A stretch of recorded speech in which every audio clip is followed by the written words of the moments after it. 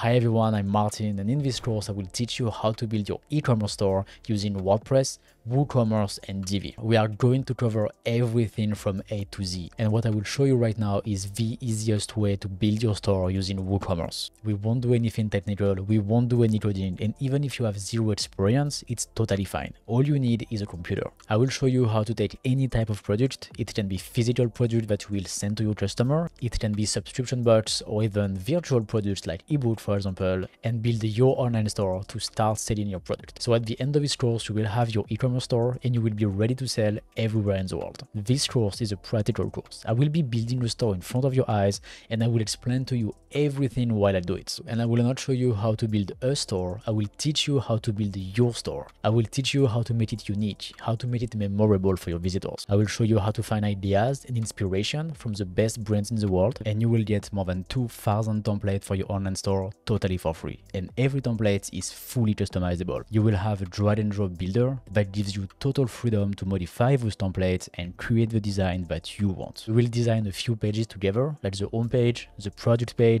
and the cart and checkout pages, for example. I will show you how to make your store responsive, so it will look perfect on every type of screen, computer, tablet, and mobile. I will show you how to do the setting of your store and how to add your product details. I will show you how to accept payments and get the money to your bank accounts. Also, you will have access to Divi and more than $10,000 worth of WordPress plugin totally for free. And I will show you which one to use to optimize your store and increase your sales, and how to create marketing offers. If along the way you have any questions, we also have a dedicated team that is here to help you and to answer your questions. So if you need something, you can just come chat with us and we will be really happy to help. I will show you how to contact the team in just a few minutes. I'm the founder of Dr. Tech. It's the easiest platform where you can build your online store using WordPress and WooCommerce. And over the years, I have built, reviewed, or analyzed hundreds of e-commerce stores and worked with plenty of entrepreneurs doing e-commerce. This course is for entrepreneurs and companies who want to sell online. Either you are just starting your e-commerce journey or you have an existing store and you want to improve it, then this course is for you. It is also for professionals who want to learn how to build an online store and then sell this as a service. And as we will not do anything technical, we won't do any coding and we won't cover any technical parts about building an online store, then this course is not for developers. I've divided this course into 10 parts and 50 sections, and I also added the timestamps to this video so you can easily access each section, and you can also find the timestamps directly in the description of this video. So here is what we are going to cover. The first part will be about the foundation. We will do the initial setup of your store and I will explain to you the basic of building an online store. Then in part 2 we are going to talk about the product. I will explain to you what are the different types of products and how you can add them to your store. Then in the third part we will do the design of your store. So first I will explain to you how it works, what are the settings, what is the structure, and then we will design some pages together. You will also have thousands of templates that you can use and customize, and I will show you how to do that. Then part 4 will be about the pages of your store. I will show you how to add more pages to your store and how to customize them. Then part 5 will be about the blog. I will show you how to create a blog for your online store, and I will also show you how to design every pages. Then part 6 will be about some optional features that you might want to add on your store, and I will show you how to add each one of them. Then in part 7 we are going to finalize your store. So this will be the last settings that you need before you're ready to sell. Then in part 8 I will show you how to optimize your store. I will show you how to implement a few features on your store to increase your sales. Then in part 9 we are going to talk about marketing, and I will show you how to connect your store on Facebook. And finally in part 10 I will show you some advanced features that you can use to improve your store even more. On this channel we teach you how to build a great online store and a successful e-commerce business, so you can go have a look at our other videos and subscribe to see the new ones. What I want for you is to build a successful e-commerce business, have fun and learn a lot. So let's start. In this course, we are going to use Dr. Tech to build our store, which is the company that I started a few years ago. So if you already know WordPress or WooCommerce, or you already have watched some other tutorials, here with Dr. Tech, it will be much easier to build and grow your online store because we manage all the technical things for you, which include, for example, hosting. You don't have to take an hosting plan when you use Dr. Tech because that is included. Security, you don't need to worry about it because we manage that for you. Performance and loading time of your store, again, you don't need to manage that and install things like caching plugin, for example, because we do that for you. And updates, again, we will manage the update for you. In other words, you can focus on your business and we manage the rest. So thank you in advance for using our platform, and let's go, let's build your store.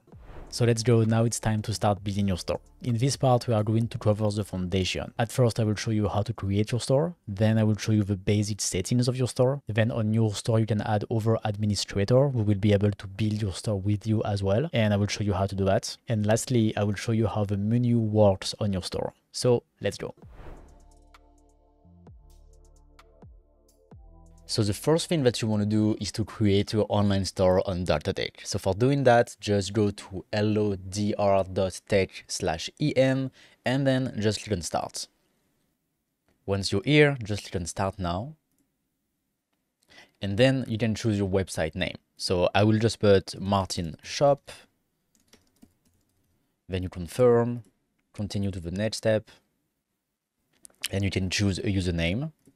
Let's use the same, Martin Shop. You put your email address, your password, and then you can create your account and your website. Then here, you just need to sign up for the free trial and the special offer. Just enter your card number, then click on start now. And then that's good. Welcome to Tech. So we have a few questions for you just to know a bit more about where you come from and how you heard about Tech. So you can just answer these questions.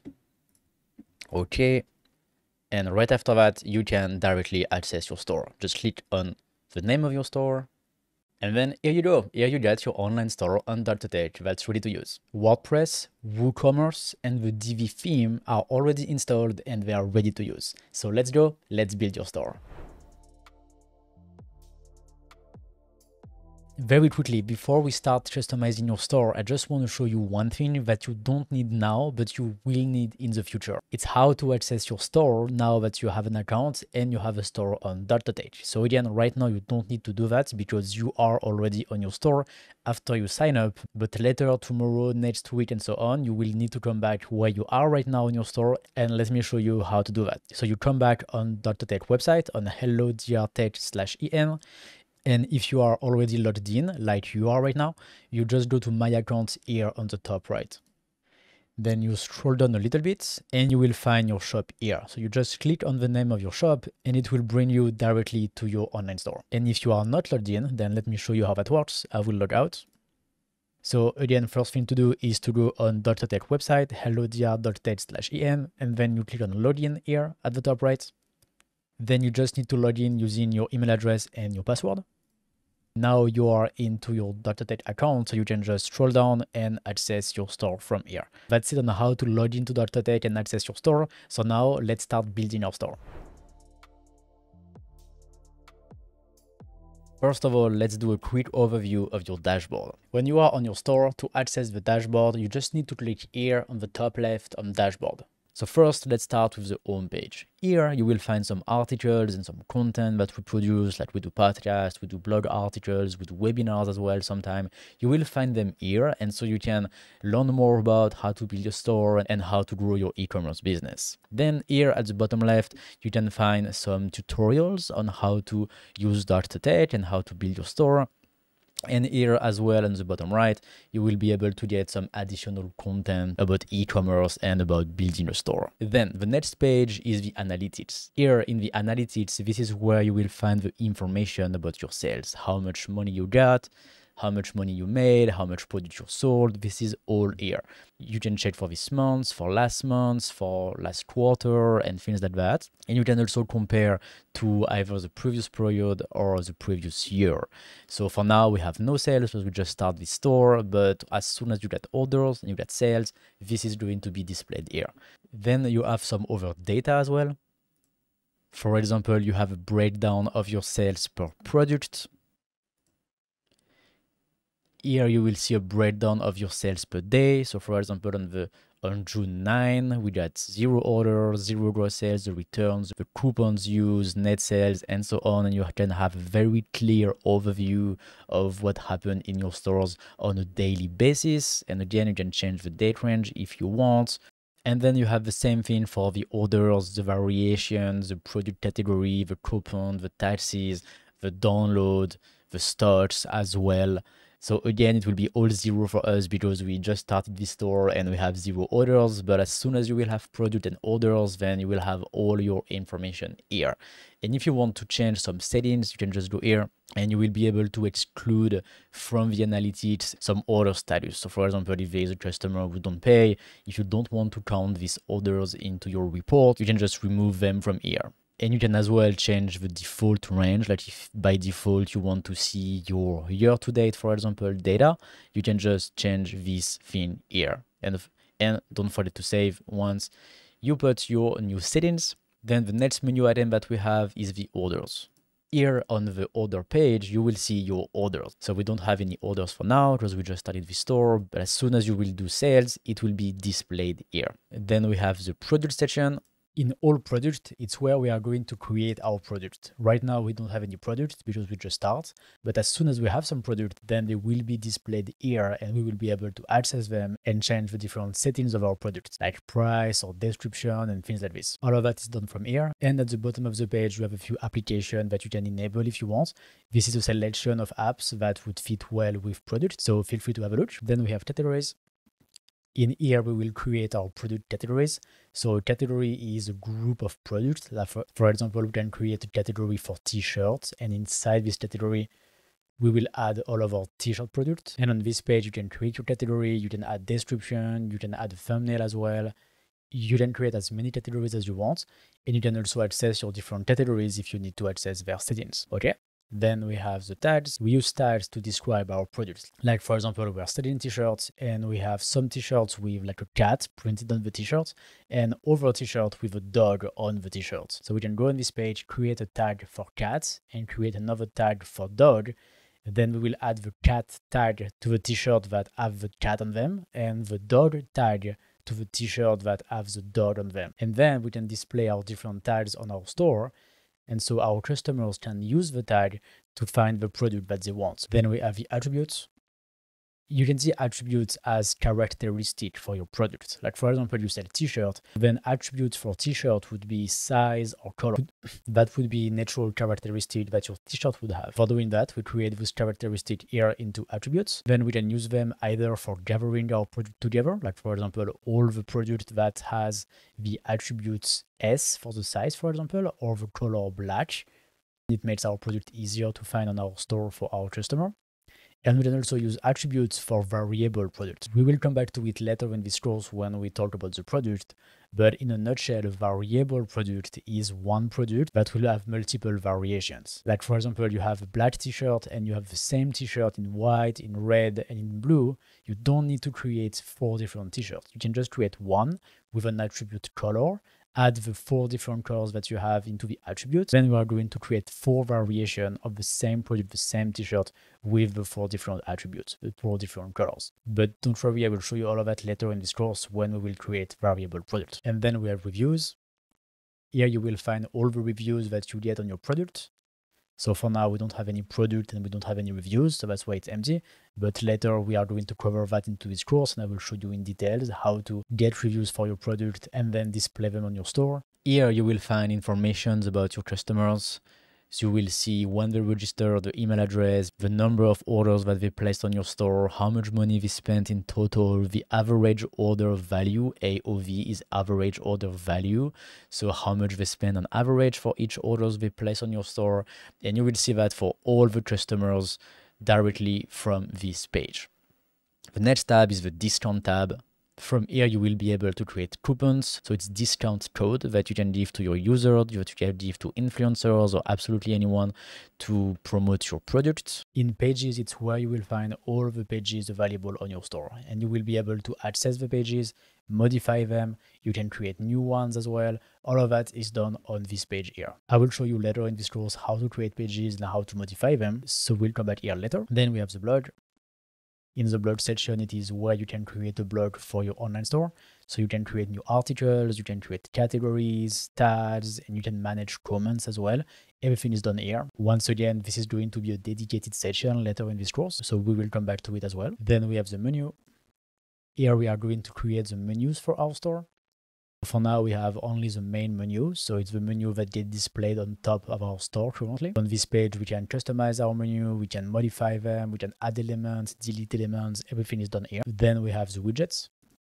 The widgets are blocks that we can add on our store and that will add something on our store. For example, we can add a paragraph or a list, or if you go at the bottom, you will find widgets to display your best-selling product or your newest product. We will come back to this page later and I will show you how to use them. And then we have the media. So on this page, you will see all the pictures that you've uploaded on your store. For each picture, you will be able to set up an alternative text, the title, caption, description. You will get the URL as well of the exact picture. You can delete pictures as well. And if you want to upload new content, you can just click on add new here and then select file. It will open your computer file and you can just put any file that you want. Then let's go to marketing. On this marketing page, you will find application and other feature that you can add to improve your store and to improve your conversion rate. So how many visitors become buyers, but also how you can improve your average order value, how much people spend on your store,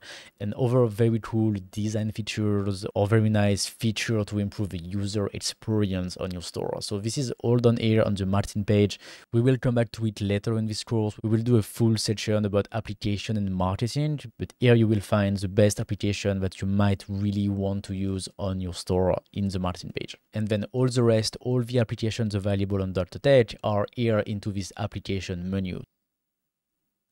So in my application, you can see the app activated on your store. At the moment, we have none because we just start.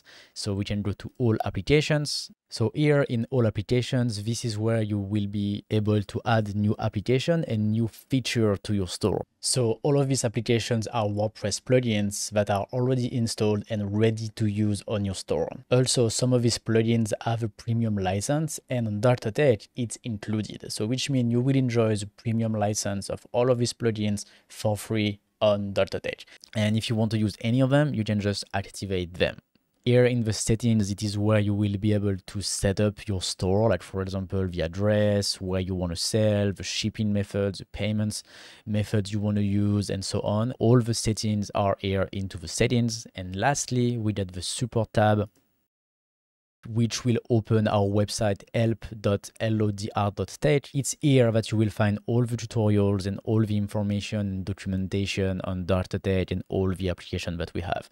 So you can just browse through it. There is tons of information. We also add new articles pretty much all the time. And if you have any question, this is also from here that you can discuss with our team on the customer support. So you can just like reach out to us from here and our team will be ready to help you and answer any question that you might have. Okay, so this is here on this website, help.lodr.tech, and you can access it from the support here.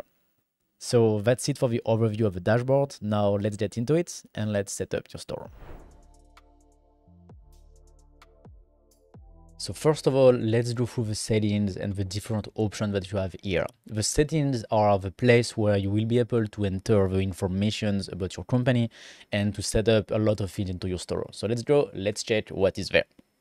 So the first thing you can do is you can put the address of your company. This is an important thing because legally it's important that your customers knows where your store is. So you need to put your address here first. Then here you can put your site title, so the title of your online store. It is important because the title will be displayed here, you see, in the browser of your visitor. So it's important that you put something nice like the name of your brand or your company, for example. Then below that, you can put your tagline that is also displayed directly here in the browser of your visitors. Okay. Then here you should put your email address. I will show you later into the video how to create a professional email address for free using .tech, but for now you can put like Gmail or anything you want. Then here you can change your website language if you want. Here you can decide if you want to sell to all countries, if you want to ship to all countries. Then here we have option for the tags, which we'll cover later in the video. Here you can also enable or disable coupons on your store. Same, we're gonna cover that a bit later in the video. This option is quite important because it will activate or deactivate the indexing of your store on Google and other search engines. So basically, if you don't want your store to appear on search engines, you can just put deactivate here, and then it just won't show up in the search engines. So chances are that you want your store to appear when people look for you, so you should probably leave it on activate.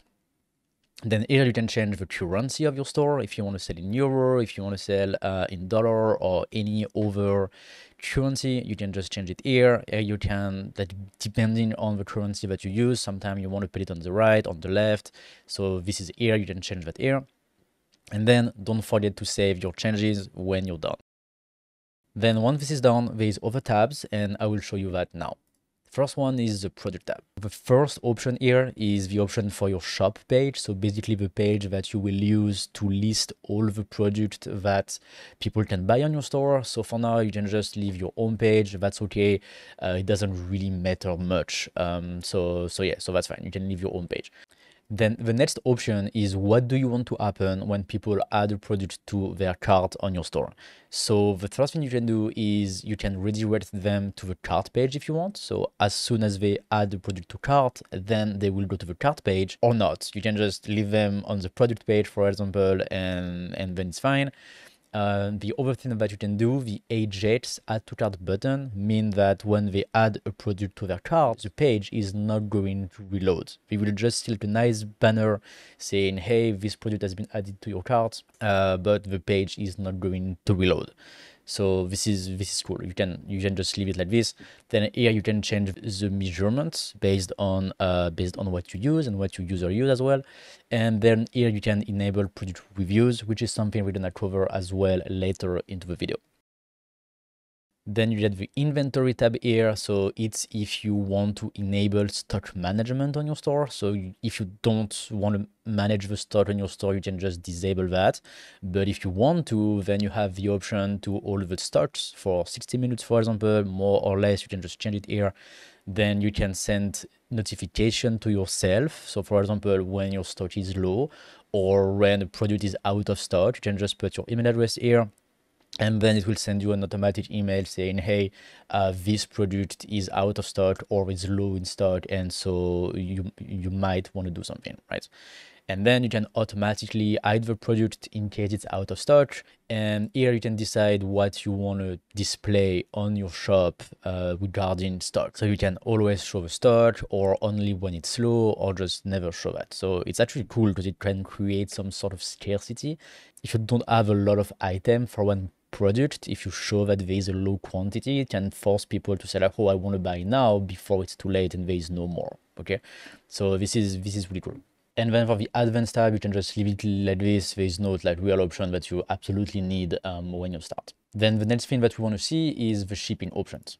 Here into the shipping tab, we're gonna be able to set up all the shipping options that we want to enable on our store. And also we will be able to set up pricing for each shipping options. Free shipping, $3, $10 shipping, it's really up to you. And everything will be set up here. And we're gonna cover that later in the video in the part only about shipping. So here the payment tab is where you will be able to set up the payment method on your store. So you can accept credit card, PayPal, cash on delivery, and multiple payment options.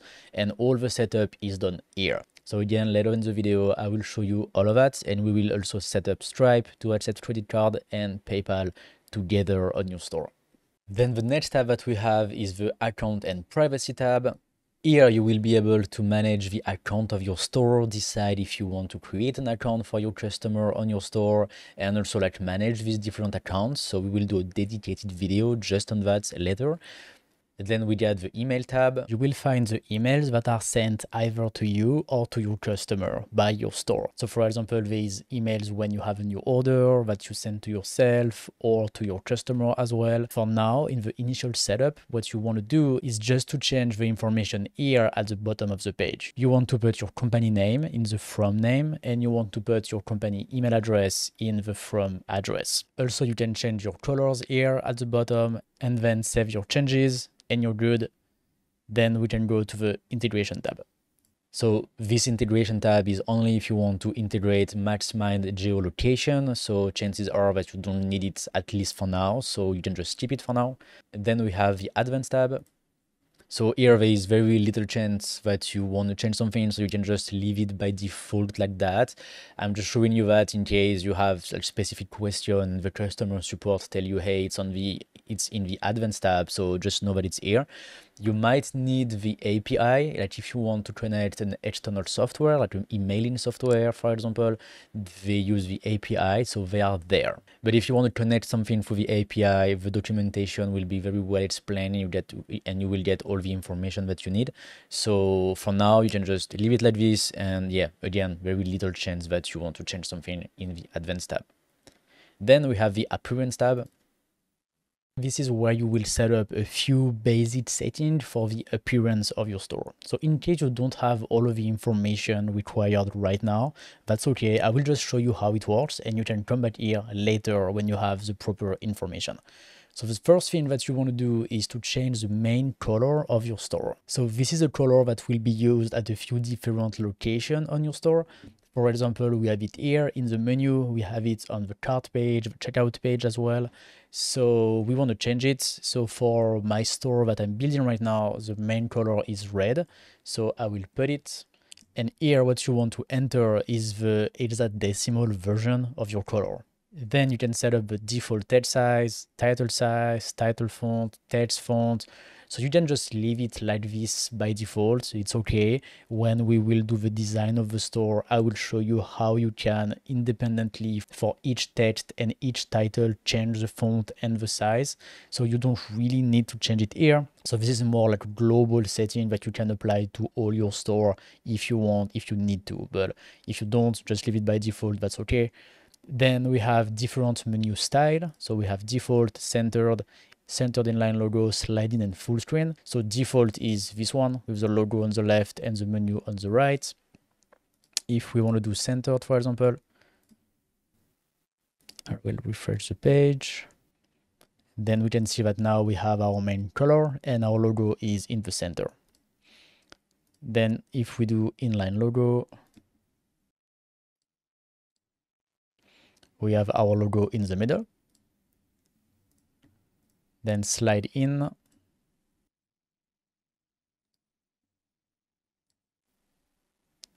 It's a menu that opens like that on the side. That's pretty cool. And full screen.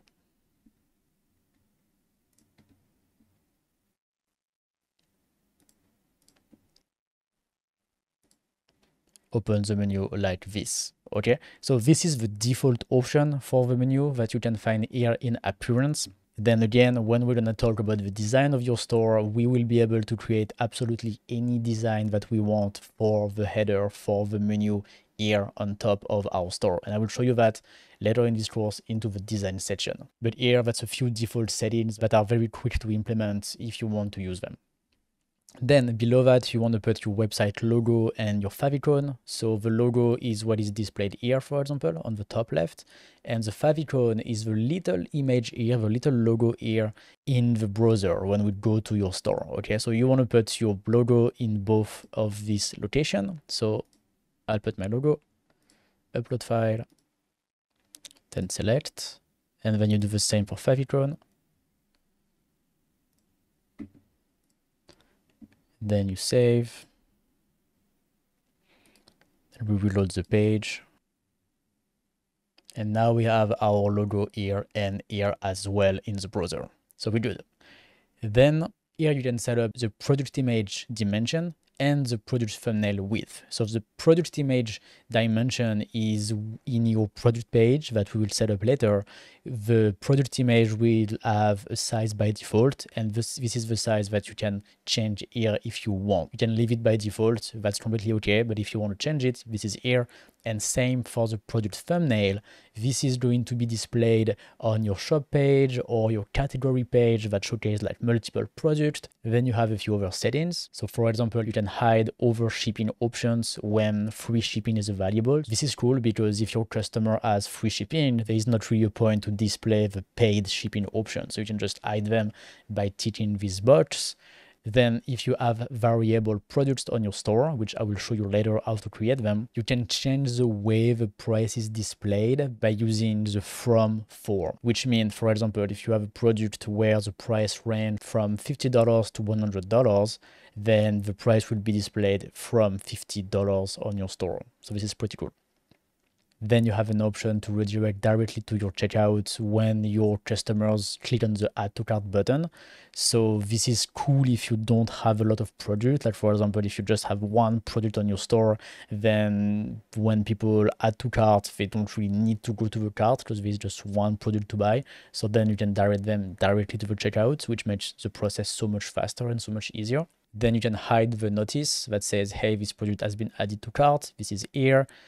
Then this option here will enable the add to cart button on the shop page. So on your pages where you will display multiple products like the shop page, the category pages, and you can do that on your home page as well if you want. You can also add a little add to cart button to each of the little products. So again, it makes them easier to add to the cart. So it makes buying on your store much easier. Then if you want to disable the footer section site made by .tech, which is here, you can just tick these spots here. And then if you want to keep it, but you just want to change your colors to match your theme, then you can just choose the color here directly as well.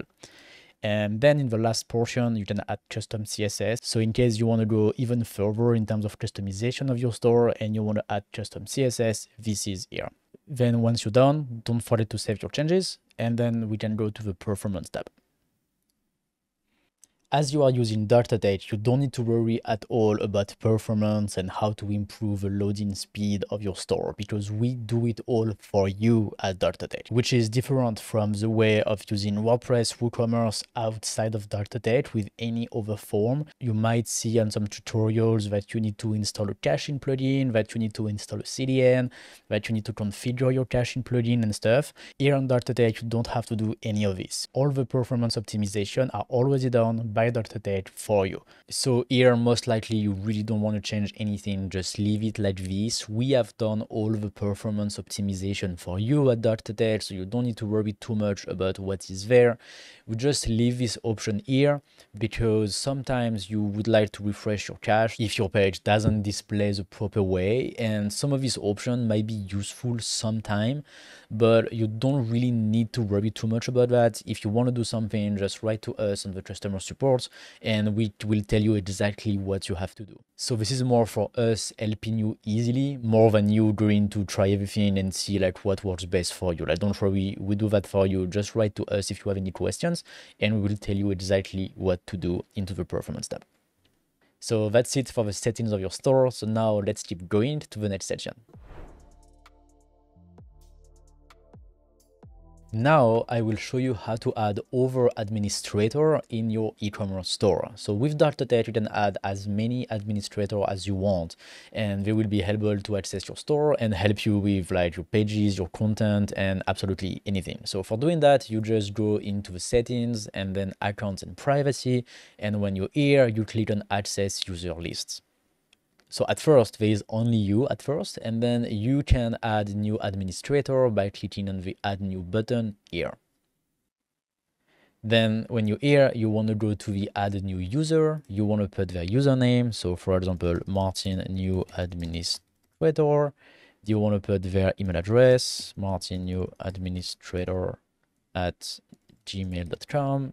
Oops. And then there will be an administrator and you want to add a new user. Then here we go, you can go back. And then here they are going to receive an email that they need to click on and accept, and then they will become a new administrator on your store. So as an administrator, they have all the privilege. They can do everything on your store, just like you. And then you have other type of user roles like editor, author, contributor, and so on. And every roles give them different kind of permission. There is some areas of your store that they can't go and things that they can't do based on the role that they have. So for this, we have a very detailed tutorial that will explain to you what each role can do. And I will just put the link in the description below to this tutorial. And if you want to change the role of someone, you can just click on the little box on the left here and then change role to, and then you can just assign a new role to this person. Then just click change, and the person will have a new role which will give him new permission. That's it for this section on roles and adding new administrator. Now let's go to the next one. Now I will show you how to add a menu item to your menu here. So you can add your pages, your product category, or actually whatever you want directly here into your menu in the header of your store. So for doing that, you want to go to your dashboard. And when you are in your dashboard, you want to go to My Store and Menu. Then here, when you are in the menu, you will have the most recent page that you can just add super quickly by just ticking the box and then adding to menu. You can do the same with your post, which is your blog article. So at the moment we don't have any, but later in this course we will see how to create a blog as well. And you can also add custom links to your menu. So for example, if you want to put your About Us page like that, then you just get the URL of this page and you can just paste it here. So we don't have the About Us page yet on the store. So for example, I will just put google.com for now. You add this to your menu, and then if people click on About Us, they will go to this URL. Okay, so you want to put, of course, the URL of your About Us page. And to find the URL, you just go on the page, and it is what you have displayed here directly into your browser. You just copy paste that, and then people will go to this page. Then if you want to change the label, you can change it here, and you can do the same for any item of your menu. You have the label every time, and so you can just change it if you want. Okay, then don't forget to save. And after, we can go on our store, and here we go, we got our menu. And if we click on the links, it goes to the right page. So this is how you can set up the menu on your Dotted store. And then if you want to delete an item, you can just click here and then click on remove. And here we go. We don't have the item anymore. And basically you can just come back here anytime and just add or remove item from your menu. It's very simple. It just takes a few clicks. And this is it. This is how you will be able to customize the menu on your store. Again, you can come back here anytime you want to add or remove pages. And that's it. Let's go to the next section. Now that we have covered the basic and the initial setup of your store, we are going to see how to add product into your .dot store. There is multiple type of product that you can add. So I will start by explaining to you what are these different type of products that you can sell on your store. And then I'm going to show you how to add each type of product into your store. We are going to talk about the simple product, the variable product, the subscription product, the virtual product. So let's go, let me show you exactly what is each type of product. So first of all, let's start with the simple product. So the simple product is a product that you can buy as it is. There is no variation. There is just one way to have this product. So for example, the microphone that I'm using is this one, the Rode Pod mic. You use this microphone, there is no different size, there is no different colors, like just this microphone, there is no options if you want. So this is what we call a simple product. So for example, this microphone or a book, for example, as well, it will be a simple product. So yeah, that's the type of product where you have no options. Then we have the variable product. So here a great example are t-shirts, because for the same t-shirts, you might have multiple colors and multiple size as well. So it's the same t-shirt. We don't want to create multiple different products. We can create only one product and then assign to this product different colors, different size, which create multiple variation. So that's why we call this type of product a variable product. So yes, t-shirt, pants, hats, like almost everything into clothing will be a variable product. Then we have subscription type of product. So for example, Amazon, they have Amazon Prime, which is $14.99 per month to get all the Prime benefits. So this is an example of a subscription type of product. You can sell physical product through subscription or digital product, doesn't really matter. Then the next type of product is the virtual product. So once again, Amazon does it as well with their Kindle offering. So Kindles are the digital version of the book. So it's a virtual product that Amazon sells as well. And on top of that, they also have Kindle Unlimited, which is a subscription of virtual products. But you can as well buy only the virtual product if you want. And it's also possible to subscribe to Kindle Unlimited, which is a subscription type of product. So let's go. Now I will show you how to add each type of product into your store. So the first thing that you want to do before adding your product is to add your product categories. So for that, let's go into your dashboard and then you go to product and categories.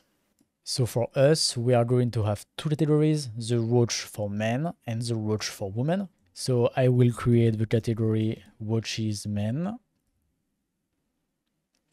and the category watches women. And that's it. This way you can add as many categories as you have for your store. You can always come back here later to add more categories if you want. You always need to keep the uncategorized category just because by default you need to have one category that will be applied to the product who don't have a category. So that's why you need to keep at least one like this that is general and can be applied to any product. And that's it. You can add all the category here. You can add as much as you want and you can always come back later if you want to add a new category. So now let's add some products. Now I will show you how to add a simple product into your store. So for doing that, you go to your dashboard and then you go to product and all product. Then you click on create product. And then here you will be able to set up a few options. So the first one is the product name. So here for this example, I will add a book that we are going to sell on our store. The name of the book is Timeless Elegance, a history of luxury watches. Then you want to add a product description. So this is where you will put all the information that your visitors need to know to be able to decide if they want to buy your product or not.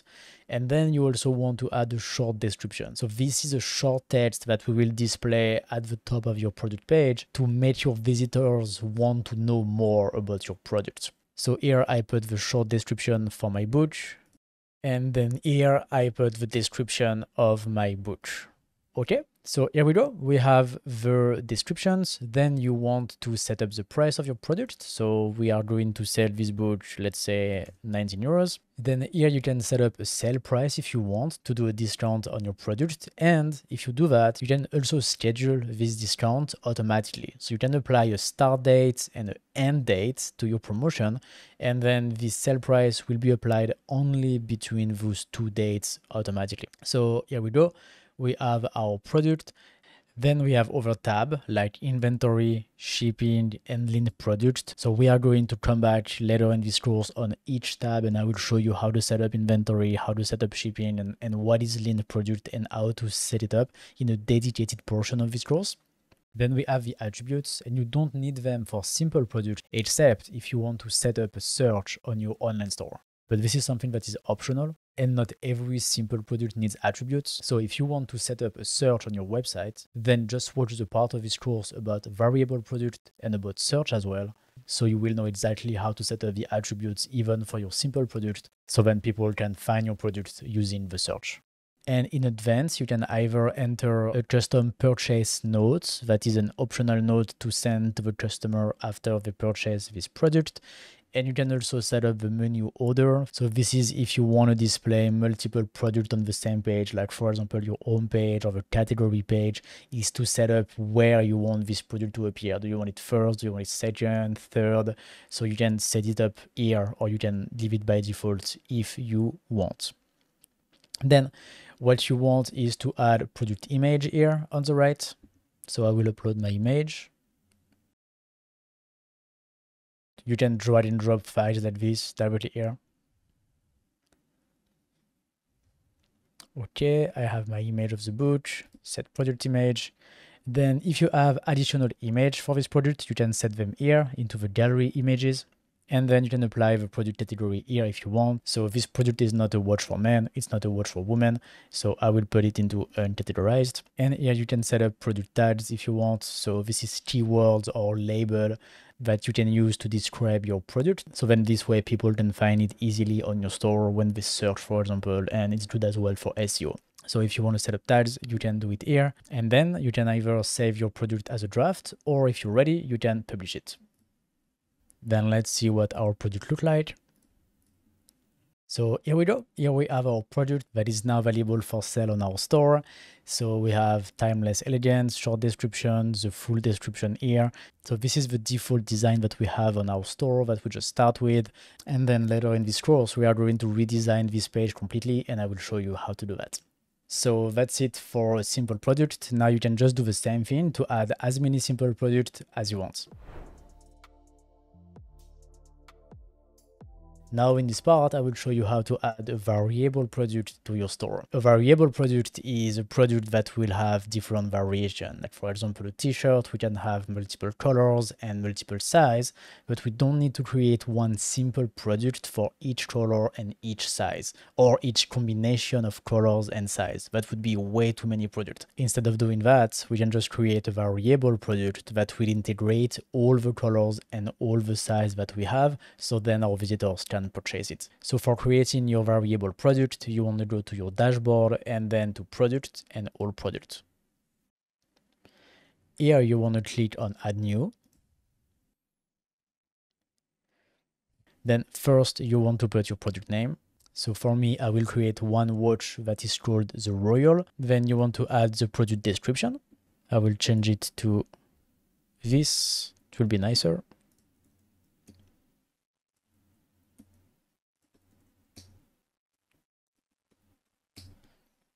And then here into product data, you want to change to variable products. Then the first thing that you want to do when you work with variable products is you want to add the attributes.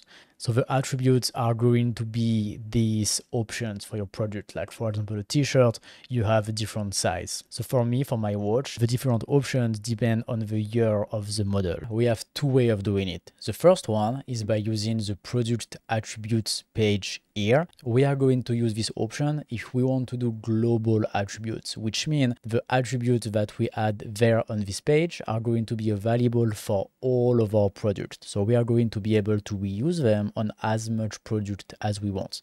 And the second way is to use the custom product attributes here. These attributes are only going to be available for this product. They are customized for this product only. So for this store, as all of my products are going to use the same attributes, I want to add my attributes into this page here, product attributes. Here you start by adding the name of your attributes. So for us, it's year, and then the slug. So for us, it will be model year, and then you add the attributes. Then you can add the different options for the attributes by clicking here on configure terms. And for us, we are going to have 4 different options. The first one will be year 1990, then 2000. If you leave the slug blank, it will be generated automatically. So that's okay, you can just leave it blank. Then 2010, and then 2020. So this is the 4 options for our attributes. Now they are here, they are available. And once you create them here, they are going to be available here into this drop-down menu. And you can just click on add to add it. Okay, so just to show you the other option, I am not going to use the global attributes. I will just create now a new attribute customized for this product, and we are going to use the custom product attribute for this product specifically, but for all the other products that are going to use the same attributes, I will use this one that I just add here.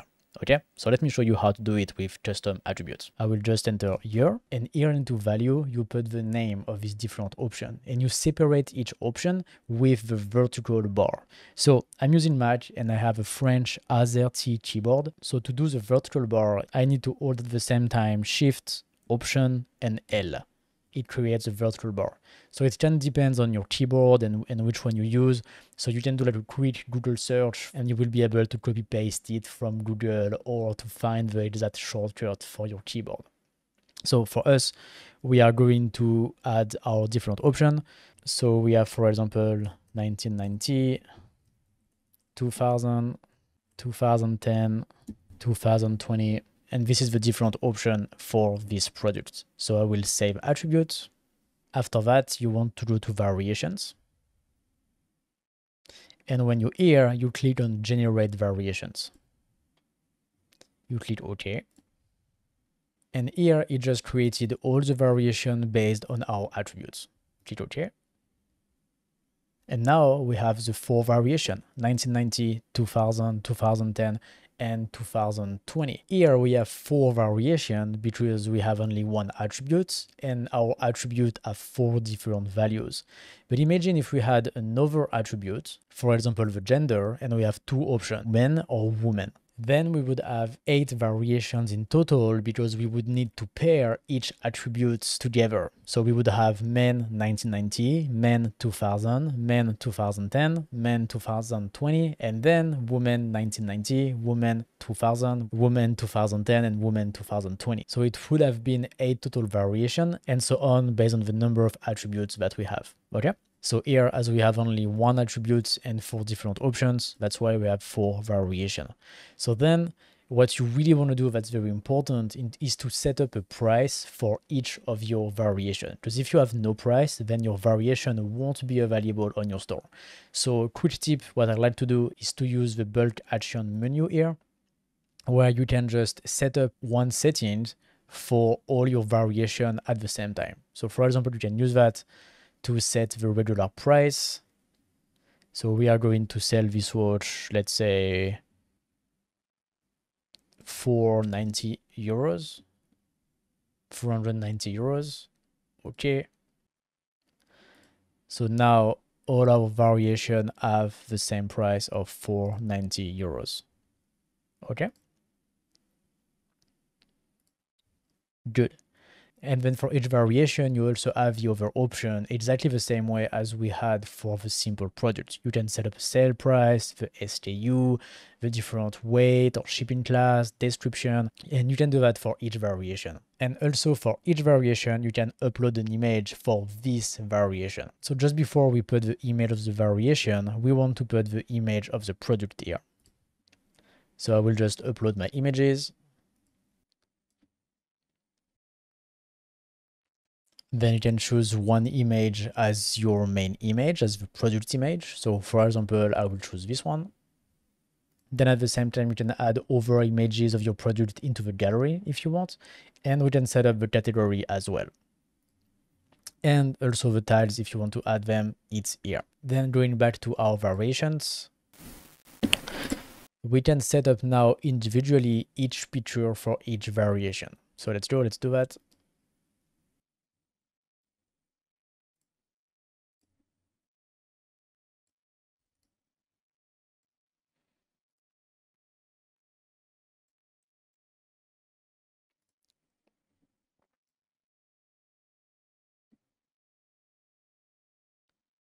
Okay, so now every variation has its image. We have the category, we have the product main image. Every variation has a price as well, which is important. So the last thing remaining is the product short description. We can add it here. Okay. And then when we are done with that, we can either save as draft or publish the product if you're ready. Oh, also something important with variable product, when you are into variation, here you can set up the default value that you want to be selected when the user arrives on the page for the first time. So do you want that there is nothing selected by default, or do you want one of your variation to be selected by default? You can set it up here. So for me, for example, I will choose the model 2020 to be selected by default. Then don't forget to update. Okay, now let's go to our product. So here we go. We have our watch, the Royal, that is available now on our store.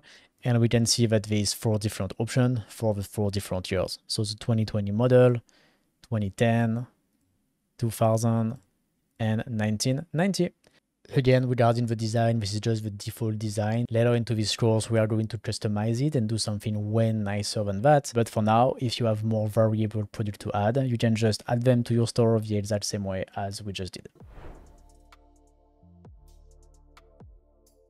Now I'm going to show you how to sell subscription on your online store. So for doing that, first of all, go to your dashboard, and then we will need a new type of product that is the subscription type of product. So this type of product is not available by default into WooCommerce. So for doing that, we will need to add an application called WooCommerce subscription.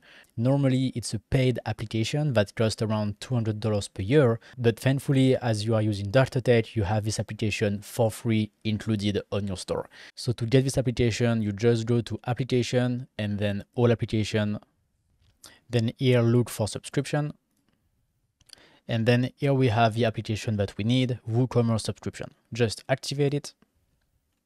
And here we go. So first thing you want to do is to access the settings of WooCommerce subscription.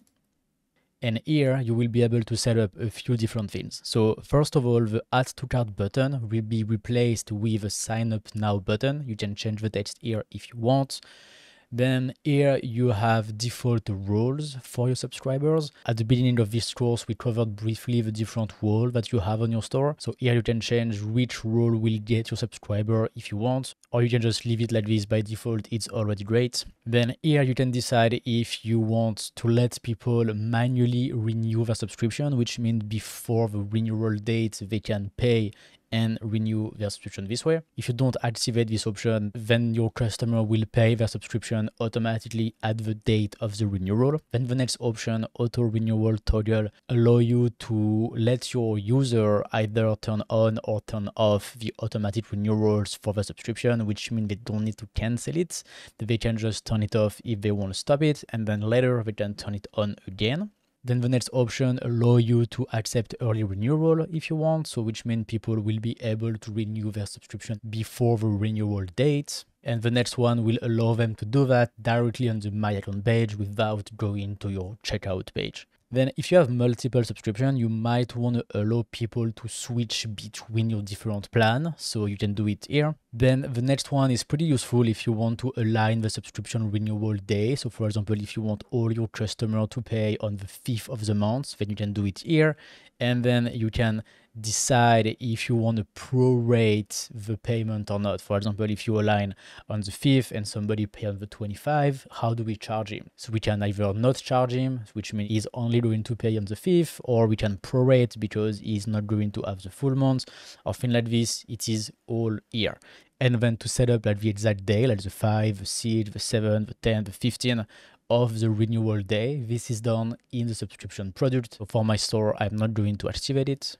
Then here at the bottom of the page, you have a few additional options. So the first one is the customer suspension, which means in case you have a customer who suspend his subscription, you can set up a maximum number of times that they can suspend it. So for example, if you put 3 and your customers suspend their subscription 3 times, after that, they won't be able to suspend it again. They won't have the option anymore. Then here you can decide if you want to allow your customer to purchase subscription product and normal product, I would say, without subscription at the same time during the checkout process. You can disable it if you don't want to allow people to do that. For us, we will keep it.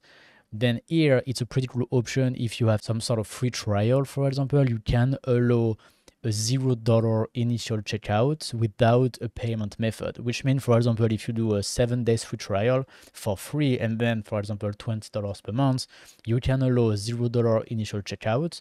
This way, people will be able to subscribe without entering their payment information. And then when the renewal comes, 7 days, 14 days after, they will be asked to enter their credit card details, and then they will be able to pay and the subscription goes on. So if you have a free trial, this is probably something that you want to do.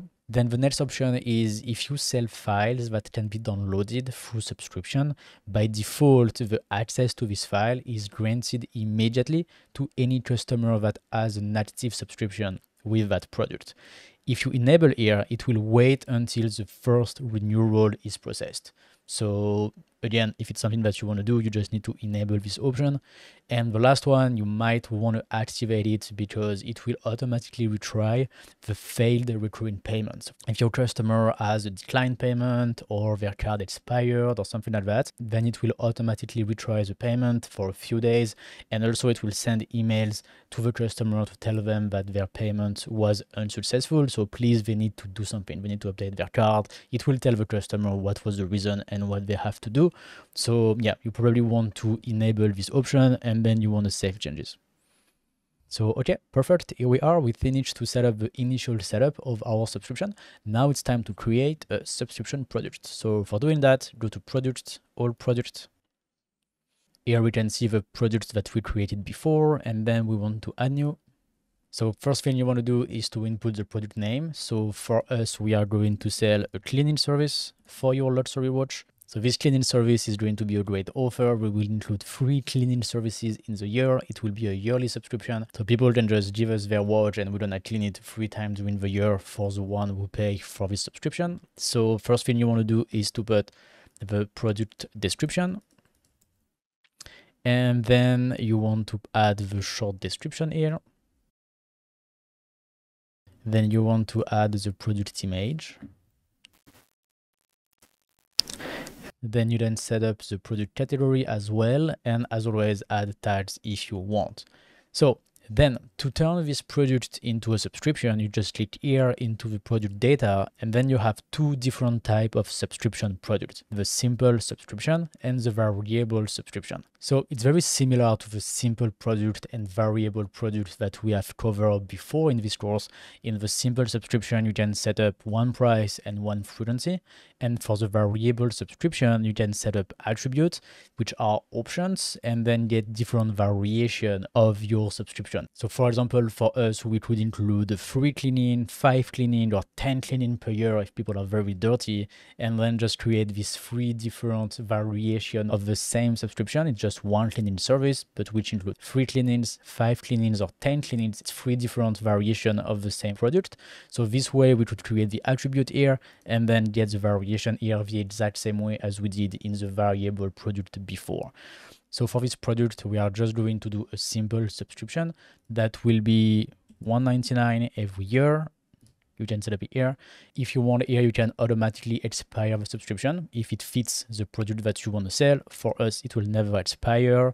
You can set up a sign-up fee here if you want, a free trial as well if you want, and you can as well schedule a sale price, so a discount that you offer to your customer. And like the simple product, you can schedule an automatic period for the discount. And then for the other field, inventory, shipping, linked products, attributes, they are the same as the simple product.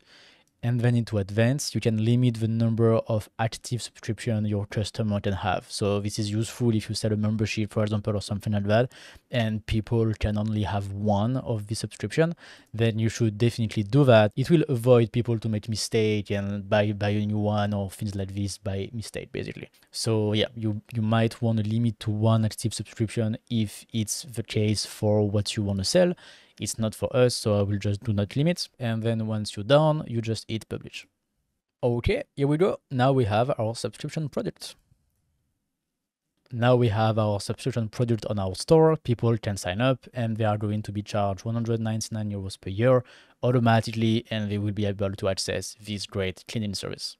So once again, this is just the design that you get by default. Later into this course, I will show you how to design a much nicer subscription page. And that's it for this type of product. You can add as many subscription type of product that you want. You can add simple subscription or variable subscription. It's really up to you. And now let's go to the next section. Now we have our subscription product, but what if you want to sell multiple frequency for your subscription? For example, you want to sell monthly, quarterly, and yearly. So this is what I will show you now into this little video. So for doing that, you go to your subscription product and then you change from simple subscription to variable subscription.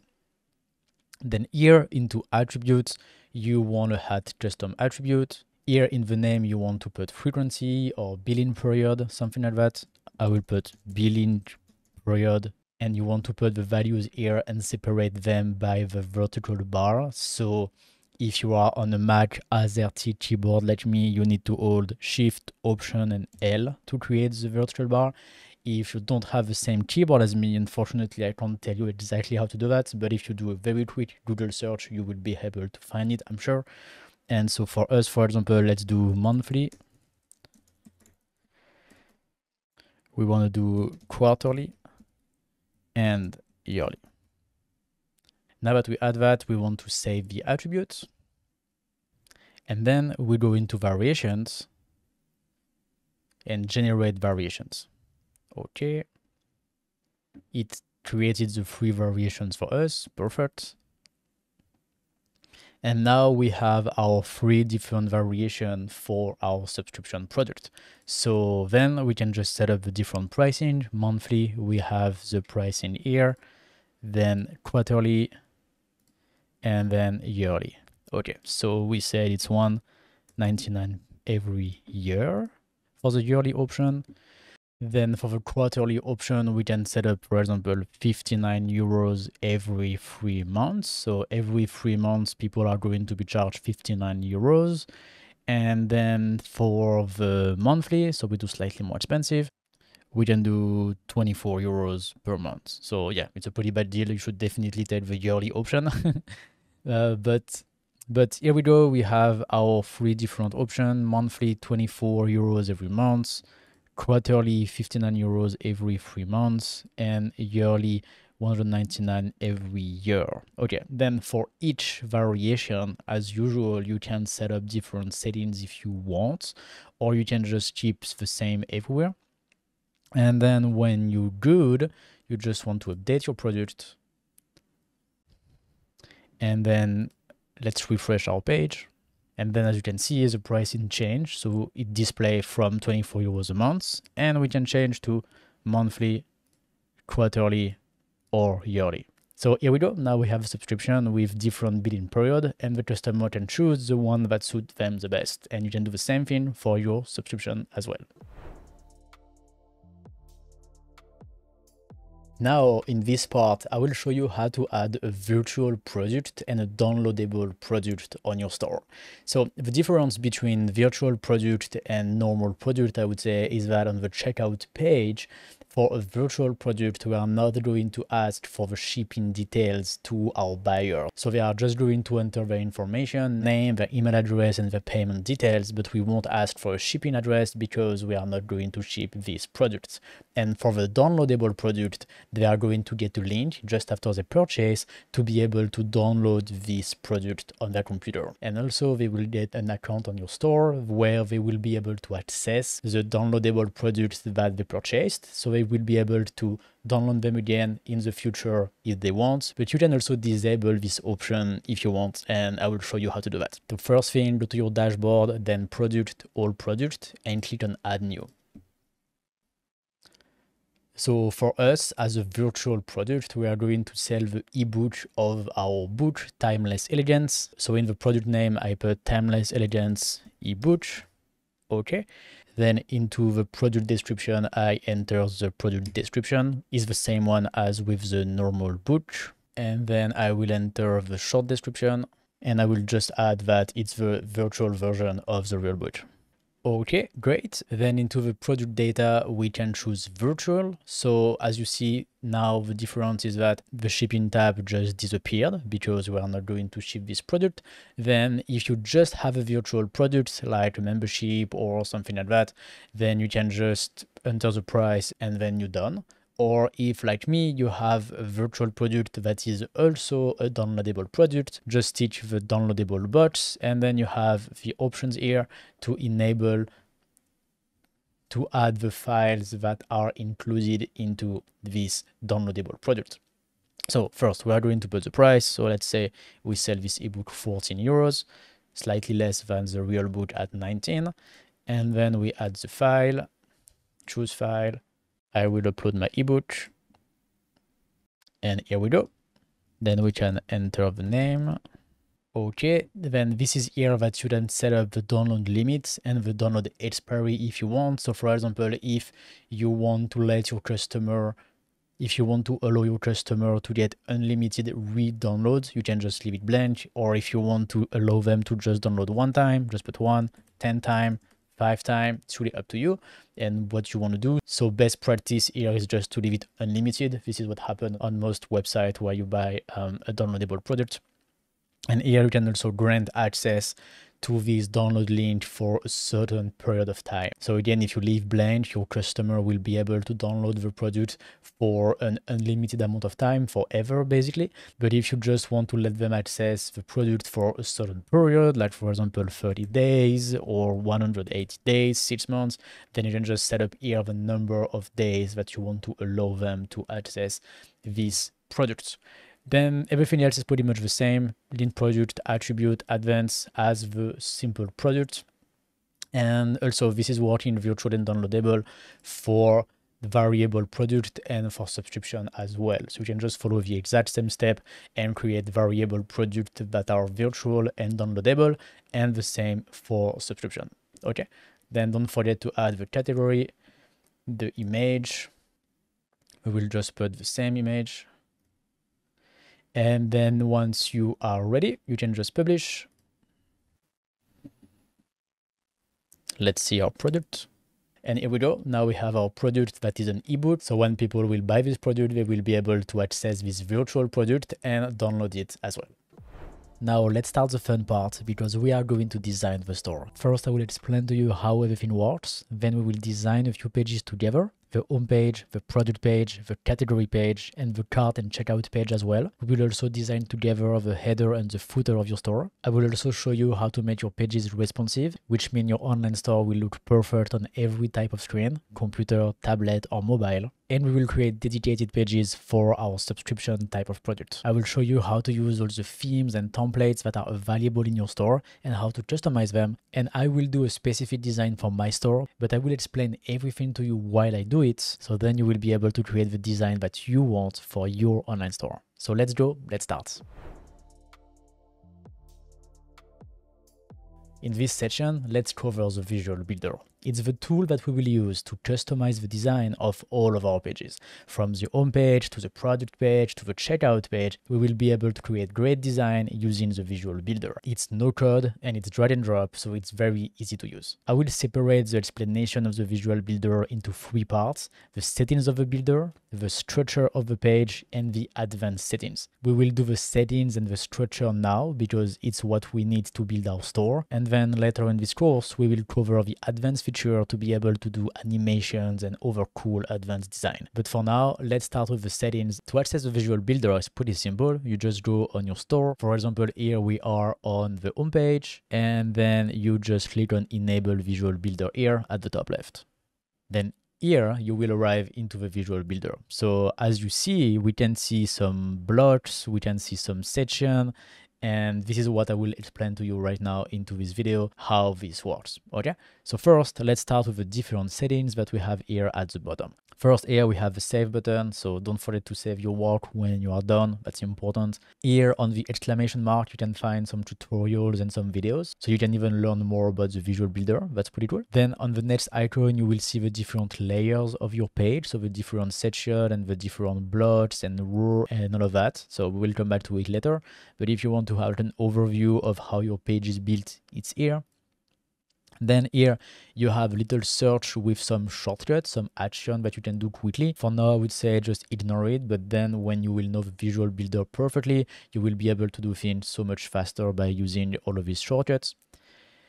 Then here we have the portability option. So this option here will allow you to export your layouts from the Visual Builder, and then after that it will let you download the file on your computer that you can then import into any Visual Builder, either on your site but also on another website, and then you will get the exact same layout with all the blocks and everything. So it's a very great way to duplicate pages or to send a page to a friend on another website. This is all done with this portability function here. Then Here we have the history. So if you want to go back to a certain point of time of what you had before, you can just see your whole history here. So for now, it's blank because we just started, but every time you do something in the Visual Builder, it will just add a new line here. So then you can easily come back. Just keep in mind that the history gets cleared when you exit the Visual Builder. It will go back to blank like this to default. Then here we have a different setting of the page. So you can set up the title of the page here, the little excerpt. Then here you can put a feature image if you want. Then here you can set up the default background for your page. So content area background color or the section background color. So by default, when we will add a new content or a new section, you can set up the default background of this. So for example, if you want like a black website with all the backgrounds black, then you can just set it up here. And then by default, every new content that you add will have a black background. It's pretty cool. Then split testing, just ignore it for now. We don't need it to build our website now. We are going to cover that later into this course. So here into design, we are going to be able to set up the default value of two settings. The first one is the gutter width. The gutter width is basically the gap between columns. Here, for example, we have two columns. We have one image on the left and we have the text on the right. And in between, you see there is a gap. So we can set up the gap that we want between these two columns independently. And we can do it again here. And actually, every time we have multiple columns, we can decide independently what will be the gap between these columns. And if you want, you can also set up the default width on your page directly here. So for now, you can just leave it like this. It's completely fine. And then for text, that's the same idea. By default, which color you want for your text. So again, you can just leave it like this because we are going to be able to change the color, the font, the size, and everything for each text independently. But if you want to set up some different default option, you can change them here. And then here in advanced, you can ignore for now. We will cover that in the more advanced video. The only thing you might want to keep in mind is that if you want to extend the capacity of Visual Builder by adding your own code, your own CSS, it's possible and you can just add it here.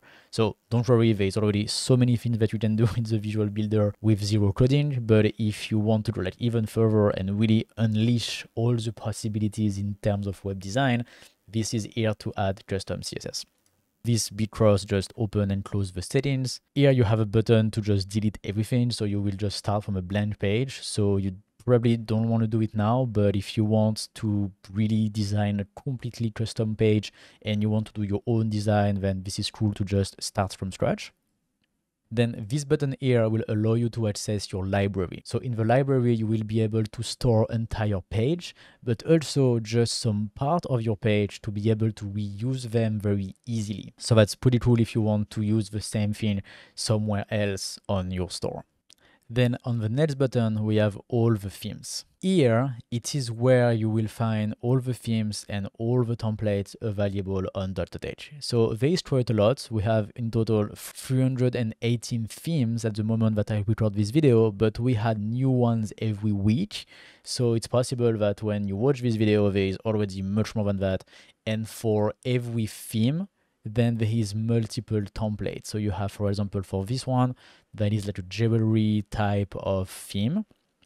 You have the home page, the about page, you have the blog page, you have the contact page, shop, you have a landing page as well, and the home page.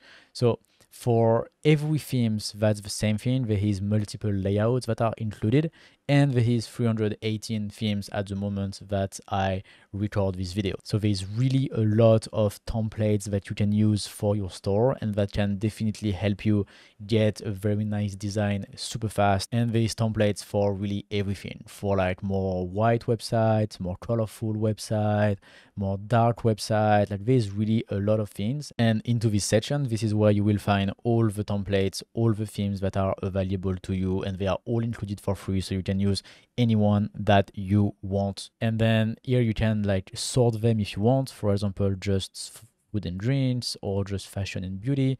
And then it will only show you the theme that are into this category.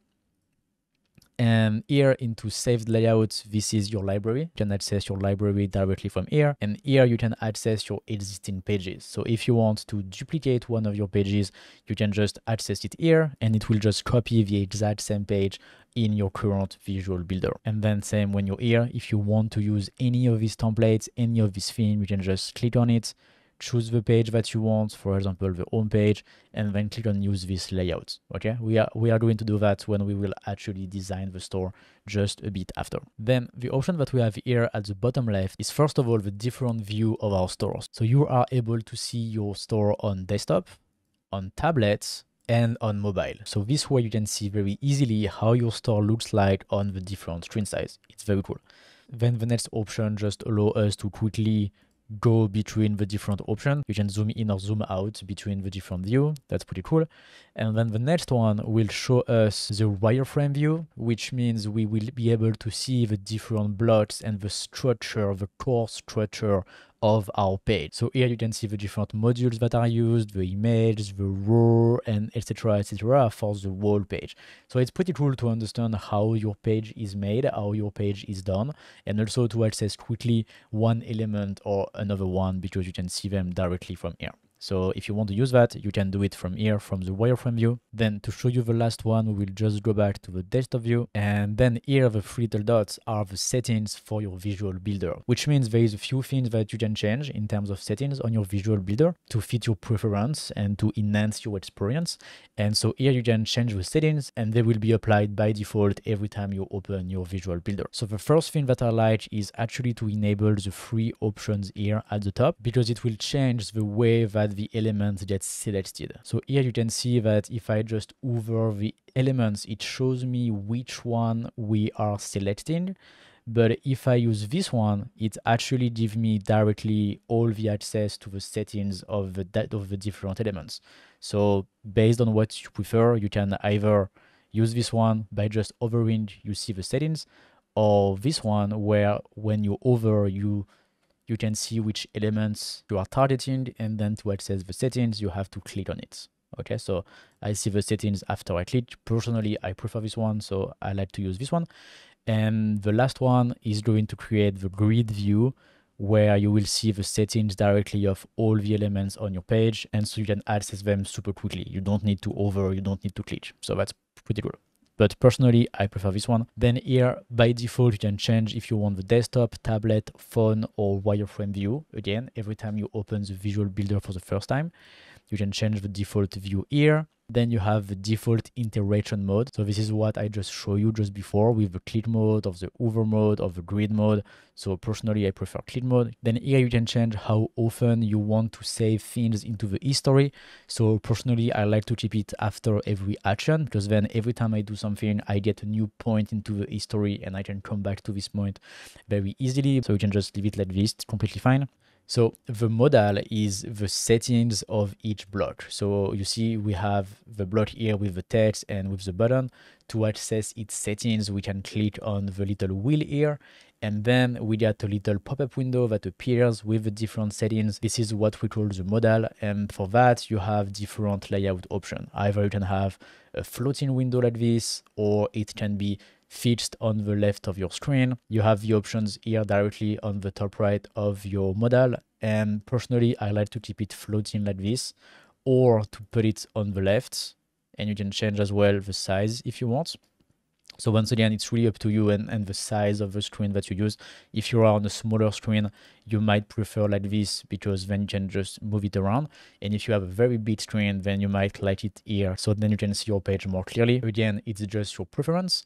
And to change the default behavior of that, it is these settings here. So personally, I like to keep it just on last use position. It is completely fine. Then when we create a new page and we launch the Visual Builder for the first time on this page, we can either have a blank page and just start from scratch, or we can have the Visual Builder asking us, do you want to load a pre-made layout? So this is all the templates and all the theme that we have just seen before. Or we can have the Visual Builder asking us to clone an existing page. Personally, I just prefer to keep it on give me a choice. So which means it will just present to us the three different options every time we open the Visual Builder for the first time on a new page, and then we can just choose what we want to do for this particular page. I think that's better this way. Then the builder has some animation. Like for example, when we open the settings of this module here, it's getting slowly, like there is some sort of effect, like some fade in effect where it's small at first and then it becomes bigger. So if you want to remove this type of thing, you can just turn it off here, and then when we open, it will just open directly. So yeah, again, it's really up to you. I like to keep it on. Then you will see we are going to be able to disable modules and sections and things like that, and also to disable them only for certain type of screen. So this is going to be very useful. So for all these things that we disable, I recommend that you keep this setting on, because then we will still see them on our page, but as 50% opacity, so we don't forget that they are here. So that's important. Then the next option will change what happens when you open the settings of a module or any element on your page. So for example, right now, when we open the settings, text is open, but then link, background, and admin label, it's all closed. And same here, everything is closed. So if you turn this one off, then when you open the settings, then everything is open. Then it's a bit hard, I think, to find the information. So you probably want to keep that on. Then you want to keep the next one on as well, because when you will add a new text, for example, or a new image, it will put some content into it. So it's easier to see what you are doing. So you want to keep this one on. And the last settings regarding the theme builder, so it will allow us to modify the elements of the theme builder, like the header or the footer, for example, directly here into the visual builder in any pages. So we will cover the theme builder into the next section of this course, so don't worry for now, just leave it on, it's just better this way. That was it for the different settings of the visual builder. Now let's go to the next section. In this section, we will see how our pages are structured and how to use the different sections, rows, and modules to build our pages. The way it works is that you have blue section. Inside the blue section, you put the green row, and inside the green row, you put the gray modules. Okay, so let's start with the modules first. The modules are ready-to-use blocks that are doing different things. So for example, this one, we have text and we have a button here. And we have plenty of different ready-to-use modules that you can just add on your store. So there is a button, there is call to action, there is contact form, there is image, maps, etc., etc. There is plenty of modules. And to add a module on your page, the only thing that you have to do is to click on the little gray plus here, and then it opens the little window to insert modules, and then just choose the module that you want. Little tip, you can just search here, for example, a text, and then click on text, and it had our text just below here. And then if you want to add something else, you can just click on the module just above where you want to add. So for example, we want to add an image between our text and button here and our little text here. We just click on the module here. We have the little plus, then we can add an image. And now we have our image just between our two modules. Okay, then for every element on your page, the module in gray, the row in green, and the section in blue, when you click on them, you have the same little menu here with the same icons. Let me show you that. So we have this little icon here. For an image, we have the exact same icon. For this module here, we also have the exact same icon. Then for our green row, we have the exact same icon and one little additional icon to change the column structure if we want to change it. Okay, and then for the blue section, again, we have the exact same options. So the first icon will allow you to drag and drop the element on your page. So it's pretty simple. You just put your mouse on the icon. So it's pretty simple. You just put your mouse on the element, then you click on it, but you don't release your finger. You keep clicking on it, and then you can move the element where you want on your page. Let me show you again. We open the little menu. I click on the icon, then I go up, and then I put the module where I want, and here I release my finger. Okay, so this is the first one, and we can do the same thing with the rows and with the section too. So here I just show you how to move the modules into the same row, but we can as well move it into a different row further down our page if we want by doing just the exact same thing. And then if I just want to go back, I just open the history, and then here I can go back to what I had previously, which means the modules here on top.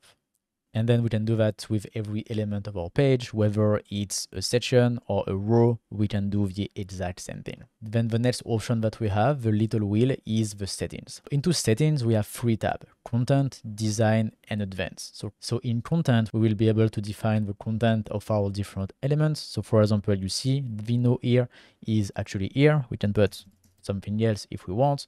We can change the text of our button here. Okay, so this is where we will be able to change the content into the content tab. Then we have the design tab. We will be able to change a lot of things regarding the design. So we have options for the title text, for the body text, for the button. We can change the size, spacing, etc., etc. There's plenty of options here that we can just access and very quickly change things. For example, the font, or we can change the style of the text, the alignments, like everything is here. And we can change the design settings very quickly with these options. And then we have the advanced tab. So this is to go even further in terms of design, so I will cover that into the advanced video. So I am not going to save this by clicking on the cross here. And then the cool thing is that we have the exact same option in the settings for every element on our store. So for example, for the row, we have the same design, advanced, we can change the same thing, and it's at the same place all the time. In the section as well, design, and advanced, everything is here and is always the same into the settings. Okay. For our image module, for example, we can set up the image and then design and then advanced. Okay. Then the next option that we have, the little double square here, is for duplicating an element. So you can just click on it and it will just duplicate your element. Up. Here we go. Then you can use the next one if you want to save your module to your library. So you can add a name first to make sure you can find this module easily. You can ignore Divi Cloud. It's to save this element to the cloud, but this is not what we want to do. We want to put it into the library. Then you can decide if you want to save these elements as global. This means that first you will be able to reuse this element anywhere on your page or anywhere on other pages of your store. And then if you update this element, it will be automatically updated everywhere that you used it. So it's pretty cool because then you can make updates and changes very quickly on your store. For example, for a form where you invite people to subscribe to your newsletter, you might want to use a global element.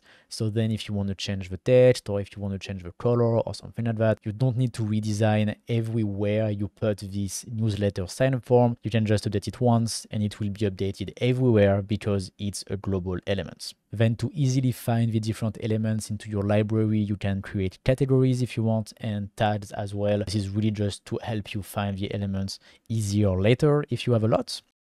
And if you want to add an element from your library, you just click on the little plus and here you have add from library here directly. So this is to add the modules from your library. Here we don't have any modules. You can do the same thing if you want with rows directly. Save them to your library and add them from your library if you want. And you can do the same thing with section 2. Save them to your library and add them from the little plus here. That's the same thing. Then the next icon is to delete something. So here we can delete this module, for example. Then the next one is just to close the little menu. Very simple. And then the 3 little dots give you access to even more options. And once again, it is the exact same thing for every element. We have additional settings here.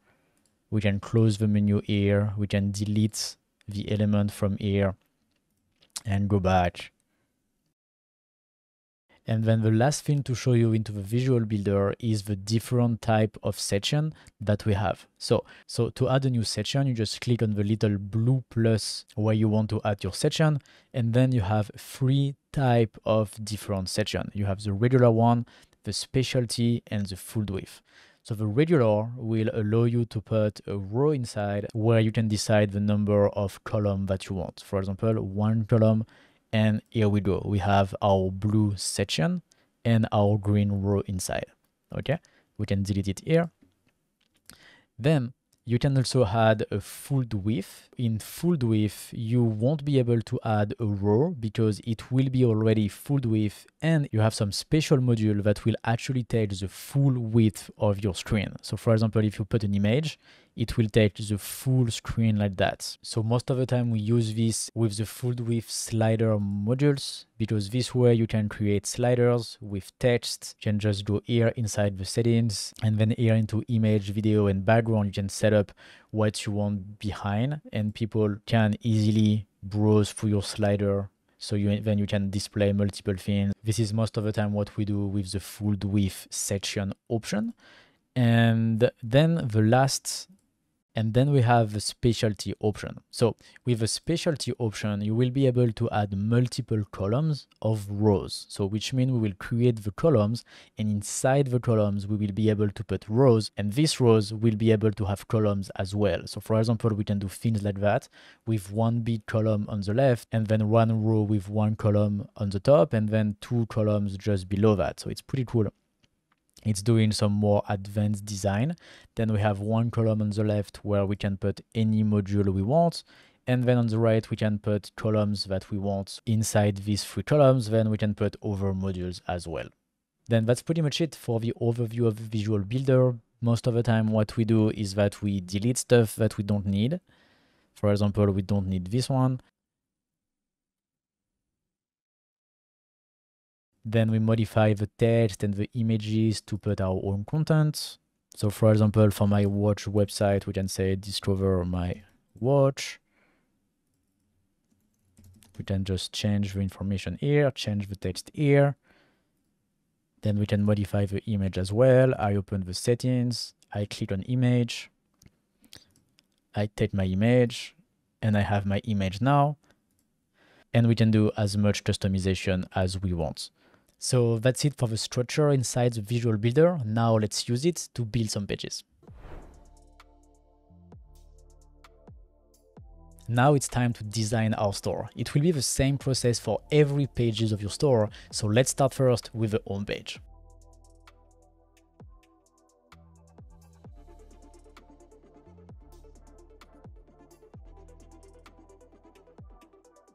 So the first thing that I like to do when we create a new website for the first time is to check other websites, either into our industry or other websites that we like. And the goal here is to find inspiration and ideas of things that we like and that we can do as well on our own website. So for example, there is one site that I picked and that I wanted to show you, which is the Daniel Wellington website. So they sell watches, but they also sell some other kind of jewelry.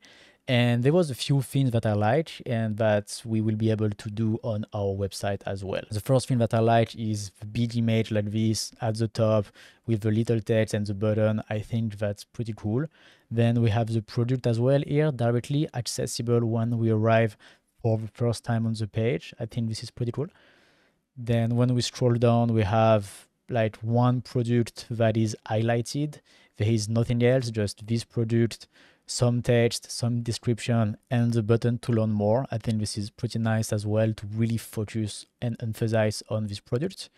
Then we have some more products, for example, the new product, then the most popular product.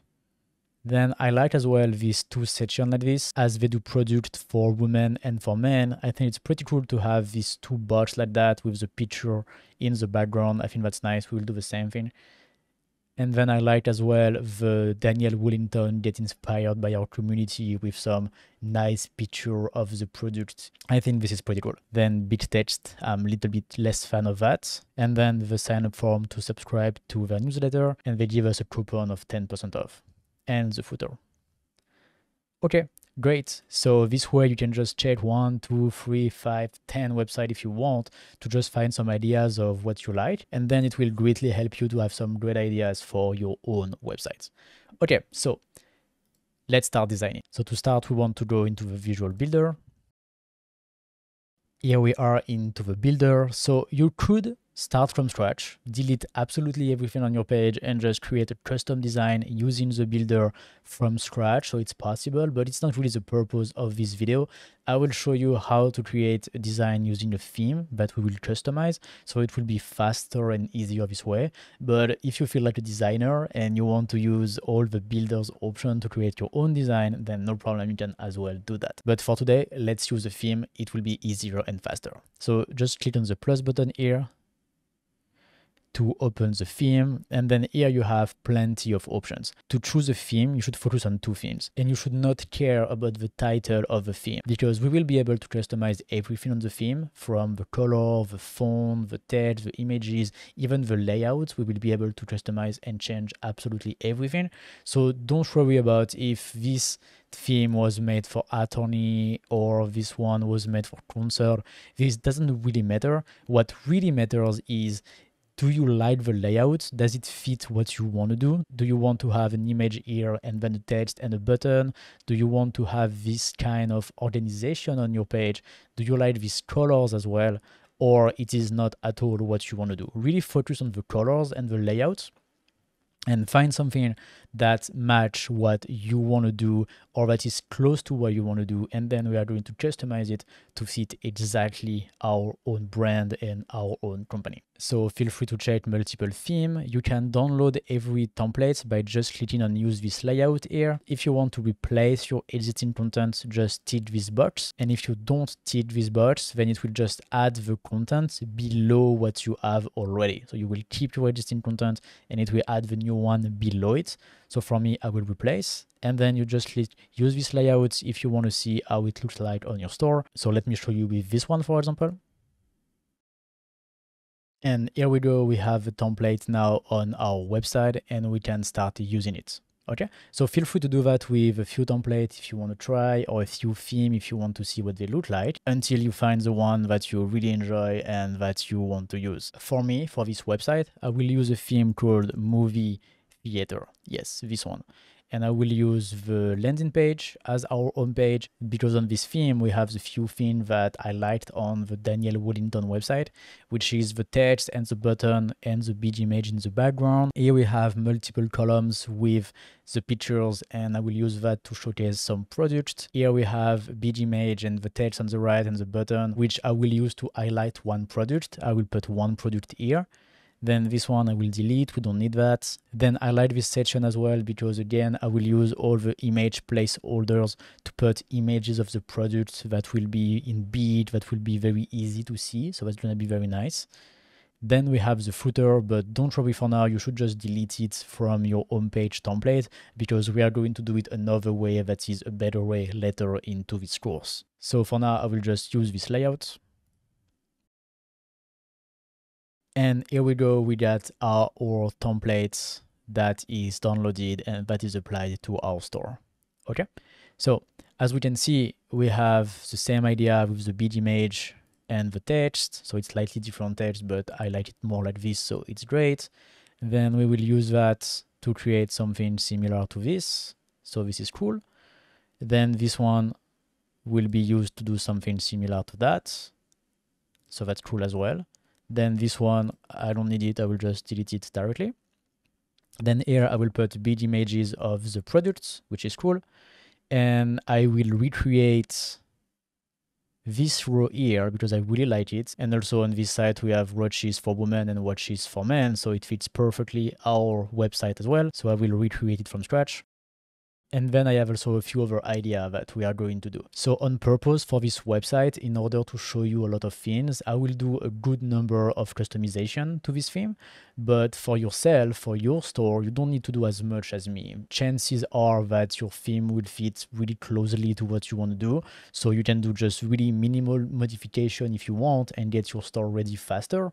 Or you can do like me, as many modification as you want, as many customization as you want, and then really go as far as you would like in terms of design. It's really up to you. So for this one, I will do quite a lot just to be able to show you a lot of things. But again, you don't have to do as much as me. So the first thing that we will do is we are going to customize the header at the top of the page. So as you can see, it's a full width section. And inside of that, we have a full width slider with 3 sliders. This one, this one, and this one. Okay, so what I like doing is just delete 2. Then we can customize this one. The text that I want to add is timeless elegance, because our brand is about that. Then I will paste my text below. Here we go. Then I will remove the button. I actually don't really like it. Okay. And for the background image, we can just go into background, and into background image, we can change the image. Here, I just upload the image that I want to use. And here we go. We got a pretty cool image, my text. Then our text here is too small. So what we can do is go to design, and then into body text, we can increase the size. 21 looks fine. Okay, nice. And then for the second slider, I actually would like to use the exact same thing, but with a different picture. So I will just duplicate this slider, and into the settings, I will keep the same text, but I will just change the background image here. Now I just upload the image that I want, and I use it. Okay, and here we go. We have our slider on top of our website with the 2 pictures, which is pretty cool. Then we could add more slider if we wanted to, but I think for now 2 will be nice, will be fine. Then this 3 button here, I don't need it. I will delete them. Then here, I would like to display some products, and I actually want to display the latest product. So first of all, I will change the text to latest release, and I will bold that, so it's pretty cool. And then, as you can see, it's not aligned, like the text is in the middle and the next section is on the left like that. I'm not a big fan of that. I would prefer that the text and the image are actually aligned on the left. So this is because this row here has a bigger size. So in sizing, you see width, it's 90% and max width none, where this one is 80% and maximum 1080 pixels. So I will do the same thing, 90% and none. And now our text is aligned with the picture because the 2 rows are actually the same size. The 2 green rows are the same size. Okay, so we're good. Then here I would like to display the latest release product. So here we have 2 ways of doing it. The first way would be to replace this image module with the image of our product, and then replace the text below with the name of the product and, for example, a short description. And then the button, we can link it to our product page. So that would be the first way of doing it, which is a way that I like a lot. As we want to display our latest release, it would be great if instead we could have automatically the latest 5 products that we added to our store to really match with the latest release. And if it can be done automatically, that's great. And it's actually possible using the product module. So this is what we are going to use. So I will just delete this one, and we are going to add a new row with 1 column, and we will add the Woo product module here. So this module will display our products, which is pretty cool. So the first thing what we can change is which product it should display. Latest product, featured product, sale product, best selling product, top rated, or a product category. For example, if we choose product category, we can decide which category we want to display. But for us, we are going to choose latest product. Then I want to display 5 products. I want to use 5 columns. And the offset is if you want to remove a certain number of products. For example, if I put offset 1, it will remove the first one and start from number 2, which means it will display 5. So 2, 3, 4, 5, and 6. Okay, it will not display 1. If I put offset 2, then it will display the product from number 3 to number 7. Always 5, but it will remove the first 2. Okay? So here we go. Now we have our 5 latest products on our store, and then we just need to take the row and to extend the size the same way we did before, 90% and none.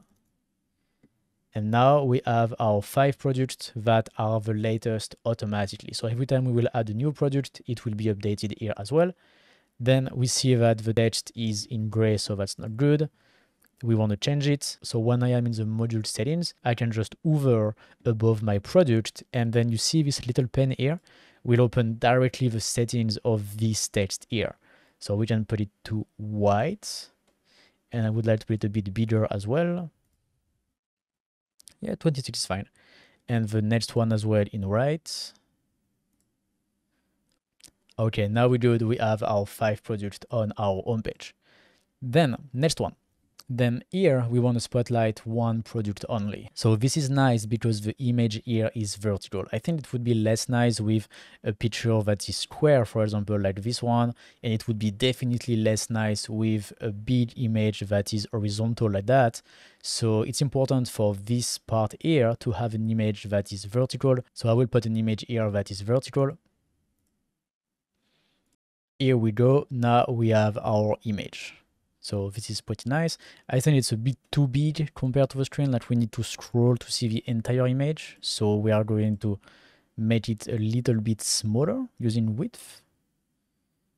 Up. And then we can also align it in the center to be closer to the text. Okay, this is nice. Then on the right, I will put the information about this product, and I will link this button to the product page.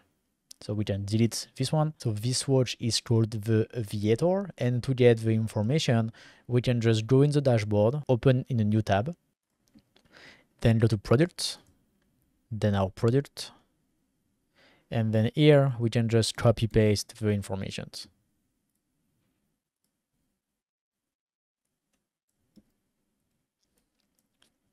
So this watch is not coming soon. It's already available. So I will just write, for example, discover. Then here we will put the short description of the watch.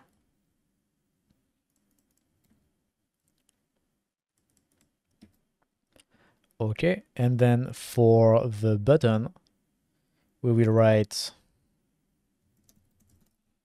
discover now.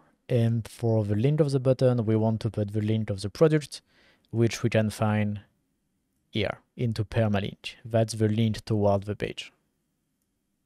We can copy and paste. Just make sure you have no space at the beginning. Okay.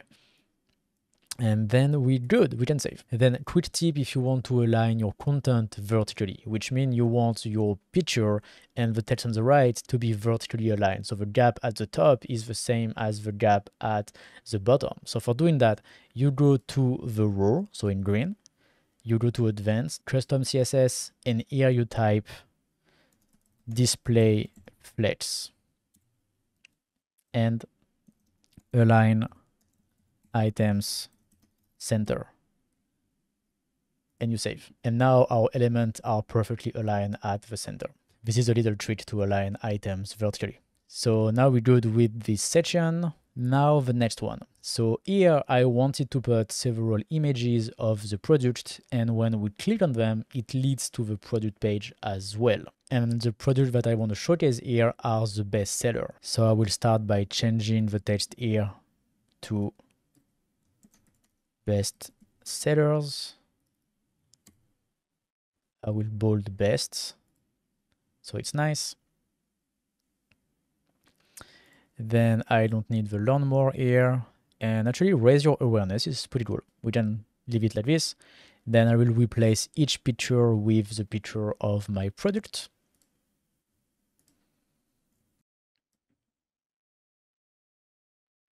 So now I have all the pictures that I want to add, and I just need to click on upload image to just replace these images here.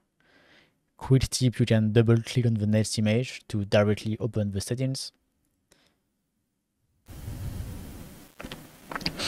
And then I just keep replacing.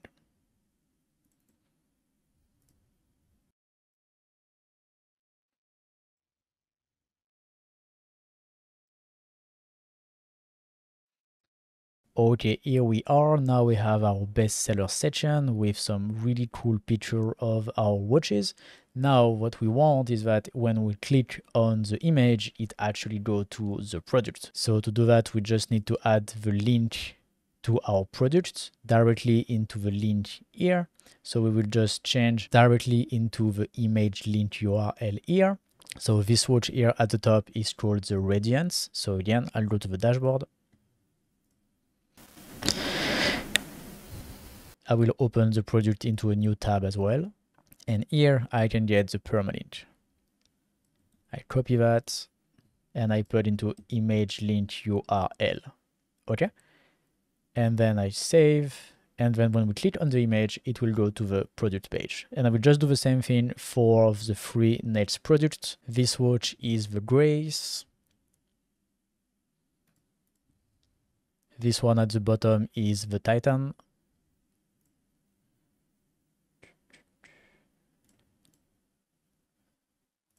And this one here on the right is the Elite.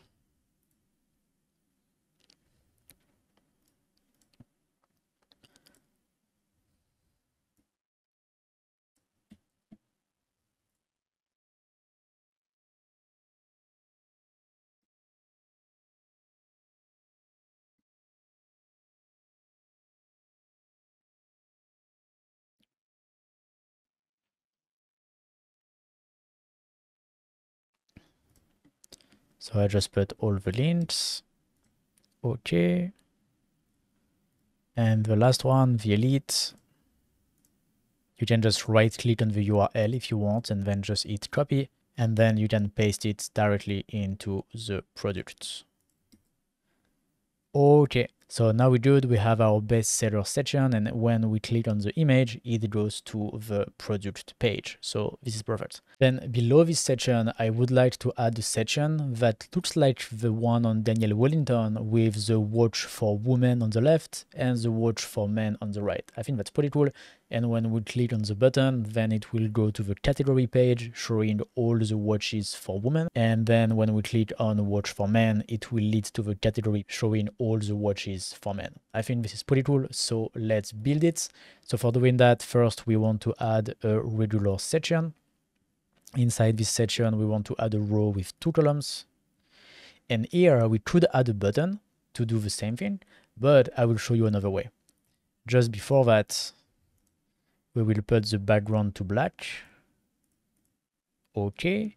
And then we will just go here and take this button here, right click on it, copy module, and then paste module. Now we have the exact same button and it's much faster this way. Then we can customize this button. First of all, I will change the text. Watch for woman. I will align in the middle. Then you see when we hover the button, the background changed to blue, so we don't want that. So I will go to button settings in design, and then I will just remove here the hover option. So this little option here lets you put different settings for, I would say, the normal view, and then the view when we hover, so which means when we put the mouse on the element. So we don't want that, we're just going to disable it. Okay, now the blue disappear, but we see that the red border disappear as well. So we can just go to the border.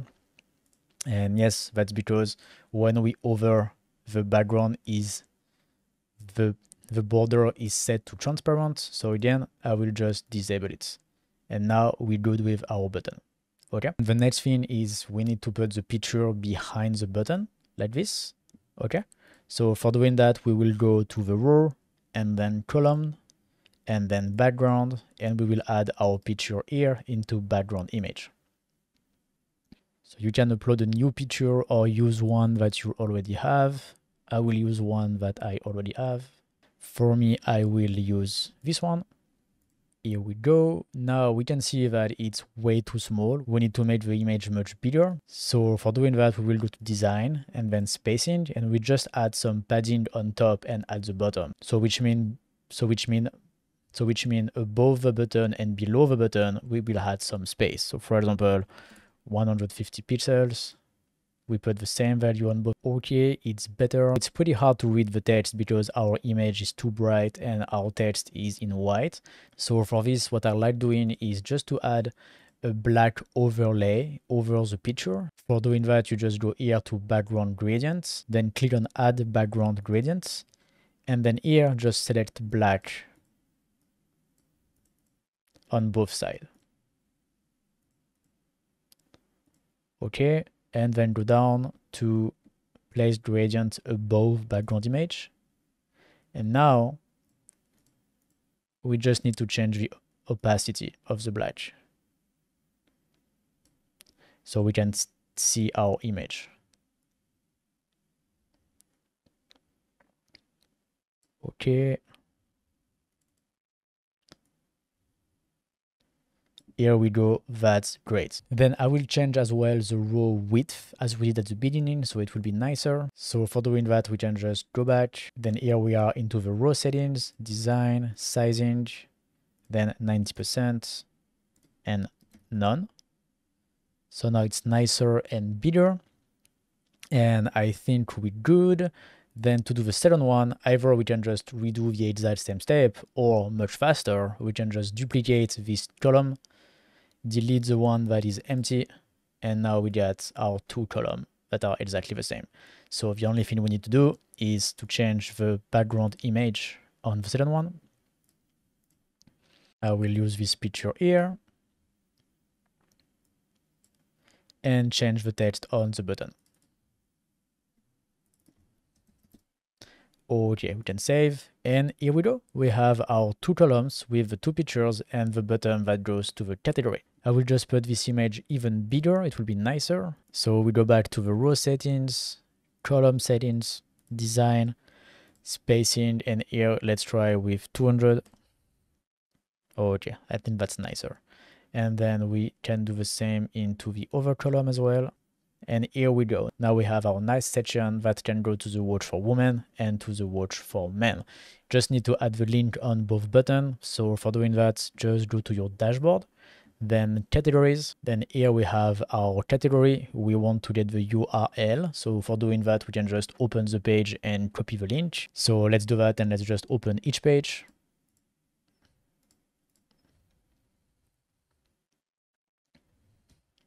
Here we have our page watch for men. Just go in the browser, copy, and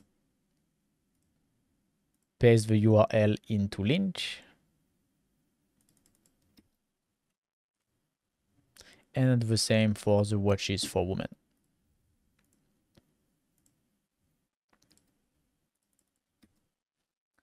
Here we go. I think that's a good time to save what we've been doing so far. It's a good idea to save from time to time what you've been doing. And now we have a page that starts to look pretty good. If you want to see what it looks like outside of the Visual Builder, what you can do is just exit the Visual Builder, or just open that into a new tab. We can close the other tab. And then here you can see your page outside of the Visual Builder.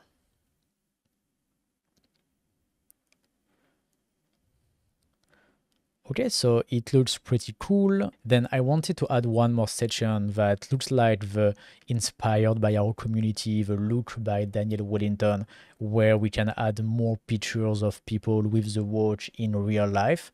So let's do that, I will show you. So once again, I do a lot of customization on purpose here just to show you more things, but big chances are that you don't need to do as much as me and you can just use your theme as it is. But let's do that, and let's create one more section. So I will do it at the bottom. Okay, we add one more section, regular, and then here I will do a row with 5 columns, and in each one of them I will add an image.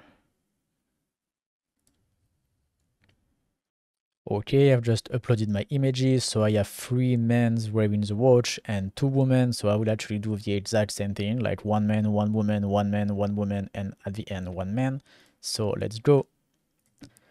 We put the image here. Okay, then I add the other image, and I will just add 1 image per column basically. Okay, here we go. We have our 5 images. Then we want to have a black background in our section. So settings, background, and black. Okay, then we want the row to be 90% as the over, so design, sizing, and then 90%. Oops, and none here, so it's better. Also, I don't want any gap between the picture. I think this would be better without, so we can use custom gutter width and just put it to 1 like that. Perfect. Okay, here we go. It is pretty nice. And then just below that, I will add 2 more pictures. So I will add 1 more row with 2 columns, image again, and add my pictures. What you can do as well is duplicate modules and then just drag and drop. That's pretty cool. Then we just need to change this image. Okay, good. Then we can change the size as well.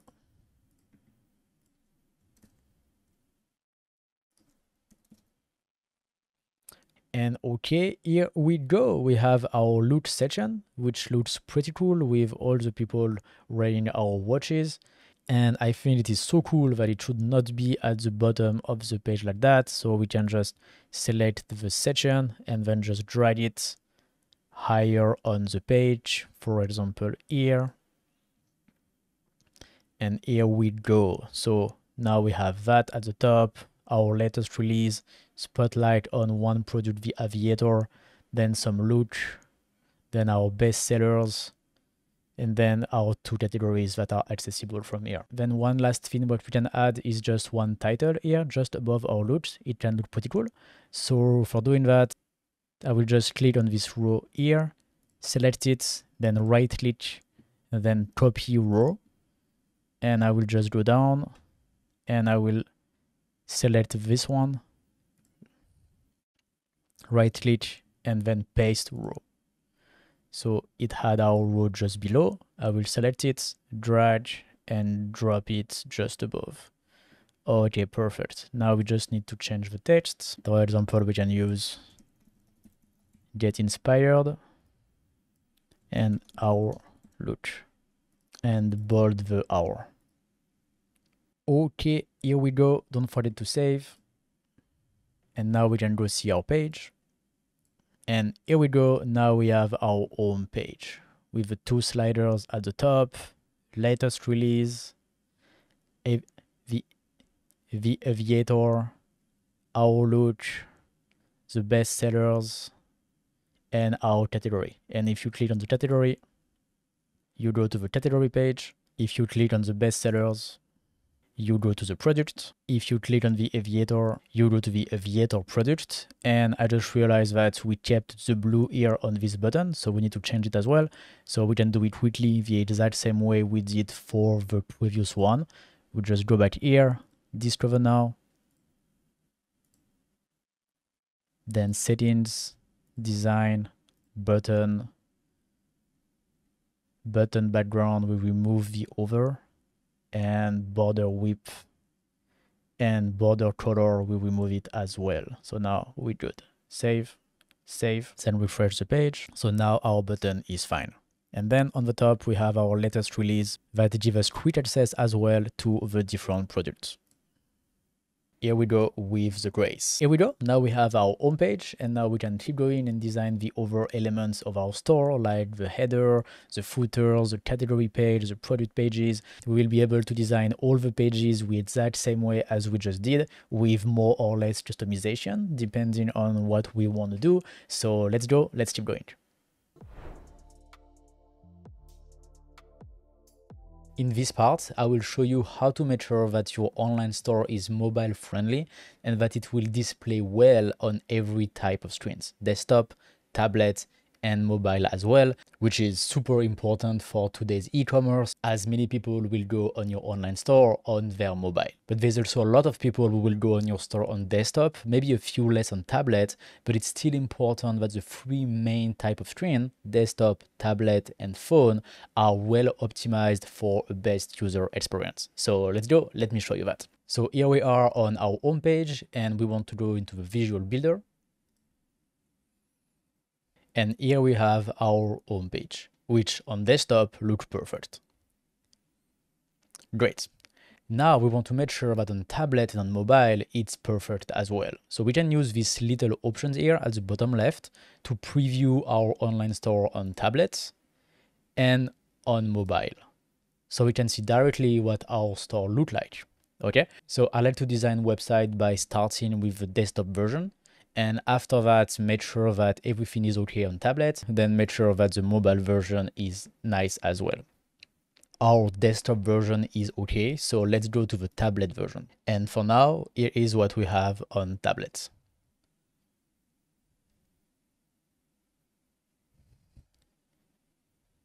So it's mainly okay, but we can see that this is very weird. It should not be like this. And also this is probably a bit too long. This is okay, but we can increase the gap between both. It would be better. And this is a bit weird as we have 5 products that are displayed into 2 columns. We have 1 product alone at the end. Okay, so this is all the things that we are going to fix. By default, all the themes and all the templates that you are going to find here are already responsive and will fit perfectly on every type of screen. So you just need to make sure that the modification that you did on the template are okay. As I did a lot of customization to this theme, it's good, so I will be able to show you a lot of things. But it's highly possible that your online store will require way less modification than me and is already perfect on every screen without touching anything. So then to make the design perfect, we are going to use 2 options. The first one is for every module, section, or rows that you have on your store, for every option that we have here in the settings, we always have a little phone icon here. And when we click on the phone icon, it gives us 3 different options: desktop, tablet, and mobile. And this option will allow us to set different settings for each screen. So for example, on desktop, it's aligned on the left. If we go to the tablet, we can align it on the right, or we can center it.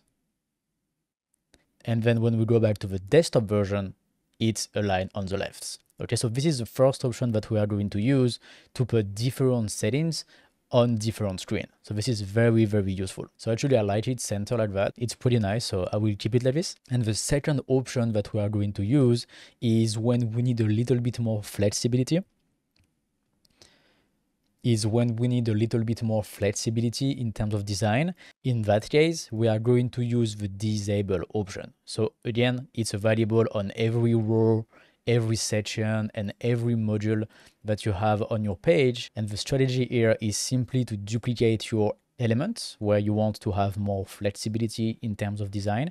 And then you disable one on, for example, tablet and mobile. And the other one, you disable it on desktop. So then this module will show on tablet and mobile, and this one will show on desktop. You can see the disabled module, row, or section at 50% opacity. So that's why it's a little bit darker like that. And so on desktop, we have this one, and on tablet and mobile, we have this one. This one is not going to show. So which means now that we have 2 different modules, we can put 2 different settings, 2 different contents. For example, on desktop, we can have latest release, but on tablet and mobile, we can put another text, and we can even do it 3 times if we want. We use the first one on desktop only, we use the second one on tablets only, and we use the third one on mobile only, for example. And here we have 3 different modules, so we have a lot of flexibility in terms of design. So this is the 2 options that we are going to use: duplicate and disable, or the little phone icon directly on each settings. Okay, I will just go back. Okay, good. So let's do that on our store. We are good with this section at the top. Then here it's a little bit weird to have 5 products, so instead I would love to have 4. So we can check here, product count doesn't have the little phone icon. We can't set a different settings for our different screen. So that's okay. We are going to use the second strategy. We just duplicate it. I disable the first one on tablets and mobile. And then I will use the second one that I disable on desktop. And for this one, I will just put 4 products. And now on tablet and mobile, we will have 4 products, and on desktop, we are going to have 5. Perfect. Then for the next section, I would like to increase the gap between the 2 columns because it's a little bit too close to each other, I think. So for doing that, I will just decrease the size of the image on the left. So I will go to the module settings, design, sizing, and here into my swipe, we will use the little phone option, then tablet, and then we are just going to reduce it for tablet. Okay, okay, perfect. That's fine like this. Then we save, and then on desktop, it is still as big as before. Perfect. Then for this section, I think it's very nice, but it's a bit too big because on desktop, all of these 5 images are displayed in one row, so that's nice. But here we need to scroll really a lot to reach the end of the section. It's just because there is too many images and it doesn't fit well on smaller screen like tablet or phone. So what I will do is just remove some images. I will just disable this row, for example, on top, on tablets and mobile. And so this one is not going to show. We will only have those 2 images here on our smaller screens. So then it's much smaller and we still have the best images on our smaller screens. So perfect. Then for the next section, it's a little bit more tricky because you see our theme did some fancy things by moving the images outside of the row and things like that. We are not going to try to modify that because there is a much more efficient way, and the much more efficient way is just to do the exact same thing. We are going to disable this row on smaller screen, and we will just do it again for the smaller screens. So we add a new row. So we can duplicate this module here, copy module, because we want the same texts. Paste module. Then we can add a row below with 2 columns. And here, as you see, by default, the 2 columns are actually on top of each other. They are not next to each other. So for putting them next to each other, you just want to go to the settings, advanced, custom CSS, and into main element, just type display flex. And now we have our 2 columns next to each other. That's a little trick for the smaller devices. Okay. And then we just want to put our images. And as we did for the very first section with the latest product, we are just going to put 4. So then we will have 2 rows of 2 products. It will be nicer. So let's do that.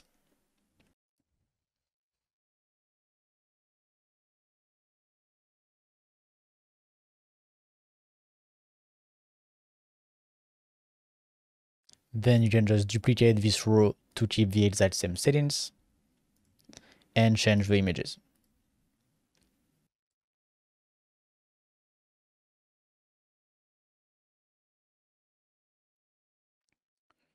So perfect, now we got our 4 images. Here you can see that my watch on the right is actually bigger than the one on the left. So this is not because the image is bigger. You see the 2 modules are actually the exact same size. It's just that in my picture here, the product is bigger. You see the margin on each side of the picture is much smaller than this one, for example. So on this picture, the product is just bigger. So there's 2 ways of fixing it. Either we change the picture and we made the product just the same size as the others, so it matches, or we can go into the settings of the module, then sizing, and then just decrease the width. And then just decrease the max width of the modules. And then the last thing is we can align the 2 modules vertically by adding here align items center. And now it's much better. But I would still recommend that you just change your picture to make it look exactly the same as the others, so then it's much easier and you have less customization to do on your website. But now we're good. We have our product. We just need to make sure that the images still link to the product page when we click on them. So we just need to add the link. So for doing that, I will get the link from this section here. Link, copy this one, and I just add it into this picture here.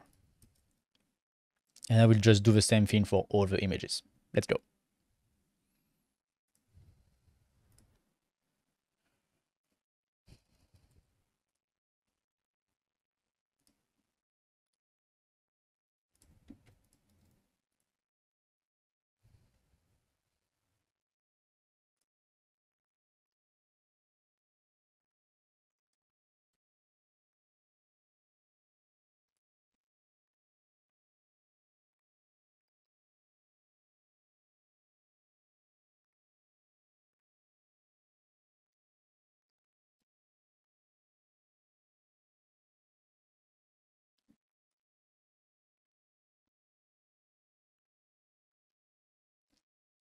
Okay, perfect. Now we have our 4 bestsellers, and when we click on them, it will go to the corresponding product page. So that's great. I'll just make sure that everything is disabled on desktop.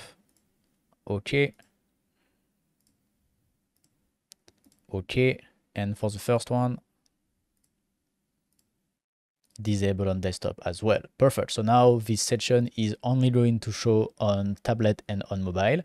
And when we are on desktop, it will show this section here.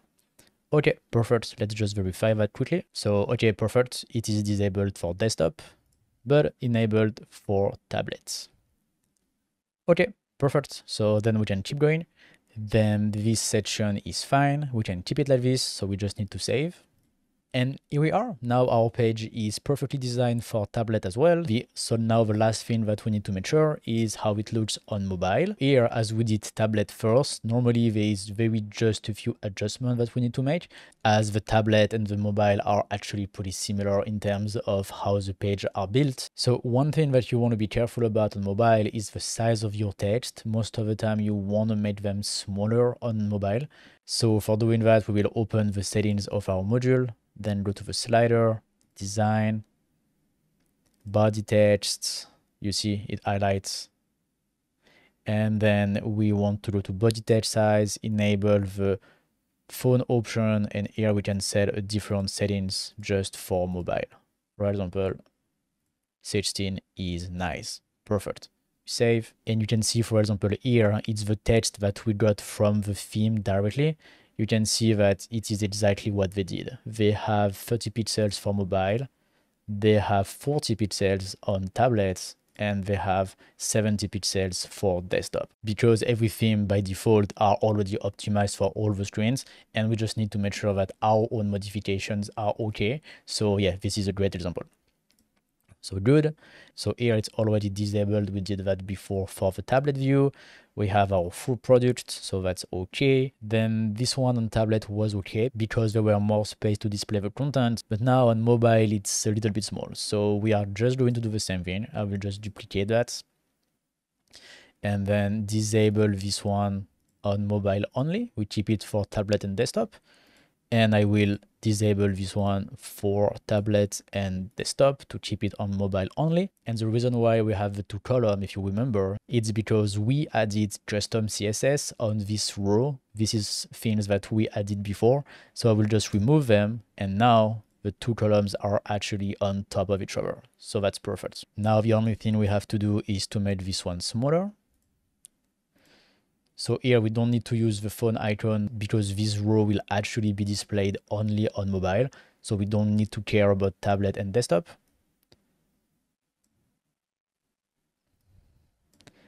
And here we go. Perfect. We can align on the left maybe.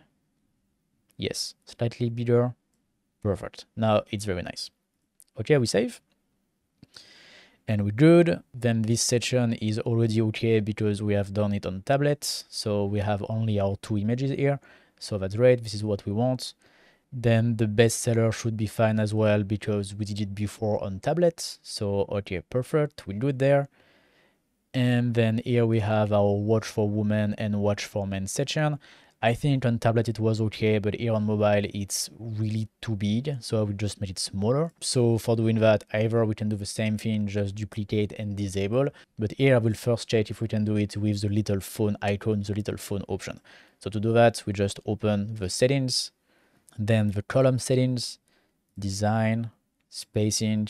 Before, earlier in this course, when we designed the home page, we put these settings here to make this image bigger. So this is something that we've done ourselves. So that's why I knew exactly that to make it smaller, it would be here. So we just need to enable the little phone option, and then we can put something smaller only for mobile. And I think 100 is much better. Then we just need to do the same for the second column.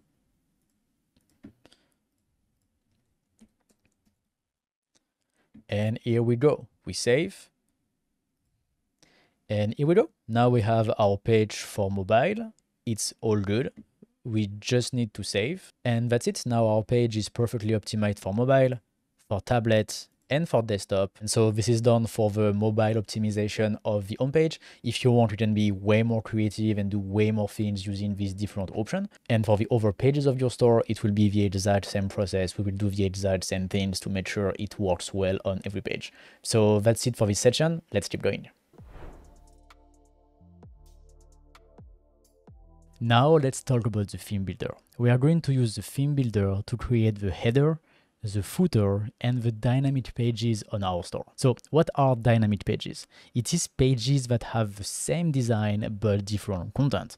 For example, the product page. We need to have the same product page everywhere for all of our products, but if we have hundreds of products, we are not going to design the exact same page hundreds of times. Instead, we will do a dynamic product page, we will do the design one time, and we will put dynamic content inside of that, like the product and the price and the description, all the things that need to change, they will be dynamic and they will change for each product. So this way we can only create the page once and apply the design to all of our products. And that's the same idea for many types of pages like the blog article, the product category page, etc, etc. All the pages that needs to have the same design but different content are called dynamic pages, and they are done in the theme builder. So let me show you how it works. First of all, to access the theme builder, you go to your dashboard, then My Store, Pages. When you're here, you click on Theme Builder, and here we are into the theme builder. We have a default website template where we will be able to build our global header and global footer. So this is the header and the footer of our store, and global means that they are identical on all of our pages. So this is what we want. And if we modify them here, then they will be applied everywhere on all the pages of our store. So this is great. Then by default, we have two templates, one for the product category pages and one for all products, and we can create new templates and actually create as much as we want. Then for each template, we can move them around. We can access the settings, and in the settings, we can apply this template to some type of pages. And actually, all the pages of your store are going to be here into the theme builder. For example, this template for the product category pages is applied to the product category pages. So for each template, you can decide where you want to use the template on which pages, but you can also exclude the template from some pages. So this is useful, for example, if you have plenty of products and you want almost all of your products to have the same design, then you can use this template on all your product page. But there is, for example, 2 or 3 products that you want to do a custom design, you want something different, and then you can exclude this through product into the exclude from panel and then create a new template just for this one. So this way it's very simple to do custom design for just a few pages, but keep a dynamic global design for all the rest. Then we can duplicate the templates, and when we duplicate, we can choose on which pages we want to use this template. We can delete templates. We can save the template to our library. Then we can export as well the template. This will give us a file that we can save on our computer. We can also import it later on our store, and we can also give it to a friend to import it on another website if we want. To import templates, you just go here on the same icon, and here you have import. And the export here will export your entire theme builder, including all your templates. Then we have 2 more options that are pretty useful. The first one is the disable template here. So you can click on it and then your template will be disabled. This is useful if you want to stop using the template but you want to keep it, or if you want to work on the template but not apply it directly on your pages and wait until it's finished. So then you just enable it when you are ready. And then we have the little eye here that if you click on it, it will disable this element for this template. So for example, here on all our category pages, the footer will be disabled, which means we are not going to see the footer on these pages. So chances are that you want to show it, so keep this enabled. And then the same way, you can just create as many new templates as you want. Just click on it, new template. For example, let's do all posts, which is all the blog article. And then the same way, you can just keep going and create as many templates as you want. Then to customize the templates, you just need to click on the little pen icon here. And then we can use the Visual Builder to edit these templates. So here the Visual Builder is the same as the other pages. We can build our page the exact same way. There is just one thing that is different. It's the dynamic modules, which means the content of the module will actually change. You see, for example, here we have product name, and it's not a text with product name. It will actually be replaced by the name of the product. And it's the same thing for the price, the description. All of these modules are dynamic, which means the content will change according to the product. To do that, it's very simple. You just need to make sure that into your module, in content, this product here is selected. So when a visitor goes to one of your products, then your product page will use the design that we create here, and the content will be changed for each product. And you can find all of these dynamic modules for name, price, description, etc. into Woo modules here. They are all here, okay? Reviews, product information, description, etc., etc. That's it for the overview of the theme builder. Now let's use it to build some of our pages. Now let's create the header and the footer for our store. So we are going to use the Visual Builder to create them, so which means we have endless possibilities. Either we can start from scratch and create the header and footer that we want, and we also have plenty of templates that you can use. In this section, we are going to use a template and customize it so it's easier and faster. I will still do a good number of customization, so I will be able to show you a lot of things. So you don't have to do as much customization as me on your store. You can also just use the template as it is if you want. So let's go, let me show you that. So here we are on our store, and we are going to do the header, so the part here that is currently in white above our page, and the footer, the part here at the bottom of our pages. So currently we have the default footer and the footer from our theme. So of course we just want one footer, so we are going to work on that. But first, it's good to know what should be in the header and what should be in the footer. So if you already have an idea of what you want to add into these areas, it's great. But if you have zero, to me, the best way to know what to put in your header or in your footer is actually to go on other people's website and see what they do. So then you can get ideas and inspiration on how you can do the same on your store. For example, for us, I picked 3 websites. So again, the Daniel Wellington website.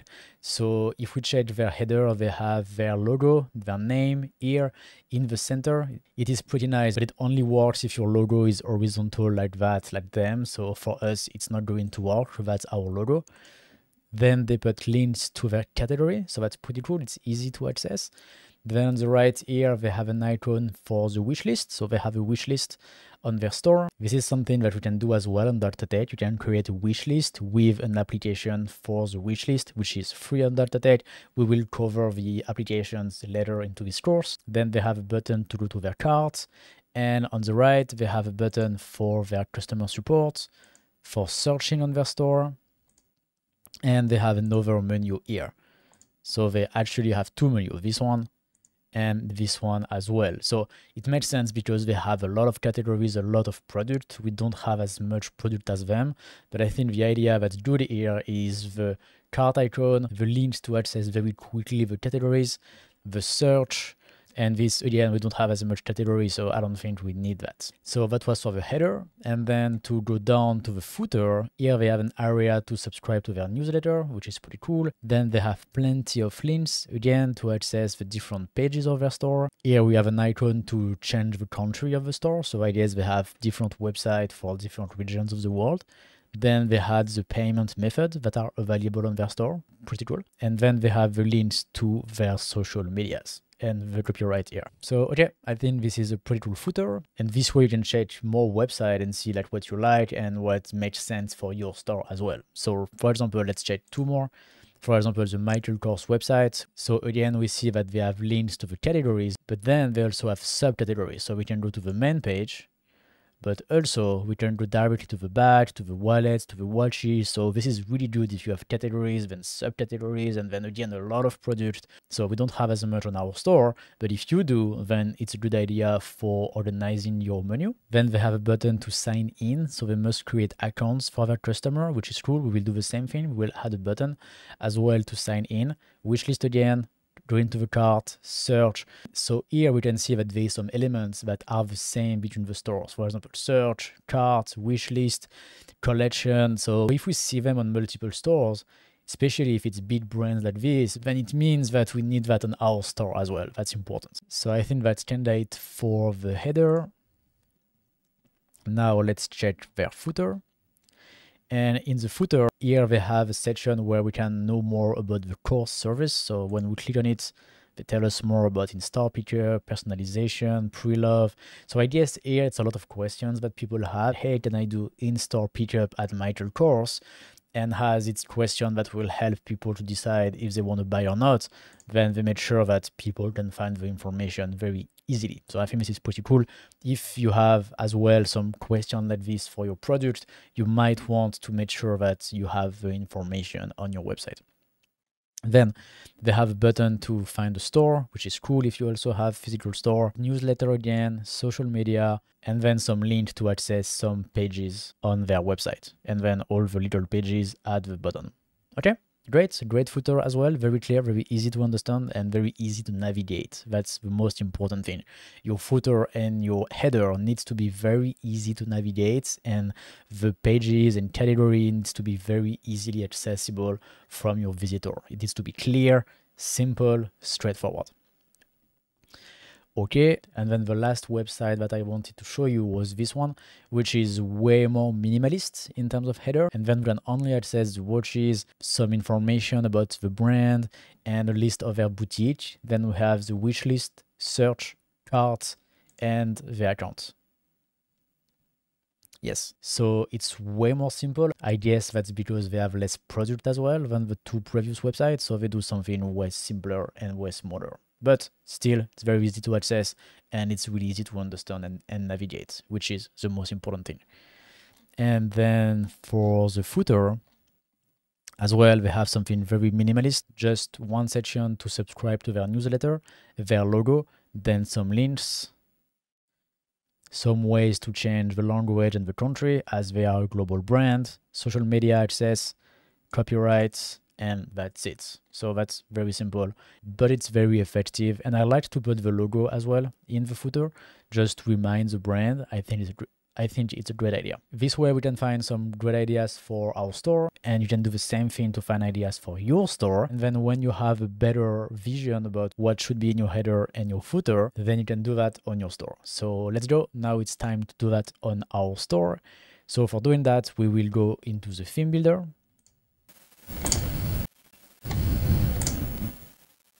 Okay, so we are going to customize our header and our footer directly into the theme builder. So for doing that, the first thing that we can do is to use the templates. So to find the templates, just go to support here. You will arrive on our help website with the .detail documentation, and then scroll down to customization, header and footer. Then here click on templates.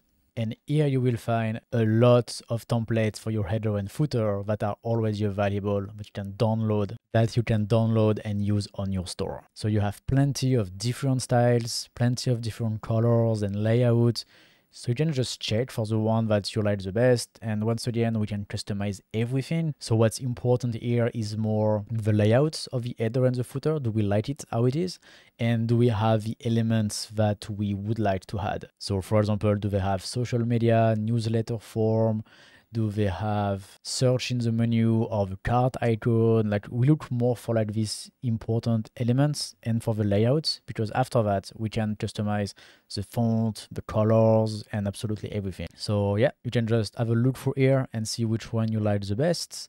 The one that I will use for the store is this one, the minimal header and footer combo, because we have all the elements that we need. We have a few products. We just need a simple one like that. We will add the icons for the cart and the search directly here, and this one is good enough for us.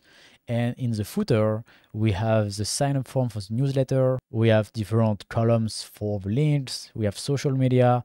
This is fine. This is good for us and to fit our website that doesn't have a lot of pages. So once you choose your header and footer, just click on download and save the file. Then the file that you get is a zip file, so you just want to unzip it and the file that you want is inside the folder. So now we get our file, we're good. Then you go back to your theme builder, you click on the import button, import, and here you select the file that we have just downloaded.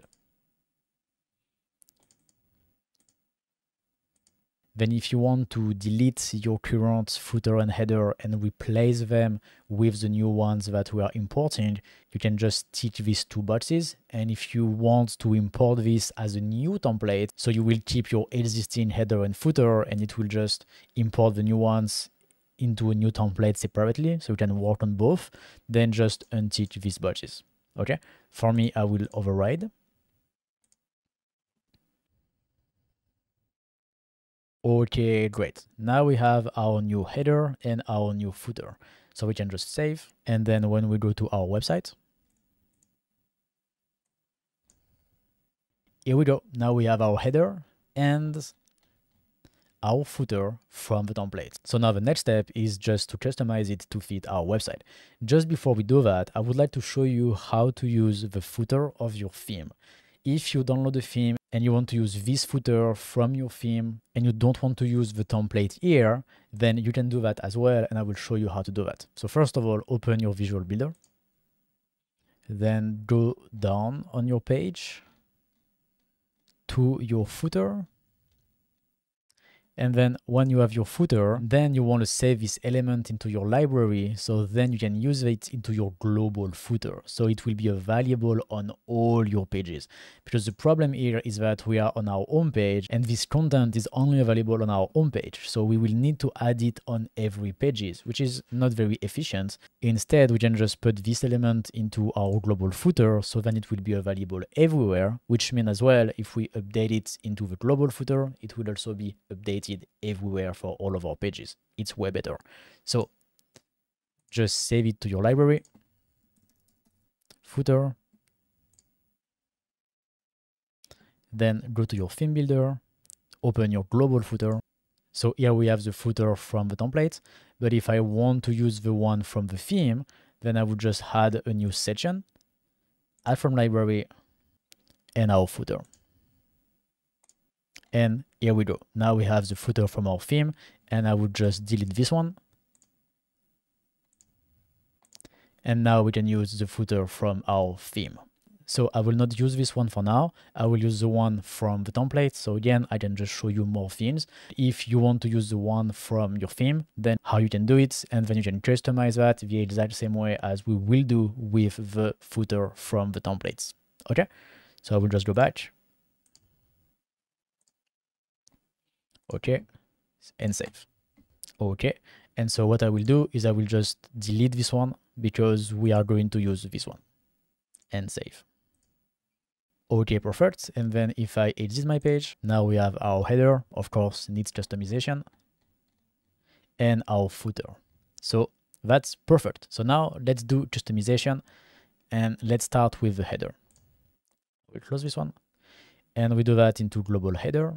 Okay, so here we are into our header, and the first thing that I want to do is to add our logo into the menu. So I will open the settings of this menu here, and this is the menu module. Perfect. So here into menu, we can choose the menu that we want to put, because you can create as many menus as you want, as we saw before into the part regarding the menu. So I will just choose main menu. Perfect. And here into logo, I can put my own logo. Okay, here we go. Obviously, it's way too big, so we can go to sizing and then make it smaller.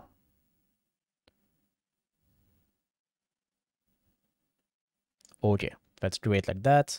Then this section is really too big to me. It takes way too much space on the screen, so I will reduce the space here. You see there's a lot of space below the green row and between the green and the blue, so which means there is space here. I'll just put that to 0.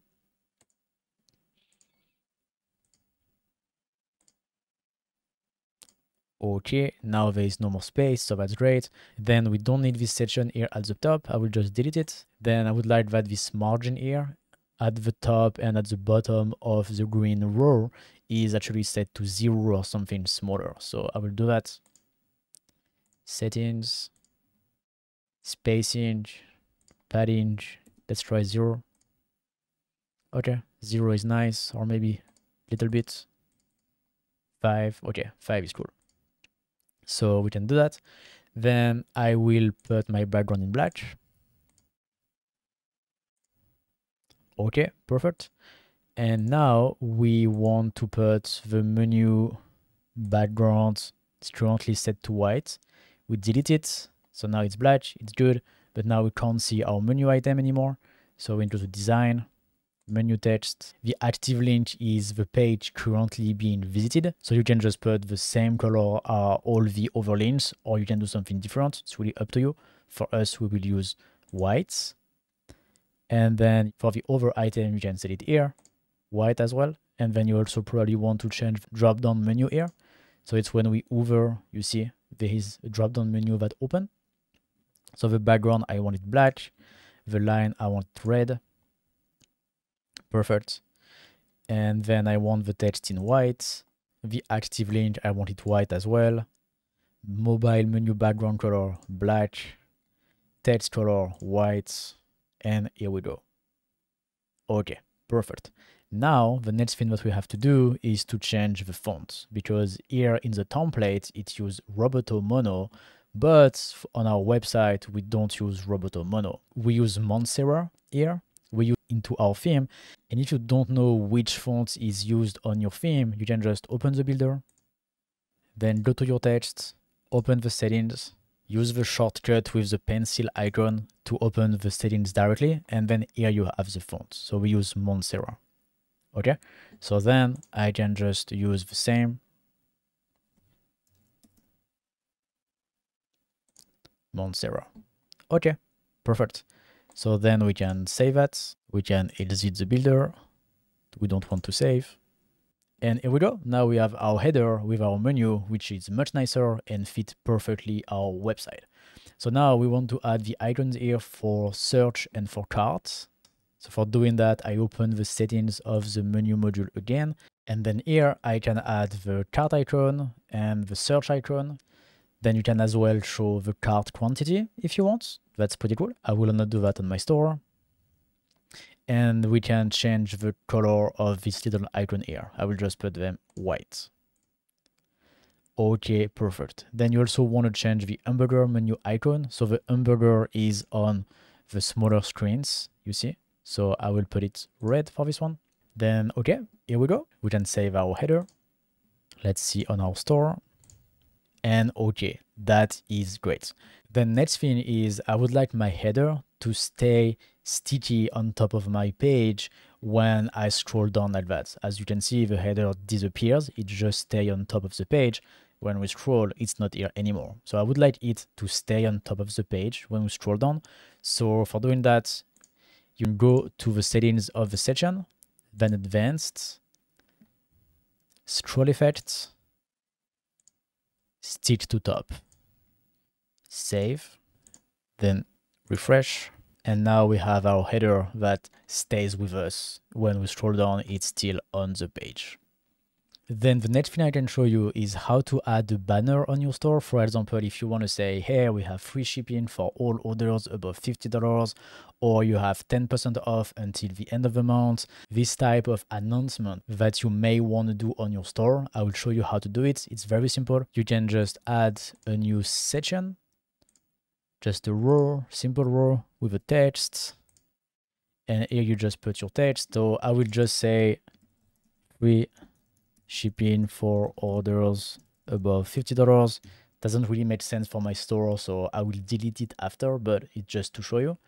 Then you save. Then you want to make it much smaller. So here you see the space above and below the green section is too big. So I will go here into the settings of the section, design, spacing, and put 0 into padding, both at top and bottom. Okay. Now it's smaller, it's better. And I will also change the padding inside the green section. Maybe 5 pixels. Okay, it's better. Now I want to put this text center in the middle. So I will just use the shortcut and then align center. Maybe also put it in italic like that. and a bit bold. Okay, perfect. Then you want to put that on top of the previous one. And we want to change the color as well. So for example, we can do some light gray so it will stand out. Not too much, something like that. And we can put our text in white.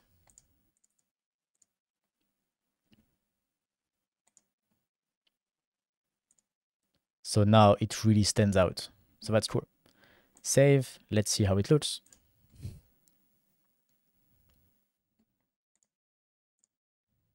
And okay, great. So we have our banner that stays on top. So that's cool.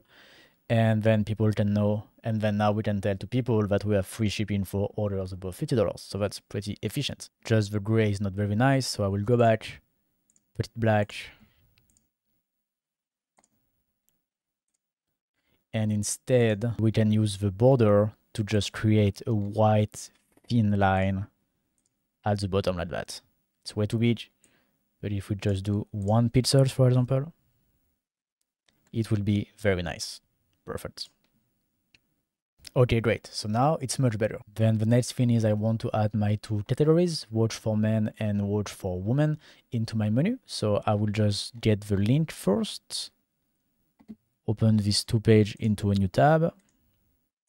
Then I will go to the menu settings. So I just quit here, my store, menu. So now I can add the links to my 2 categories. So for doing that, I will use custom links. And first I will add a sub menu like Michael Strauss is doing. I will just write our watches. Okay. So for doing that, you can just put it here, our watches. And as it is just a menu item, I don't want to put any links. I will just put an hashtag here. So which means we have the item in the menu, but we can't click on it. So it's really just to create a sub menu. And then I will create the 2 links that actually goes to the category pages. So for doing that, you just go to the page, get the URL, copy, go back, paste into URL, and then put the text of the link. So I will put for woman. And then just do the same for men. Go to the page, copy the URL, go back, paste into URL, and put the text. And then to create the submenu, like Michael Kors, we have embeds and then the other items. What you do is you just take your menu item and you just drag it below and on the right like that. Okay, we want for women, and then we do the same for men. And so now we will have our watches and 2 sub items for women and for men. If we put for men here, then it is a sub item of for women. Okay, this is not what we want. We want for men to be a sub item of our watches, so we put it here on the same line. Then we save, and then here we are. We have our 2 categories into our menu. Then we will put the my account link here, and we save, refresh the page. And here we are. We have our home link, we have our watches, and then people can access their account on our store as well. So that's it. I think we are good with our header now. It's simple, but it's pretty efficient. And then you can just do the same thing to add more links and to add all the things that you want to put into your own header. Okay. Then now let's do our footer. So again, we go to the theme builder. And then we go to the global footer. So, okay, here we are. So here's the first thing that we can do now is just to delete the request codes. We can put this on 2 columns. And we see that we have a little border here on the right because there is, I think, into the second column, there is a border on the right. Okay. We just remove it with 0. And here we are. Then we can put our logo here.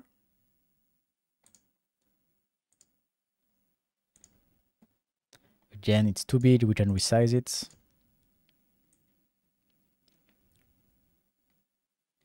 Okay. Then I will change that by watches.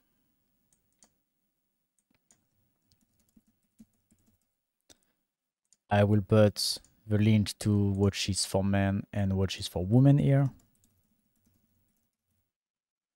to put a link on a text like that into your footer, you want to get the URL, copy, then you want to select your text and click on this little icon here for the link. Then you want to paste your URL, then you want to click OK, and here we go. Now we have a link on this text. So when people click, it will go to the page. Then we want to put watch for men. We do the same thing. We add the link on the text, copy, paste, OK. Then we want to delete those two. We don't need two more.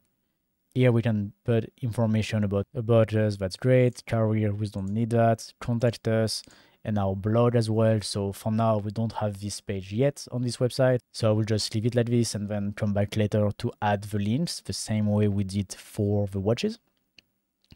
And then here, we don't really need that. So instead, I will just delete it and I will put the subscribe form instead. Okay, great. I'm not a big fan of the divider here, so I will just delete them. And I'm also not a big fan when it's centered in the middle like that, so I will just align them on the left. And here, little trick, you can actually copy the settings, right-click on text alignment, then copy text alignment, then save. And then here you can just right-click on your module and then paste text alignments, and it will paste the settings. And you can do that everywhere.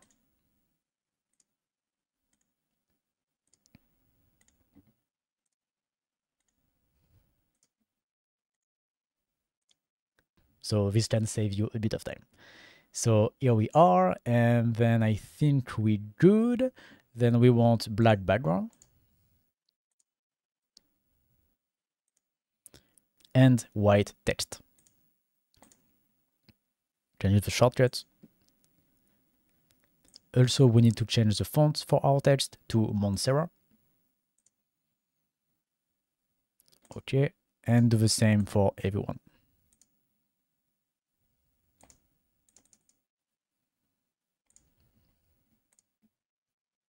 So here, be careful because this is not a text, this is a link. So you have different settings for text or for link, but as we added a link to this text, now it's a link, okay? So this is here to change it. So I want to put it in white actually, not in red.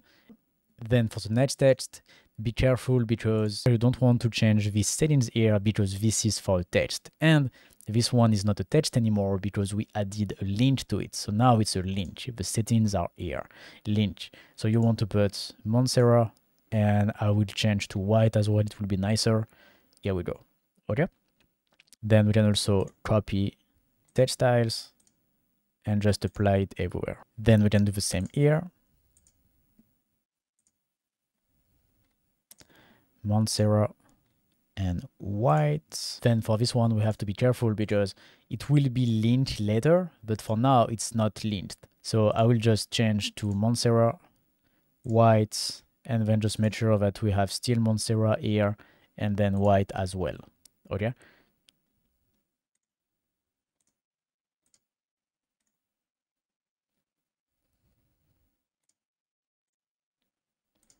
Okay, so this is fine. Then we want to do this one, the next one. So I think this is cool. We can put that black as well. Okay, then for the social media, we want to do the same design as our button here. So black background and red border, white text. So we go here, background, black, then design, icon, white. And then into border, we want to add a little thin border that will be red. Okay. Perfect. That's the same. Then go back, right click, copy, paste, and paste. And here we go. Then we want to do the same thing for this button here. We just want to change the border. So we go to button, border width, red. Okay, perfect. And then we want to put this text here in white as well. And change the font to Montserrat. Okay. We need to change the font here as well. I forgot.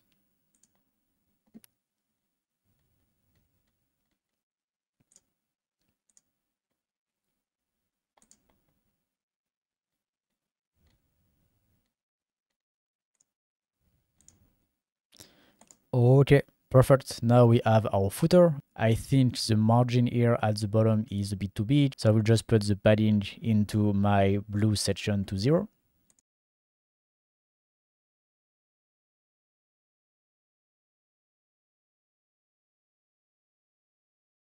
Only at the bottom, yes. Okay, we're good. And I think that's fine. Let's save it. And let's see on our store. Okay, let's see. Okay, so I think this is super. I think 2 more things that we can do is just to make our footer less wide. We can, I think, make it smaller in terms of width. I think it will be nicer. So for doing that, just go to the settings of your row and then into design, sizing, and here I will put 80%. Okay, great. Then here we can see that the text here and this one is not aligned.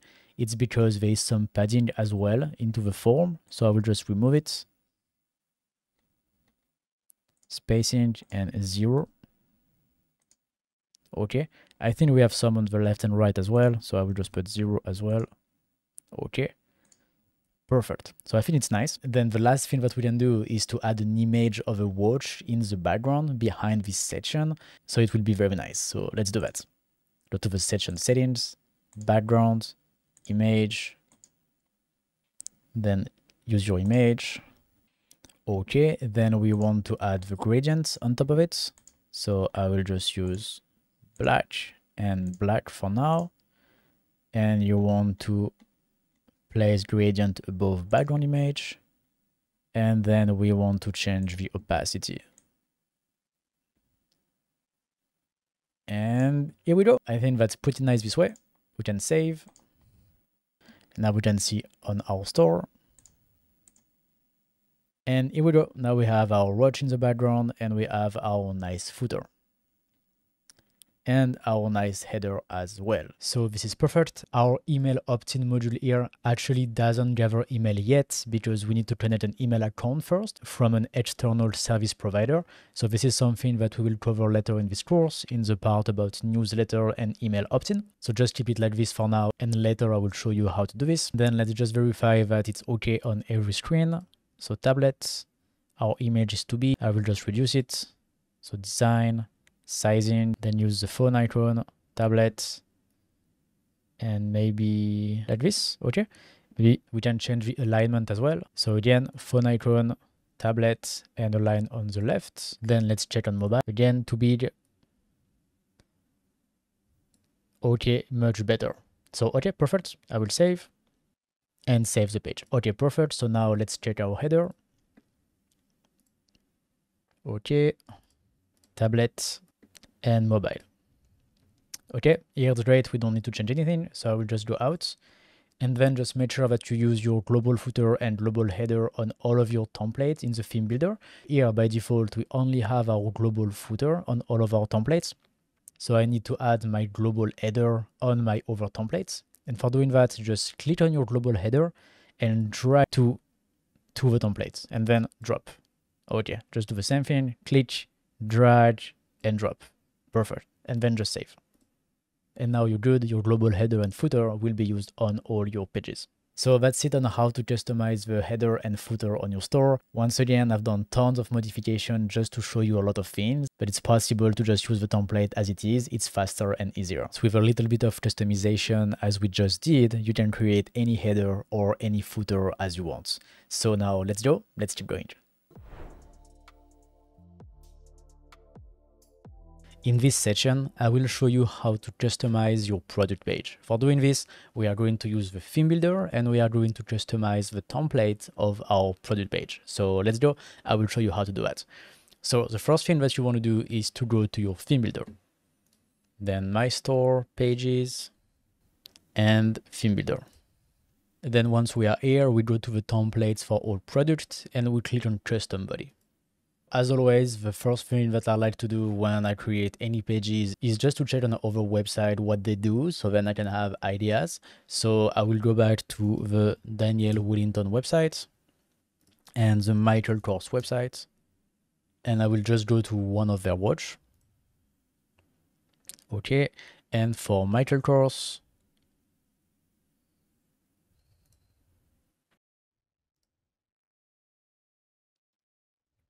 okay, perfect. So this way we can have an idea of what they do on their product page. So we can see that there is the name of the product, there is the price, which I think is pretty small. It's pretty hard to see. Then they put the review here at the top. Then they provide afterpay to be able to pay in multiple times. So that's pretty cool. Then they have a little offer here. Then they have different colors. So this product has only one, but I guess if there is more colors, they will be displayed here. So this is a variable product. Then they have a quantity. Then they have a point system, wish list, possibility to pick up in store, and then some more information, the images on the left, and then some more product below. Okay. And if we go to Daniel Wellington website, they have the name of the product, price, variation as well, add to carts, size guide, description, some more information, some complementary items, and as well some product below. Okay, perfect. So then this way we can have a few ideas to customize our store. So let's go back. Okay, great. So for us, our product page starts with the breadcrumbs, which is very important because it helps people navigate on your store. So I would definitely keep that. Then we have the banner that confirms when someone adds the product to the cart. So this is cool. We want to keep that as well. This is going to be displayed only after someone adds the product to the cart, of course. Then we have the image on the left. So this is a dynamic module, which means it will be replaced by the image of the product. It will be the featured image on the product. And this is because here into content product, this product is selected. So this is what makes this module dynamic. Into elements, we can choose if we want to show only the featured image. If we want to show the gallery images as well, we can decide if you want to show the sale badge if you do a discount on your product. So this is cool. We can keep it like this. Then on the right, the same thing, we have the product name, which is also a dynamic module. That's cool. Then the price, which is also dynamic, perfect. If you want to add little stars here below the pricing, the same way Michael Kors was doing, you can do it with the module Raw Product Rating. It will add the little stars like this, so this is pretty cool. You can also remove the customer count if you want. But I will not add this module now because we are going to do a dedicated section later in this course regarding reviews. And so we are going to cover that later. Then below that, we have a dynamic module again, which is going to display the short description for this product. This is similar to the little text that they have here on their pages. Okay, so this is cool. We can see that both websites actually put the add to cart button above the description. So we might want to do the same thing. We can take this module here and then try it here. Perfect. So obviously this needs to be a dynamic product as well. You want to keep it on this product here. And then here into elements, you can either enable or disable the quantity field. So this is cool if you want your customer to be able to only buy one item. And you can also enable or disable the stock count. So again, we are going to come back later about this in a dedicated section for this course. But this button will allow you to display or not the remaining inventory for this product. So we are going to keep quantity for us, and stock, we will remove it. Okay. Then we have the two icons for secure payment and free shipping. So this is pretty cool. We can keep them. But for me, I will just delete them just because I want to show you a few more things. But for you, you can keep them. That's okay. What I will do instead is I will add a little text here, text module, just above our short description to add some information for all of my product. So I will add this, and as it is a text module, it will be displayed on all of my product. So that's perfect. Okay. Then we have short description, perfect. And then below that, I like to do the same way that Daniel Wellington is doing with with this type of module. So it's pretty cool to add a lot of information without like very big and long text like this. People can just open and close what they want to know. So I think this is pretty cool. I will do the same thing. So for doing that, you can just use this module here, and then you can put your information inside. So the first one is going to be product details, and in here we can remove the text and use this little icon here to use dynamic content. So this way this module will become dynamic, and here we are going to show the product description. So now into this little module we are going to have the product description. So that's perfect. Then below that, I will display the shipping information. This is not going to be dynamic. This is going to be the same for every product. So I will just delete that and paste my text. Okay. Then we can add information about return and exchange. Again, this is not dynamic. We want the same text everywhere on all of our products. And then we can add the payment information.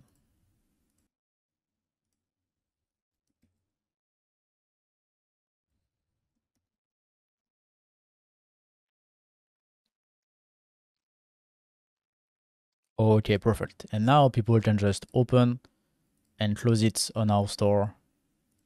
So it's pretty cool. We have a lot of information here, but it doesn't display a very long text that nobody wants to read. So great. Then below that, by default, we have the description of the product. So we already put that into details, so we can delete it. And then at the bottom of our page, we want to display some additional product. And so for doing that, you have three options. The first one is to use the Woo product upsell module. Second one is the Woo related product.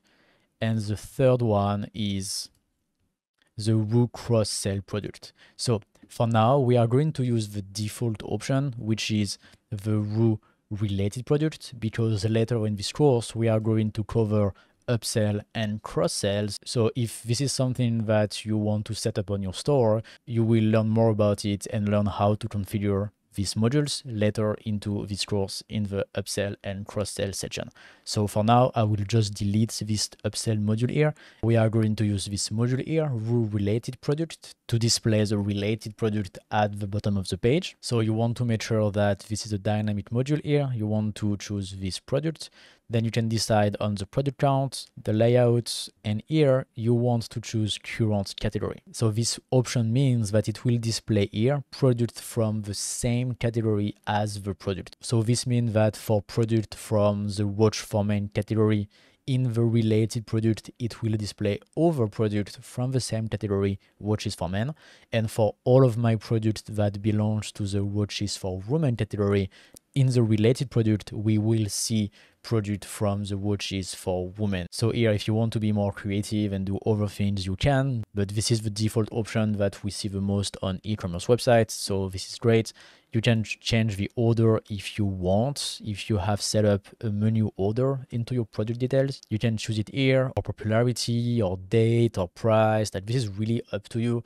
For me, I will keep random order. This is great. Then you can define an offset number if you want. So it will just remove one product, two product, three product, depending on what you put here. You can keep it 0.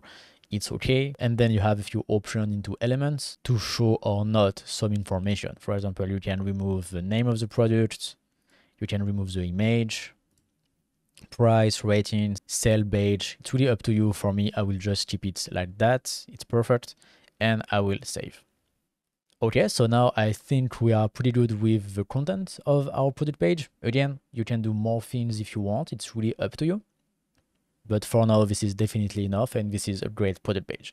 So the last thing that we need to do for this store is to customize the page so it looks like the rest of the website. So for example, we need to put black background, put all the text white so it matches the same design. So again, as I have done a lot of things custom on this website, you probably don't need to do as much modification as me, especially if you use the templates. But again, I want to show you as many things as possible into this course. So let's go. Let's customize the design of this page. First thing, we will put the black background. Okay, then we will change every text to white.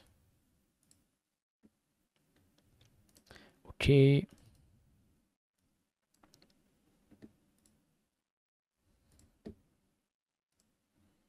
Okay, here we need to change the button as well. We can use custom style. The text color for our button needs to be white. The background needs to be black. And the border needs to be red with very small width. Okay, perfect. Then next module, product name, white, and we need to change the font as well. By default, it's this one. We want to change it to Montserrat. Okay, then here, you want to go to field labels, white. Then for the drop down menu here, so currently we have two for color and for size, but this is just to preview them.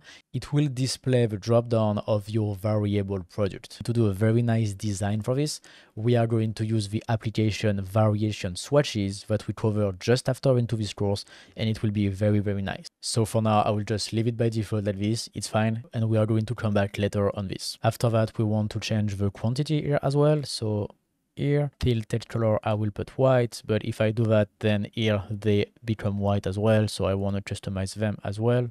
I will just put the text to black for now, but once again, we are going to come back to this later. Then for the quantity, I will just put a little border, for example, white, so it will be different from our add to cart button, so that's good. Then let's customize our add to cart button. Customize style, and here we want to have white text but red border. Okay, perfect, so it's matching everywhere. Then we want to change the color of the text here as well. Text white. Then for the description too, white. Okay, perfect. And then for this module here, we want to change the style as well. So what I will do is change the background to black, change the text to white, the text inside to white as well, which is here into body text. Okay, then I want to remove the border around the module. So I will go to border and I will just put that to 0. Okay, but I still want to keep one line below like this, so it is very nice. Okay, perfect. Great. So I think this is good for this one. I will just save, right click, copy module style, and apply the same style to the other one. Paste module style.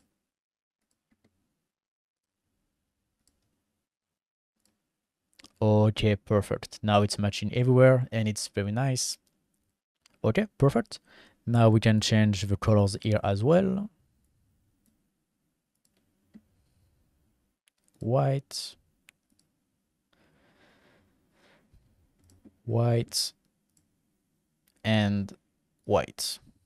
Okay, perfect. I see the price here and now I'm thinking that maybe we forgot the price on top. And yes, we did. We need to change that to white as well. So settings. And then white. And then let's check on different screen. Tablet. Okay, we can add some borders on each side. I think it will be nicer. So for doing that, let's take our row, then design, sizing, width, little mobile icon, tablet, and then let's say 90%. Okay, perfect. It's better. Now let's do that for all of our rows. So what I will do is I will right click on width and then copy width. Then we can close and then go to the wireframe view. And then on each row, I will right click and then paste width. So this way it will paste the settings directly on my row. I don't need to go to the settings and change it manually. It will just change the same settings. Okay. So I will do that, paste width and paste width. Okay, let's go back to the tablet view. And now perfect, we have some margin on each side, which is nicer.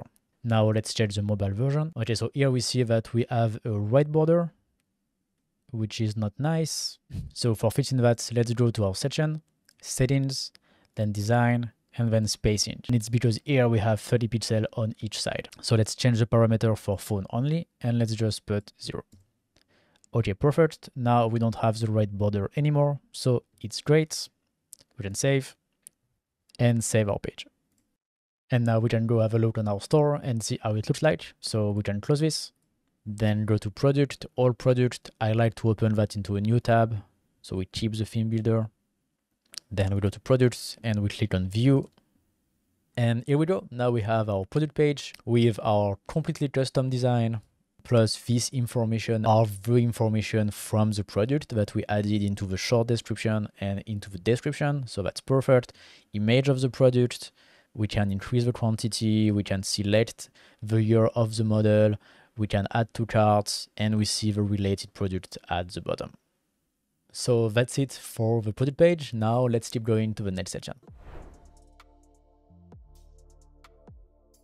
In this section, we are going to design the product category page. On the store that we are building together right now, it will be our pages Watch for Men and Watch for Women. So this is the page basically where you are going to display all the product from this category, so your visitor can find the product very easily. So there's two types of category pages, the simple one where we only display the product, and the second type of product page is where we add some filtering options. In this part, I will show you how to do a simple product category page, which means we are going to display our product exactly as Daniel Wellington on our category page like this. So this type of page is perfect if you don't have a lot of product, because then it's very easy to see all of your product. The page is clean, we don't have too much information, so this is really cool. But if you have much more product, then you will probably want to do a category page with filters like this on the side, and this is what I will show you in the next section of this course. So for now, I will just show you how to do this type of simple category page. So let's go. So for doing that, we want to go to the theme builder, and then we modify the custom body of the product category pages template here. Okay, so this is the default template that we have on our store. We can see that the category name will be displayed here. Great. Then here we have the category description. Perfect. And then here we have our product that are displayed below. Perfect. It's already very good. We don't have a lot of modification to do. It's very similar to what Daniel Wellington is doing. We have the title, we have the short description here, and we have our product below. Okay. Here they are splitting their product into two sections, the best sellers and then all the products. I will show you how to do that as well if you want.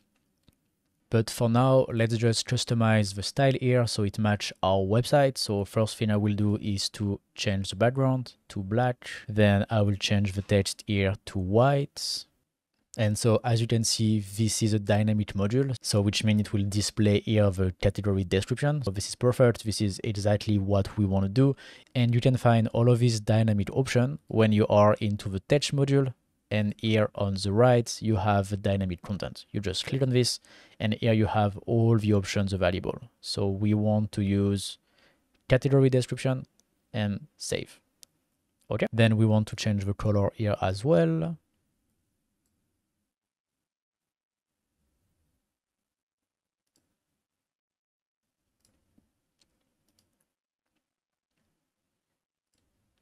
And then here into content, you have a few options. So first you can decide how many products you want to display. So by default, it's 12. If you want more, you can do more. Then you want to keep on current category. So it will show the product of the current category. So this is what we want. You can decide on the layout if you want. For product is fine for me. You can change the order if you want as well. Default sorting is fine. You can define an offset number if you want, so which means it will take the default order and it will remove the first X product. So if you put 2, for example, it will remove the first 2 products. So once again, if you want to do it, you can. Otherwise, just leave it on 0. It is completely okay. And here you have a few additional options if you want. For example, pagination allow people to go to the other pages, which is important. If you have multiple pages, you can display or remove the name, image, price, rating. All the different elements are here. You can leave it by default at this. It is okay. So great for our page. Then the next thing that I want to do on this page is to add a big image here in the background behind the category name. the same way they do on Daniel Wellington. I think this is really cool. So for doing that, we go into the section, settings, background image, and here we want to use the dynamic option, and we want to use featured image. So this way it is going to display the featured image of our category. Okay, so we want to do that. Okay, then we want to save. Okay, great. And now we want to make sure that our category has a description and a featured image. So for doing that, we will go to our product category. So I will close this. Product categories, open in a new tab. Then here, if we want, we can as well open the category in a new tab to see how it looks. Okay, here is what we have for now. Perfect. Now to add the image here in the background, we can go to the category. Then here into the category, first we want to add the category description. Okay, and then in thumbnail, we want to add the category image. So click on add thumbnail. I upload my image and then click use image. And here we go. Then we can save.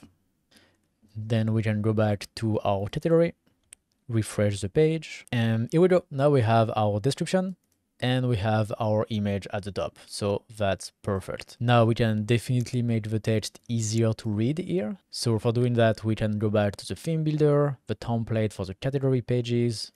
Then I will change the text to white. Okay.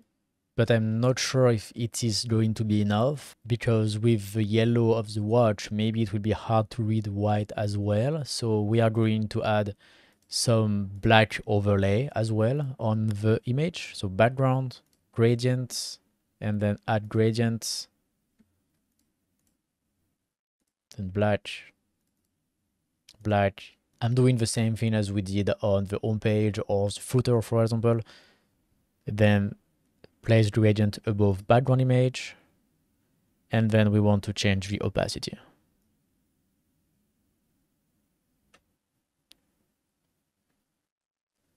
Actually, not this one. We can go back and change this one. Okay. Let's save and see. Let's refresh. Okay, so now it's very nice. Then I will just make this module wider here, so it will be nicer. Theme builder, can close that, and this is this module here. Can go here, design, sizing, and we can just put it by default like that, automatic and none. Okay, save, refresh the page. Okay, perfect. So I think this is very nice, and as I promised to you, I will show you how Daniel Wellington splits their product into two sections like this. Okay, so for doing that, you can just duplicate this section here. So now we have two. Okay, then into the first one, you want to display only 4 products, current category, and you want to remove pagination. So we only see the 4 first products. Okay, and then below you want to put an offset of 4. So which means product 1, 2, 3, 4 will be displayed here on top. And then the first product here will be product number 5. Okay, so that's great.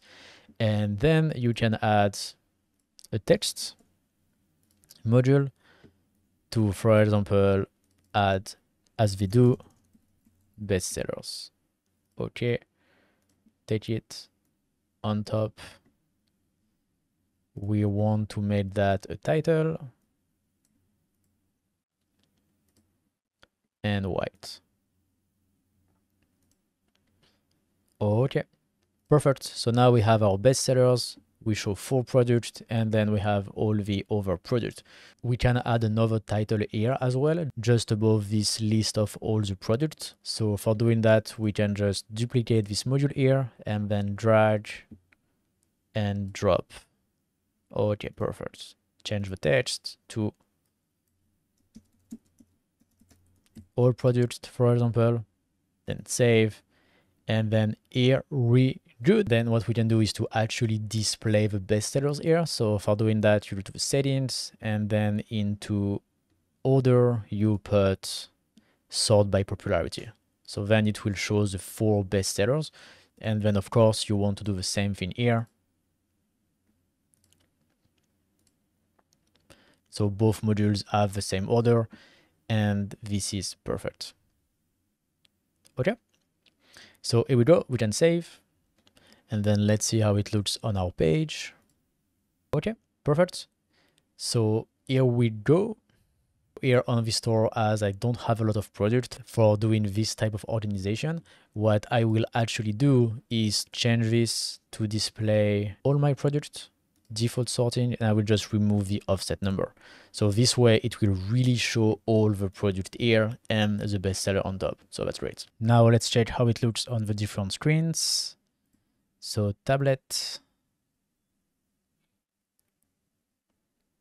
Okay. Perfect. And then mobile. Okay.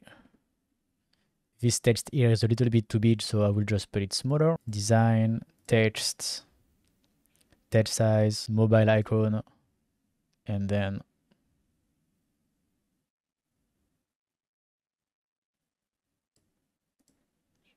something like that. Perfect. So let's save and save our page. Okay, let's see our page now. Okay, let's see.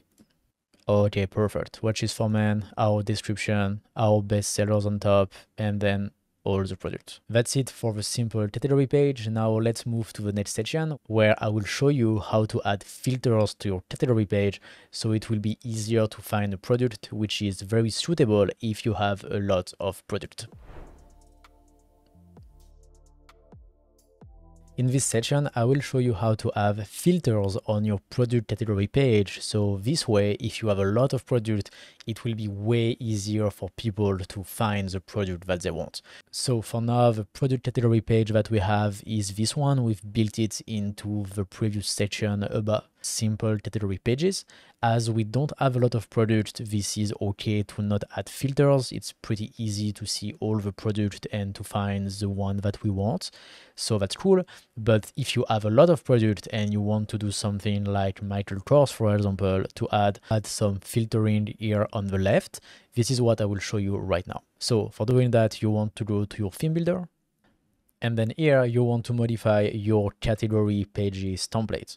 And then here you want to modify your product category page template. Okay, so theme builder, we want to modify the product category pages template. So click here. Then on my page, we have done a bestseller section at the top. So I will just delete it for now. And then delete the all product as well. And the list of all of our product. So what you want to do is to add a new column into this row. So let's do something like this, for example.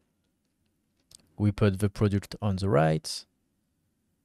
And then on the left, you want to add the sidebar module. And then it will display the sidebar here on the left. So if you have already built your sidebar before and you have multiple options, make sure that you select the correct one here in the drop-down menu. But for us on this store, we are going to use the default sidebar. So I will just keep sidebar here. I save, and then we can save our page. Let's go back to our page and see what we have.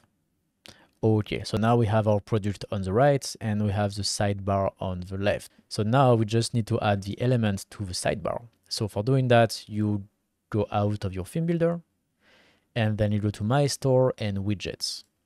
And we can customize our sidebar. So on this page, we can create widgets area, which is basically a group of blocks that can be displayed anywhere together on our website. So by default, we have a few widgets area that are already created. We have sidebar, we have areas for the footer, and if we create as much widgets areas as you want with the last option here. Okay, so for us, we are going to customize the sidebar. So I will just delete the widgets that are currently set up because we don't want these ones. You just click on that, just click on the widgets, then the three little dot here, and then remove legacy widgets, and just do that for all of them. Okay, and then you click on the plus, and here you click on browse all.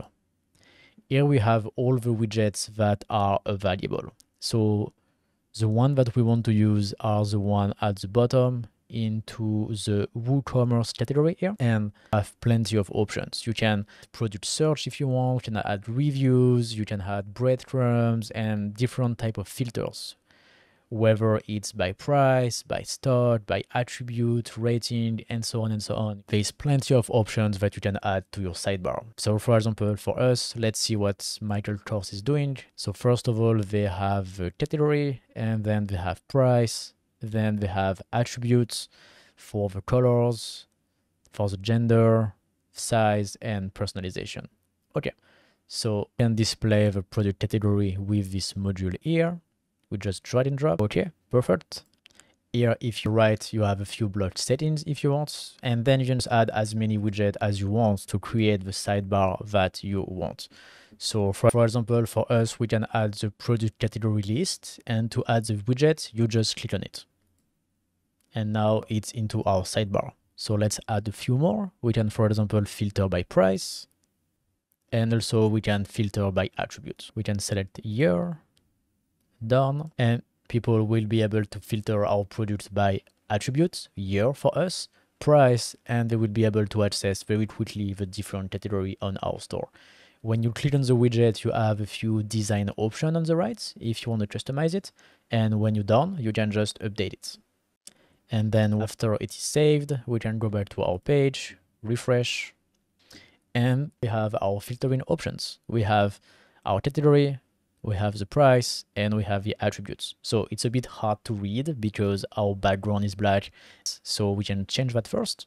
Go back to the theme builder, our product category pages template, and then we want to change the color of the text. So design, title text, white, body text, white, and it should be fine. Let's save.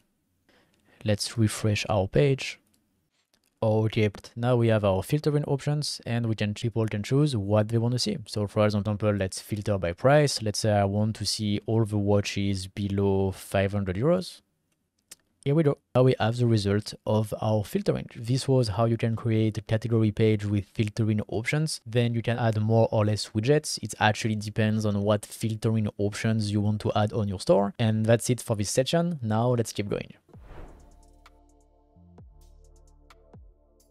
In this section, we are going to improve the design of the variations on the variable product. And for doing that, we are going to use the application Variation Swatches. So let me show you how it works.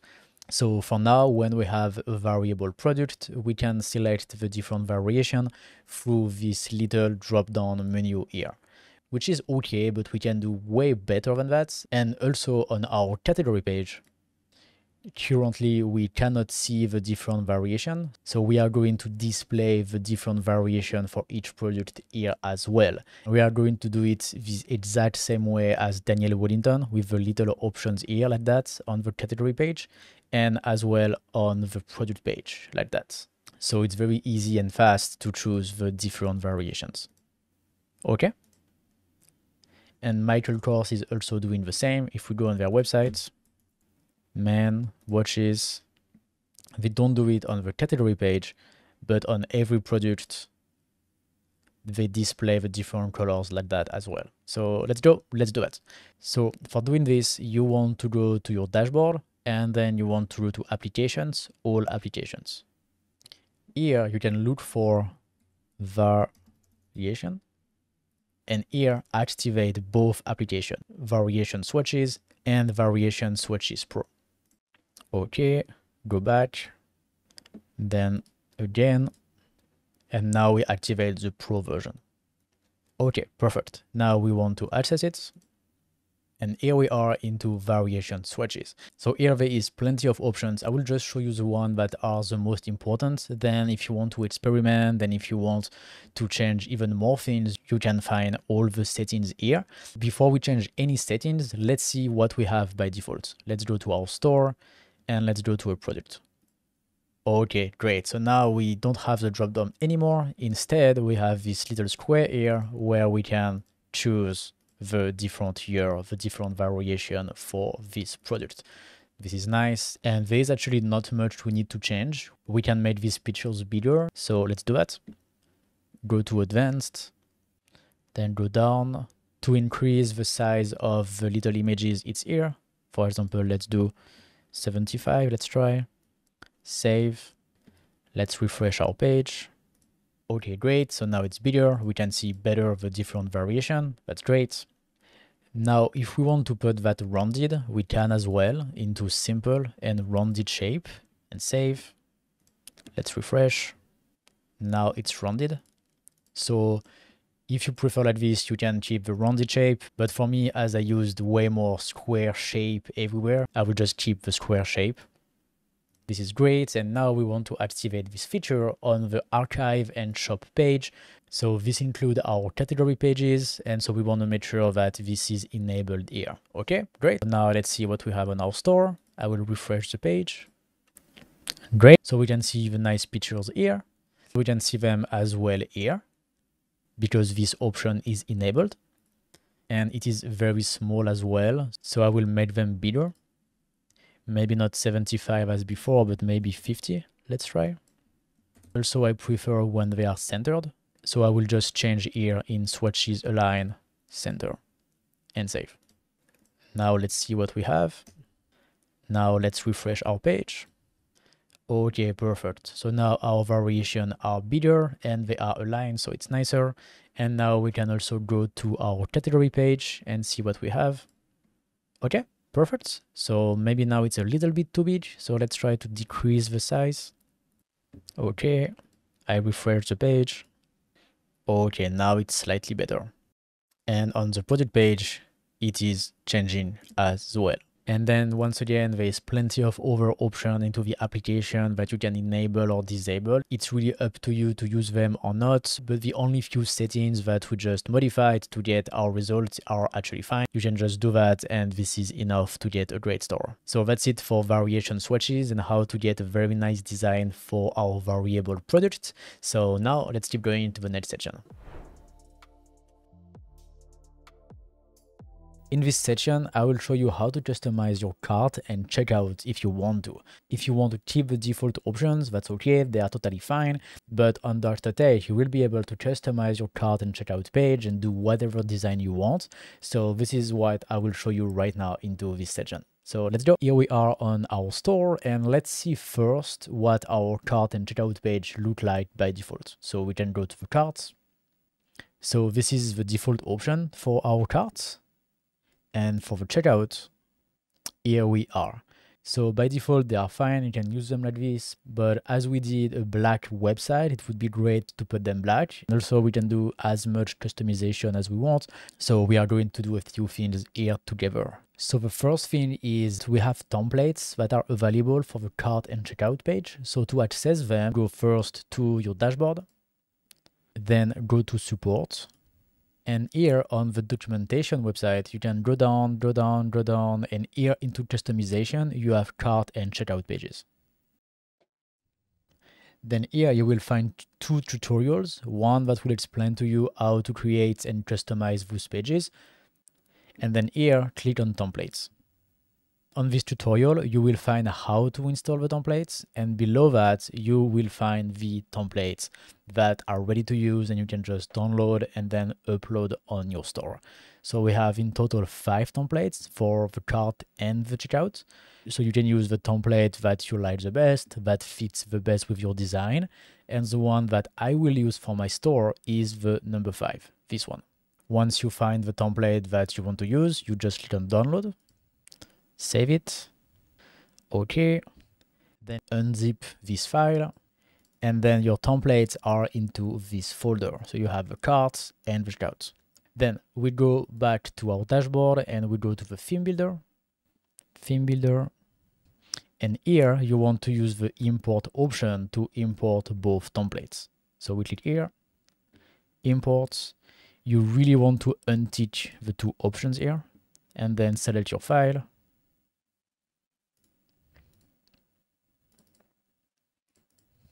And then click on import.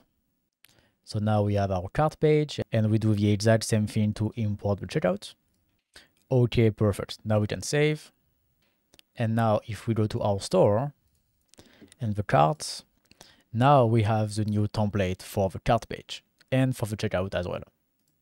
Okay, here we go. So now we just need to customize our pages to fit the design. So let's start with the cart page first.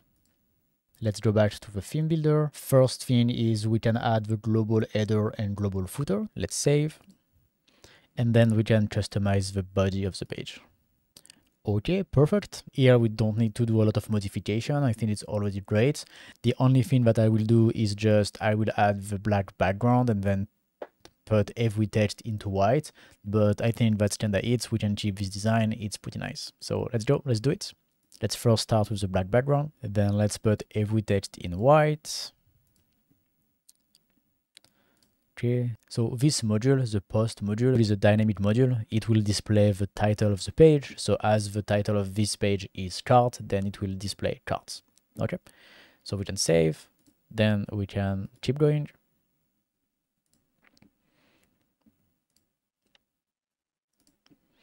Okay, then the button here.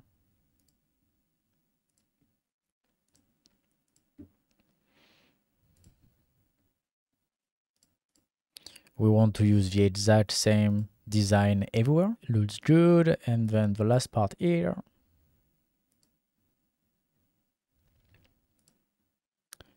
And the button below.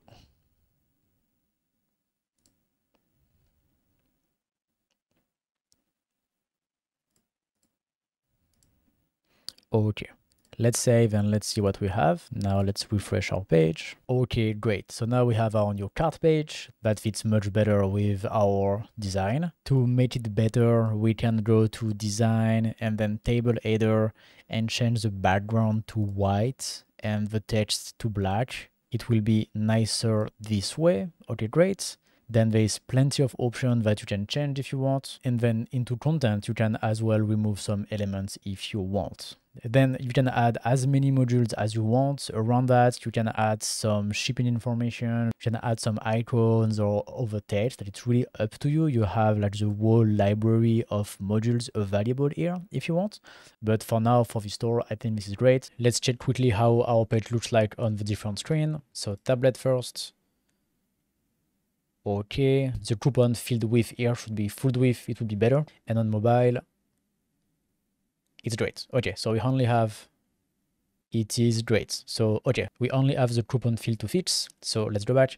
And for doing that, just go back to our help website. And then in the search, look for CSS. Then here, go to CSS snippet. And scroll down and go to cart page. And here you will find a little CSS snippet to make the coupon field full width on tablet. So just copy, go back to the theme builder, and then open the page settings, then advanced, custom CSS, and paste it here. Now, okay, it's perfect. So we can close, desktop view, and then we can save. And then when we refresh our page, and now this is what we have on our store. So perfect. I think we can keep that for our cart page. And now we'll go to the checkout. We are going to customize the checkout pretty much the same way. So let's go back to the theme builder.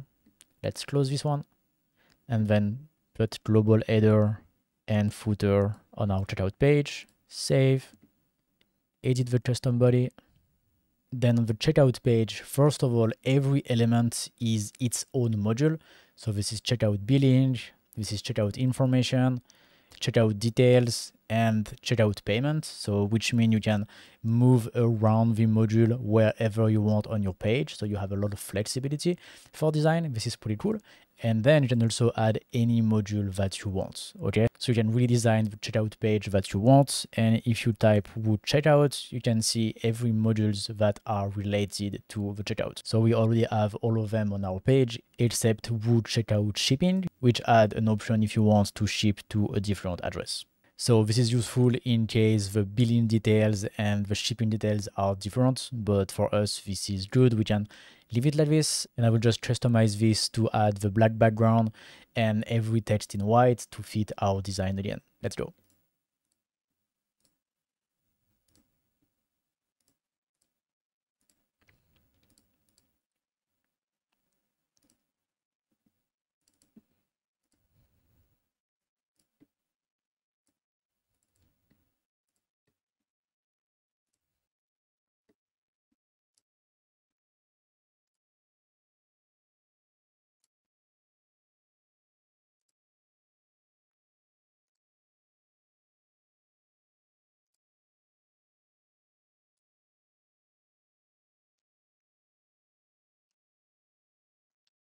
Okay, great. Now let's check how it looks like on the different screens. Tablet first. We have the billing details, additional information, order, and then we can place an order. Okay, and then on mobile, it looks the same. So okay, perfect. Let's save. Now let's see what our page looks like. Let's go to the checkout. And here we go. Now we have our checkout page that looks pretty good and that is completely customized to our store. So this is perfect. Then here we don't have any available payment methods, and we also don't have any shipping methods, which is normal because we did not configure them yet. This is something that we will do later into this course in a dedicated section. So I think for now that's good, and this was how you can customize your cart and checkout page. Once again, you can do as much customization as you want. It's really up to you, and let's go to the next section. In this section, I will show you how to create a custom product page for your subscription product. These pages are different and they need a specific design, so let's go, let me show you that. Earlier into this course, we added this product into my store, the cleaning service, and we have 3 different billing periods. We have monthly, quarterly, and yearly. And these products right now use the product template that we've built earlier together, but I would like to do a different page for this product to make it way better. In case you jump directly to this section, just make sure that you have at least 1 subscription product into your store, otherwise you won't be able to do the design of this page. So if you don't have a subscription product, just add one first. You can go back to earlier in this course where I show you how to add one. So for me, I already have one. So let's go. To do a custom page for this product, we first want to go to the theme builder, and then we want to create a new template, then build new template, and then we want to do a template for a specific product. And here we can choose our product. For us, it's cleaning service. And then click on create templates. We already have our global header and global footer. Perfect. So we can save. Now our template is created, so now let's build the page. We can add a custom body and then build custom body. Now we start on the blank page, so if you want to create your page from scratch, you can do that. But here we are going to the template, so I open the template, and then in search, we can look for product page. And here we have 20 layouts that are ready and that you can choose from. You can check the different options and see what will suit best what you want to do. The one that I will use is this one. It's a very simple one and it's great for my store. So I will click on use this layout. Okay, great. So now we have our template. Perfect. So I will directly delete these 2 modules here that we don't need. Here we have the product name. Here we have the short description. Perfect. Here we have the product image, I guess. Yeah, product image, perfect. Then I will as well delete the price here, and I will also delete the add to cart module, because instead we are going to create a nice table with the different pricing options, so it will be better. Okay, then here I guess we have the long description. Yeah, we have the description, perfect. Then here we have the product gallery. Okay, perfect. Here we have an image, okay, and here we don't need the related product, and we don't need the footer of the template neither. Okay, perfect. Then we can right now put the background to black. Then for the name, we can change to white and change the font as well. Okay. Then change as well the color of the description. Okay. Then maybe we can make this picture slightly bigger by changing the size of the columns. Like that maybe. Okay, perfect. Then what we can do is we can change this banner as well. We can put the text in white and then change the button as well. We are just going to use the exact same style as we used everywhere for all of our buttons. Okay. Maybe we can add some sort of border around. Something like that. White. 2 pixels.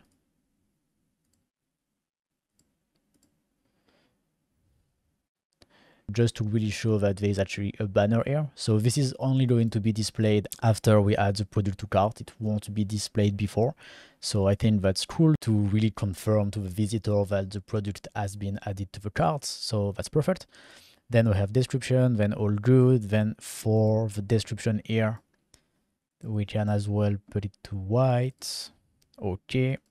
Then this one is the product gallery module. So this is good. You just need to make sure that you have images in your product gallery. So I will just save. And we are going to go into this product and check if we have images in our product gallery. So I click on edit product. I will open that into a new tab. Okay. And here into the product gallery, I don't have any images. So I will just add more. So I've just added my 2 images and then I add them to gallery. Okay, now we have our images. I will update. Okay, perfect. Now here we are going to see these images. So that's great. And here we have another image. I will just replace this image as well. So again, I have just uploaded my image and then I click here. Okay, here we go. Now we have our image here. We have our description, gallery. Okay, I think we can save and see how it looks right now. Okay, let's go to our page. I refresh the page. Okay, so here we don't see our template. It's because I forgot to save into the theme builder. The first time that we create a new custom template like that, we need to quit first and then save here as well. Save the changes directly into the theme builder. So I will do it. Now it's saved. We can go back and refresh. Now we have our custom templates. We have our cleaning service, little description. We have our longer description here. All our images are here as well. And then that's it. So, okay, perfect. Now we can go back to the theme builder and go to our templates. Now we have our page. Then you can add as much information as you want by just adding more rows, more section, more text, images, or any other module. It's really up to you. For me, the last thing that I want to show you is how to add a nice table to display your pricing. So it will be easy to understand for our visitors. So for doing that, we just add a new section, then a new row, and then the module pricing tables. Okay, here we go. So I will directly put the background to black. Okay, great. And then let's add our pricing options. So for us, we have 3 options. The first one is monthly. We can delete the subtitle. Currency is euros for us. Frequency per month. Then I don't remember what was the price of the monthly option. So we will go back to the product and it was 24 euros. Okay. 24. And then on the button, we are going to write buy now. Okay. So we can't see the button yet because we need to add the link to the button. So we are going to do it after.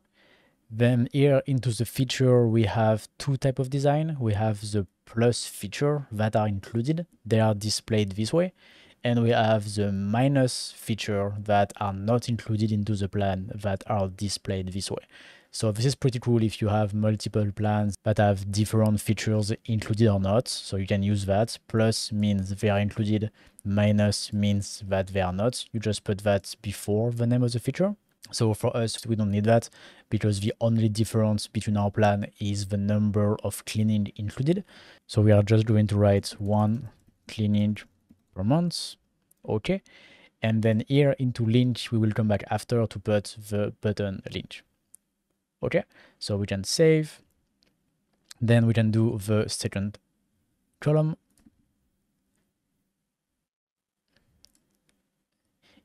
Here, the title is quarterly, no subtitle, currency euro, frequency every 3 months. The price is 59 euros. 59. Button same, buy now. And then into the body, we have 3 cleanings per 3 months. I do it very simple. The goal is just to show you things. Then link, we can do it after, and then we save. And then the last one is yearly option. still no subtitle, currency euro, frequency a year, and the price is 199. Okay. And on the bottom, same, buy now. And here into the feature, they have 12 cleanings per year. Okay, perfect. Now we want to add the link to the buy now button. We are going to have 3 different buy now buttons, one for monthly, one for quarterly, and one for yearly. And when people click on one of these buttons, we want the corresponding product to be added to their cart, right? So when they click on buy now in monthly, it will add the monthly option. When they click on buy now, it will add the quarterly option. And when they click on buy now in yearly, it will add the yearly option. And then they are going to be charged automatically based on what they chose. And as you can see, we can't add the add to cart module, so we can't do it the same way that we did for the other type of product. Here, what we need to do is to create a URL that is going to add the product to the cart automatically, and then add this URL into this button here. So this is very simple. So let's say that after the customer click on the buy now button, we want him to stay on this page, on this product page here. We can just go to this page and get the URL here. You want to copy that and you want to paste it into button link URL. And at the end of this URL, you need to add question mark, then add dash to dash carts equal. And here we need to add the ID of our product. To find the ID, it's very simple. When you are on the product settings here, you have the ID just next to the variation name, because here it's a variable subscription. We have 3 different options, and just on the left of each option, you see we have a number. This is the ID. So for the yearly option, it is 1095. So we put in the URL 1095. Great. Now, when people are going to click on the buy now button, they will stay on this page and this product will be added to their carts. So now we just need to do the same for the 2 other buttons. So I will just copy this URL, save, then quarterly, then link, and here the ID of this product is 1094 for quarterly and 1093 for monthly.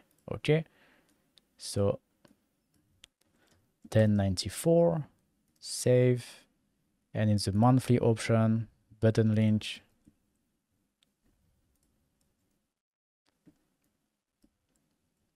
$10.93. Okay, perfect. So now we have the buy now button, and when people click on it, it will add the corresponding option to their carts. So additional little tip that I share with you, this link here can be added absolutely anywhere on your store. I call it a direct add to cart link because we can add that into any button, any image, any text, anywhere you can add the link on your store. If you add this type of link, it will add a product to the cart. Okay, perfect. Now the last thing that we need to do is the design of this table, which currently is not very nice.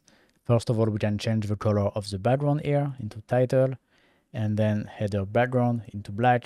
It will be nicer. Then we can create the same button as we have everywhere into button, custom style, button text white, button background black, button border with red. We want just 2. Okay, great. Then what we can do as well is to highlight one option. So for example, if we want to highlight the monthly option, we can go here into monthly, design, layouts, and make this table featured. So now it will stand out compared to the other one. So most of the time in this type of table, it's the one in the middle that is featured. So we can do that. Okay, and so now it's better. Then let's see for now how it looks on our store. We save. Let's refresh the page. Okay, we have our page, and then here we have our table with the different pricing. It's nice, but I think we can do a much better design. So let's do that. Let's go back to our theme builder. And actually, I will change the background to black. Okay, then I will change the title background to white. Then change the text to black. Okay, then we can change everything here to white.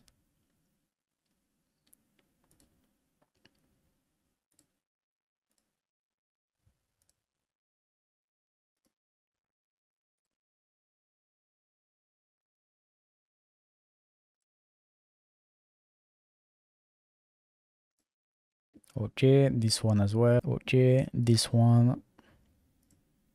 Then the little bullet here as well. Bullet, white. Okay, this is much better like this. Let's save. Okay, let's refresh our page. Okay, now it's nicer. Now let's just have a look at how our page looks like on the different screens. So let's go to tablet first. Okay, so that's good. We have our product image here. Then here we have another image. That's maybe a bit too much to have two images like this in a row. So I will just disable this one. Right click, disable on tablet and mobile. Okay. Then we have the description, then the gallery, that's fine. And then here we have the pricing table, and we can see that the design is not good at all. So we need to fix that. But before we do that, let's check on mobile quickly. Okay, for mobile, this is okay. Maybe we can reduce the size of these texts. Text size, phone icon on phone, and then reduce slightly. Okay, better. Let's save. Then we have our image. This one is disabled already. Perfect. Then our gallery. And then here our pricing table is fine. So we only need to fix our pricing table on tablets because this design is not good. And so for doing that, we have a little piece of code that is ready for you. And you can just get it on our help website. So just go back to the dashboard and then support. And then here just search for CSS. Then go to CSS snippet. Then go down on the page. And you will find a snippet for the pricing table module. This is what we want. You can just copy this one, copy, go back to your theme builder, then open the page settings, advanced, custom CSS, and here paste the CSS snippet into the custom CSS. Paste. It's possible that for you as well, you can't see the preview in real time. It's because when we do big modification like that, sometimes it doesn't render in real time, but it's going to be okay, and we are still going to verify it. So first, let's save. Okay, great. Now let's go on our page and let's refresh. Perfect. Let's first verify that nothing moved on desktop. Okay, good. And then it's possible to preview how your website looks on the different screen directly inside your browser. So here I'm using Google Chrome. On Google Chrome, it's very easy. You just need to right click on your page and then click inspect. And then you can see directly how your page looks like on the different screens, and you can select the screen directly here on top. If you are using a different browser, then you can just do a quick Google search and check how to preview a website on different screens for your browser. Or if you have a tablet, you can just use it as well to preview your site. And for the phone preview, you can use your browser as well, or you can use your phone directly. So let's check now what we have. Let's start first with the phone, which is fine for us. Perfect.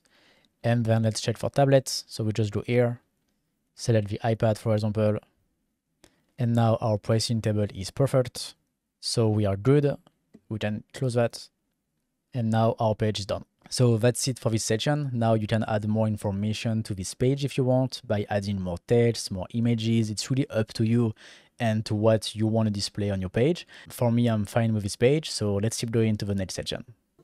In this section, I will show you how to add more pages to your store. For example, an About Us page, a Contact Us page. I will show you how to add them, how to customize them, and we are also going to talk about the important pages on your store, like the leader pages.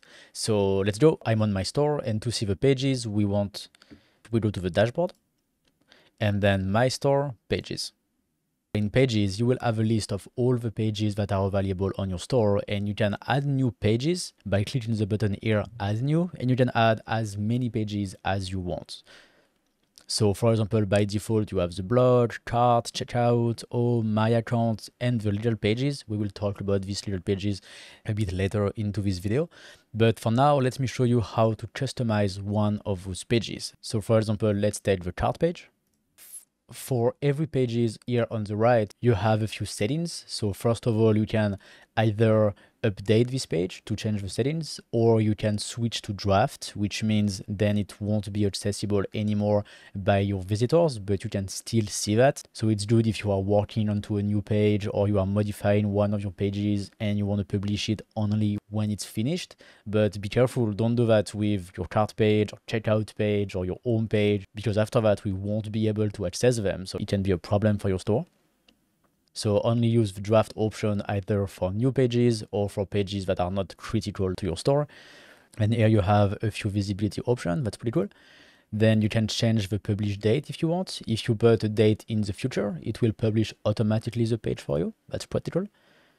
Then here you can create multiple templates if you want. We are not going to use this because we are going to use the Visual Builder instead. It is a more powerful tool.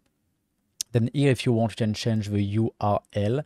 You can change the permalink of your pages. So for example, right now, the permalink of our cart page is cart, so which means the full URL of this page is our domain /cart.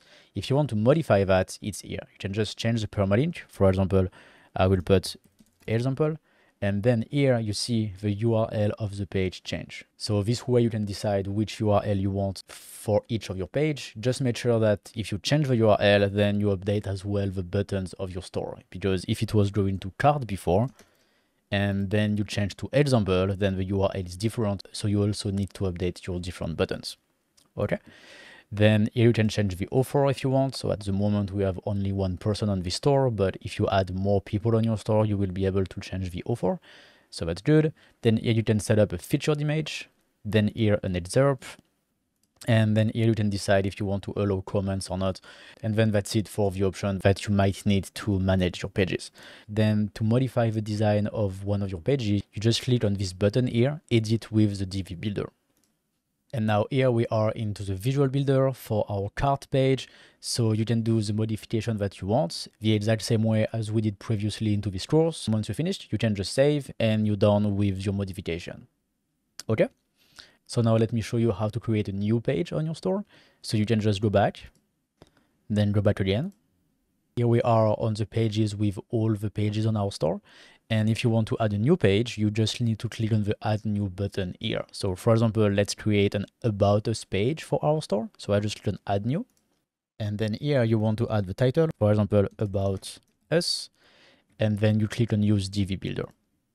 Here we arrive in the Visual Builder for the first time for this page. So we have the three options. Either we can build from scratch, choose a pre-made layout, or clone an existing page. So as this is a new page, I will use a pre-made layout for this one. Then here we have the list of all the templates. And then here you have basically two choices. Either we can go to our theme and then use the About Us page of our theme. Okay, so this page is already done. We can use this layout here. Or you can also just look for all the About Us page that are available in the templates.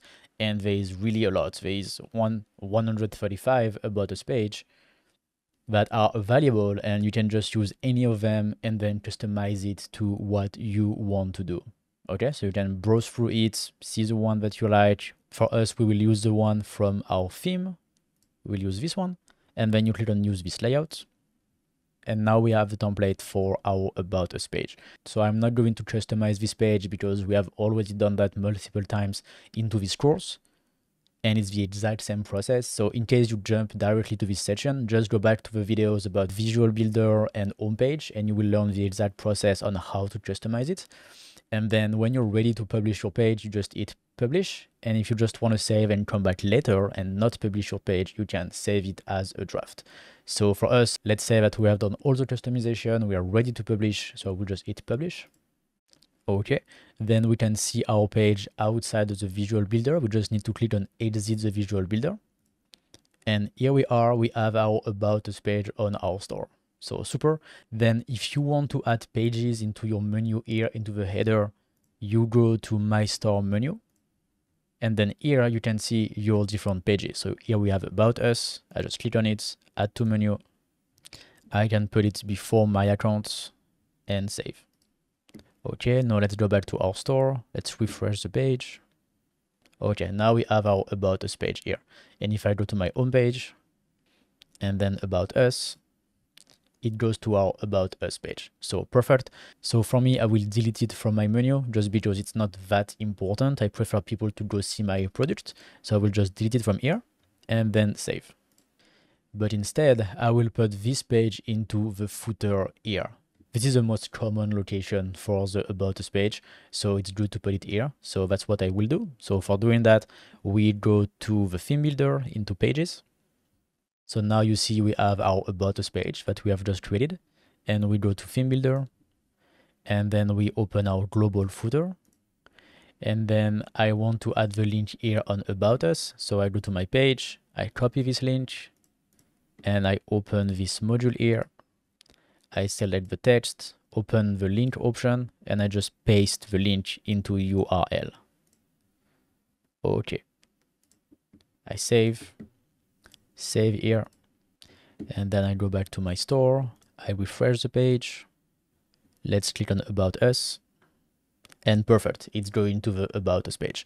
So then the exact same way you can create as many pages as you want. For example, you can do a Contact Us page, and you can do other pages like our story or whatever you want to create basically on your store. With Dart.text, you can create as much pages as you want.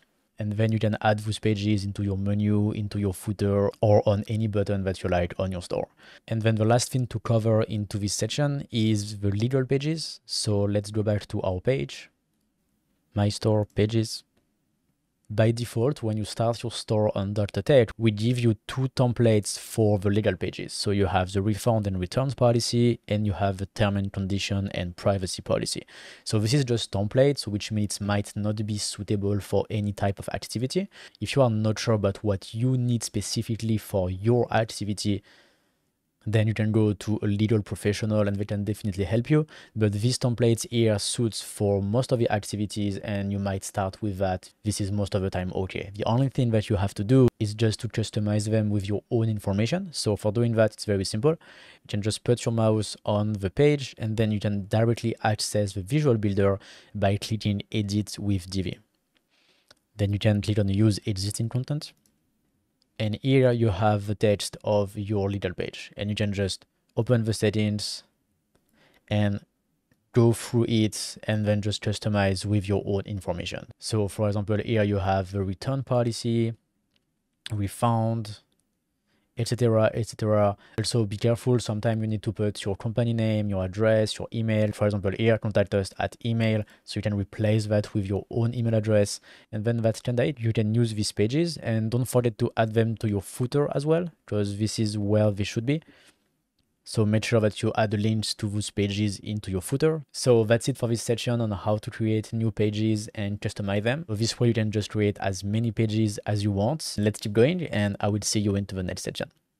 In this section of the course, I will show you how to add a blog on your online store. Not every e-commerce store has a blog, so if it's not something that you want to do, you can just skip this section, or you can come back to it later. But if it's something that you want to do, I will show you how to create blog categories, blog articles, a blog page, and also we are going to design all of those pages together. So let's go, let's start.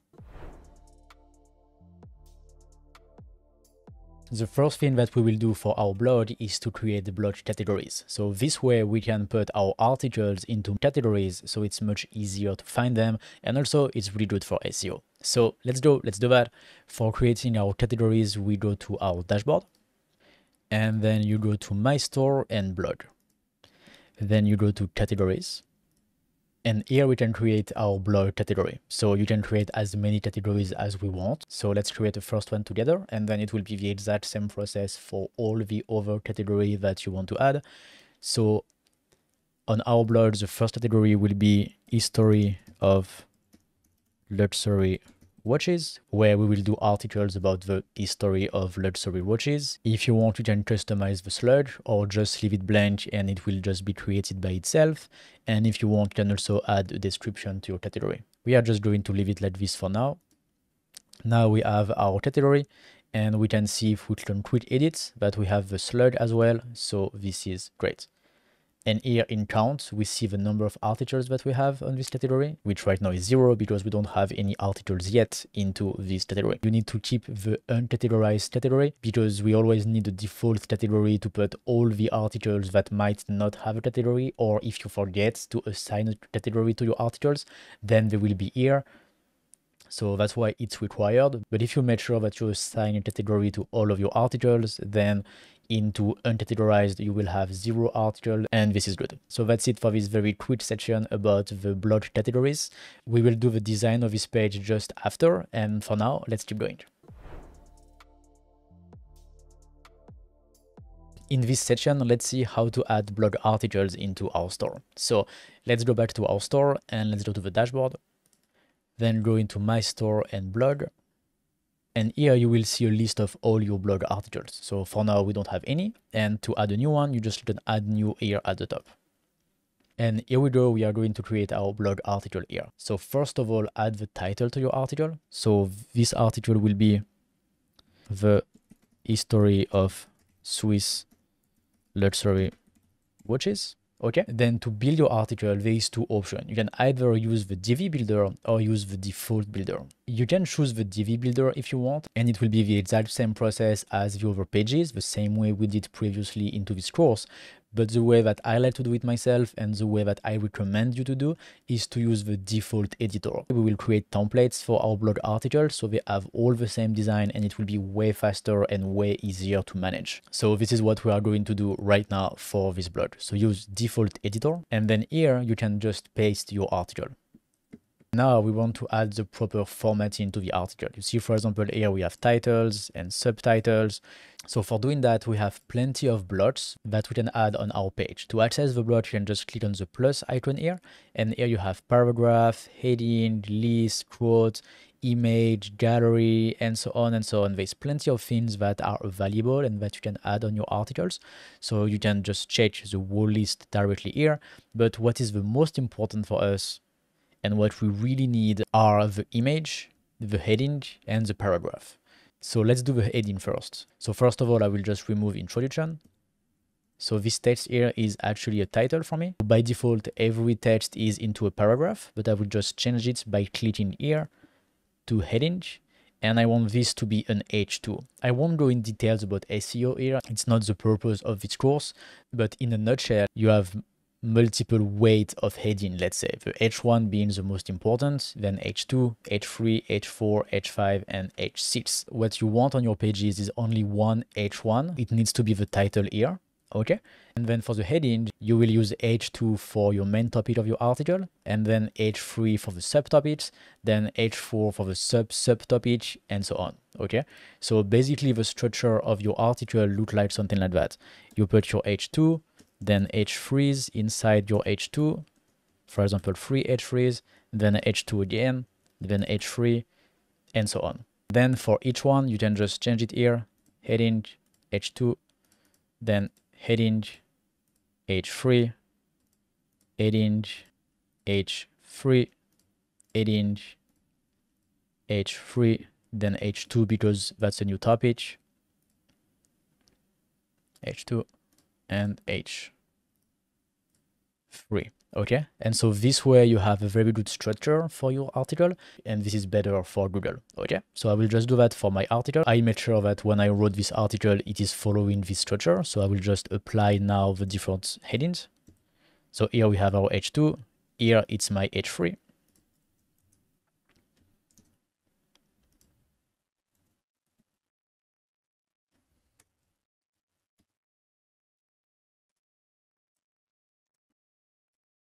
H3, then this is an H3 again.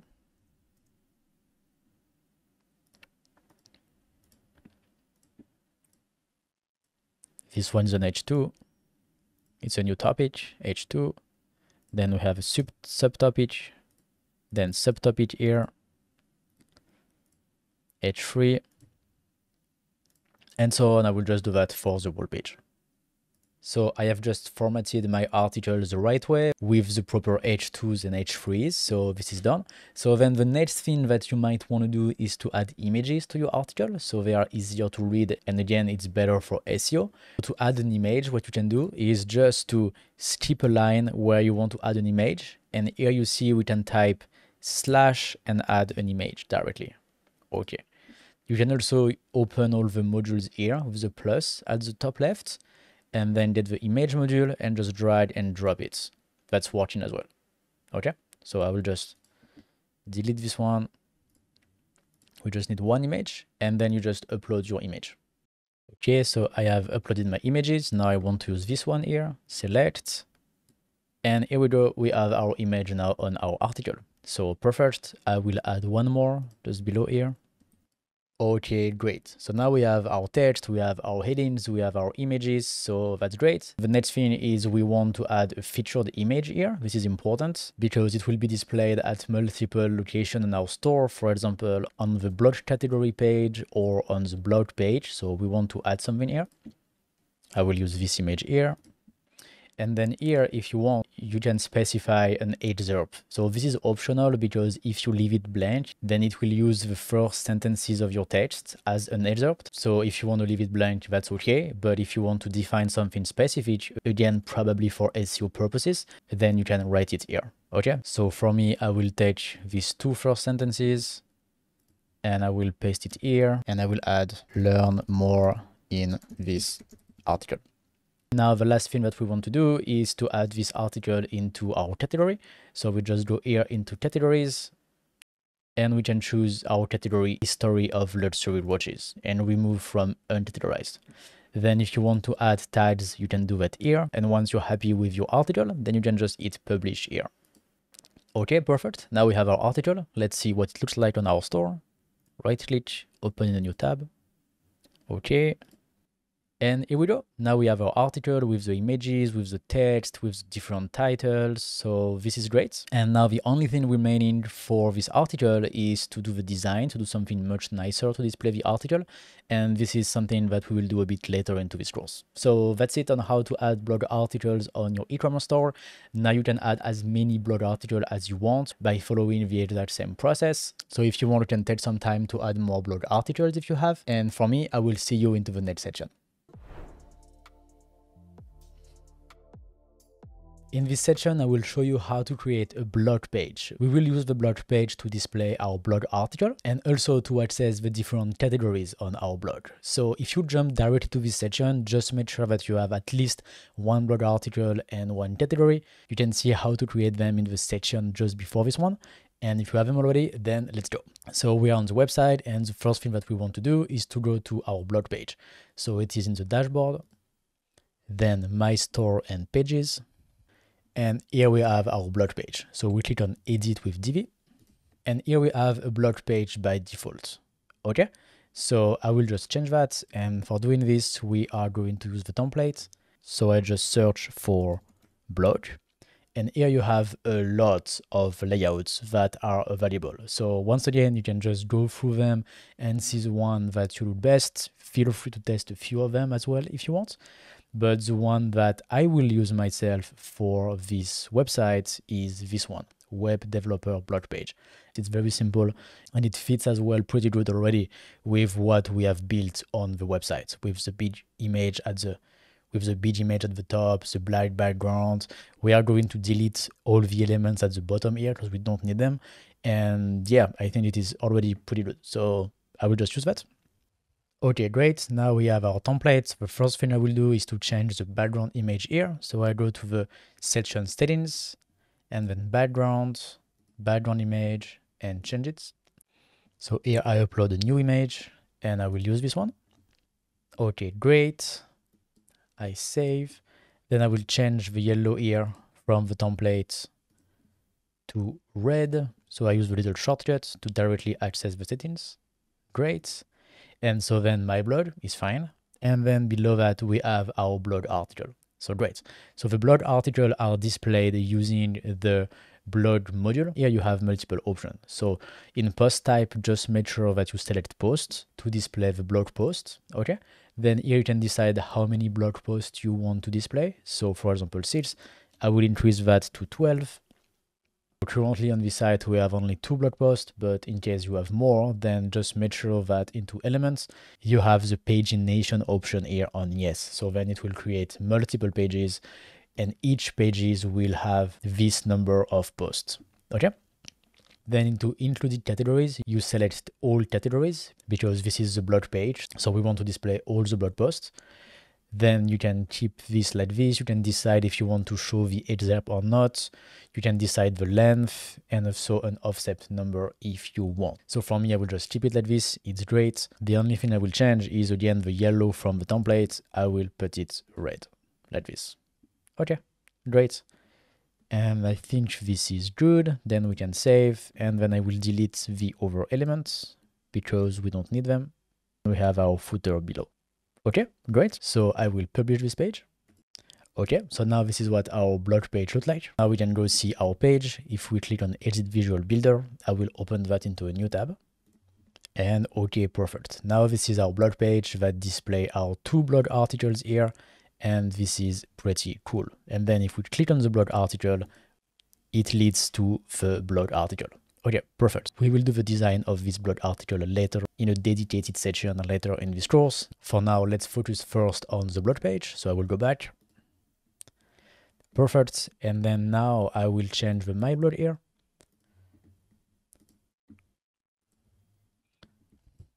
I will put the name of the brand. Okay, great. I will save that. And then I will add 2 things. The first thing I will add is a little menu here to show the different category that we have on our store. And I will also add the breadcrumbs. So then it's really easy to navigate on the website from the blog. Okay, so let's do that. First of all, I will save. And let's go back to the dashboard. Okay, then first I will create the menu to display our different categories. So I will go to my store and menu. And I will create a new menu. For the menu name, I will put blog menu. Okay, create.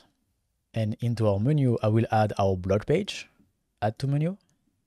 And I will also add all our blog categories. So for now, we have only one, history of luxury watches that we created. So I will add this one. But if I add more categories or later if I add new categories, then I would add them here the exact same way. Okay. Then when we're done, I will save the menu. Okay, perfect. Now we have our new menu, blog menu. And then for the breadcrumbs, we need to activate an application. So we go to applications and all applications. And then you can look for breadcrumbs here. And search. And you activate this application, breadcrumbs Divi module. So perfect, now we have everything that we need. We can go back to our visual builder on our blog page. So little tip, when you are on the page like this, you have enable visual builder here on top of the page. So you can also access the visual builder directly from here. So I will do that. I will open that into a new tab. And here we go. Now we are into the visual builder. And so the first thing that I will do is to add the menu category here just below this little divider here. So when you click on it, you see it's hard to access the little gray plus to add a new module. So this is because it's just behind the green plus from the row. So if that happens, you can open the wireframe view here. And then here you have your different rows and modules. So we have our divider here. We can add our module here. So I will do plus, and we want to add a menu module. And into menu contents, we want to select the blog menu here. Okay. And then we can go back to our desktop view and we have our menu. Perfect.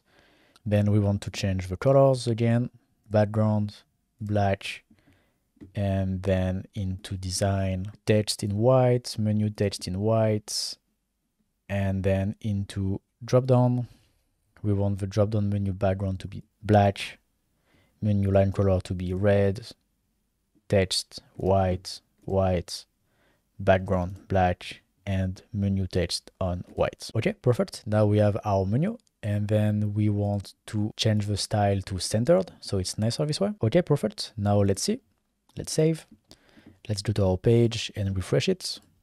And perfect. Now we have our menu that display our different categories. So that's very nice, perfect. And then the next thing that we want to do is to add the breadcrumbs. So I will add them here, just above our articles. This is most of the times the place where you can find breadcrumbs. So that's why I'm just following best practices. So for doing that, we add the module breadcrumbs like this. And here there is not much that we need to do, just change the colors. We want to do everything white, or maybe the last one only. And the other one, we can make them a little bit gray like this, so it shows that we are on the last page. So this is cool. So I will save that, and then we can drag it above our article. Great. And also we can add a little divider below. We change the color to white. And then we can do a little separation between both. It's nicer this way. Okay, we save. Okay, great. And then if we refresh the page, now we have our menu that goes to our category pages. We have our breadcrumbs and we have our article below. Now the last thing that we want to do is to add this blog page in our footer on the blog item here. So for doing that, we go to the theme builder, my store pages, then theme builder, and then global footer. And then we want to modify the blog module here. Select the text, open the link option, and paste here the URL. So we go back to our blog page, copy the link, theme builder, and paste the link here. Okay, then save, save. So that's it for the blog page. If you want to do more customization, then you can. It's really up to you. And I will see you in the next section. Now that we have some blog articles, we have our blog page. Now it's time to design our blog category page. So this is what we're gonna do now. Again, if you jump directly to this section, just make sure that you have at least one blog article into your store. So let's go. Here we are on the blog page that we designed just in the previous section. So that's great. And if we go to the blog category page, this one, History of Luxury Watches, this is the design that we have by default. So we can definitely do better than that. So I will go back to the theme builder. And here into the theme builder, we want to create a new template, build new template, apply this template to all category pages here. Create template, then save, and then we create a custom body. Now we can access the template again. And for me, I will use the exact same template as we use for the blog page. You can use another template if you want. Again, there's a lot of options, but for me, just to keep it consistent, I will use the exact same one. So I will search for blog, and the one that we use on the blog page is this one, web developer blog page. Okay, I will use this layout. Okay, great. So here we are going to do almost the same modification as we did on the blog page, but with a few little differences. So let's go. First of all, I will delete the module that we don't want. Okay, and then I will change the picture here. We will use the same one. Okay, we will change this to red. Okay, then here in the title, we need to use a dynamic module because we want to display the category name here, and so it needs to change for every category. So instead of this text module here, I will add a post title module. Okay, then into the post title settings, we want to show the title. Okay, we don't want to show the meta, not the featured image. We only want to have the title like this. Then we can align center, change the color to white, and make it bigger. Okay, so we can check what is the size of the text here. We can just save it here, then open the text module, then use the pencil icon as a shortcut. And then here we can see that this heading is in 75 pixels. Okay, so we can put 75 here as well.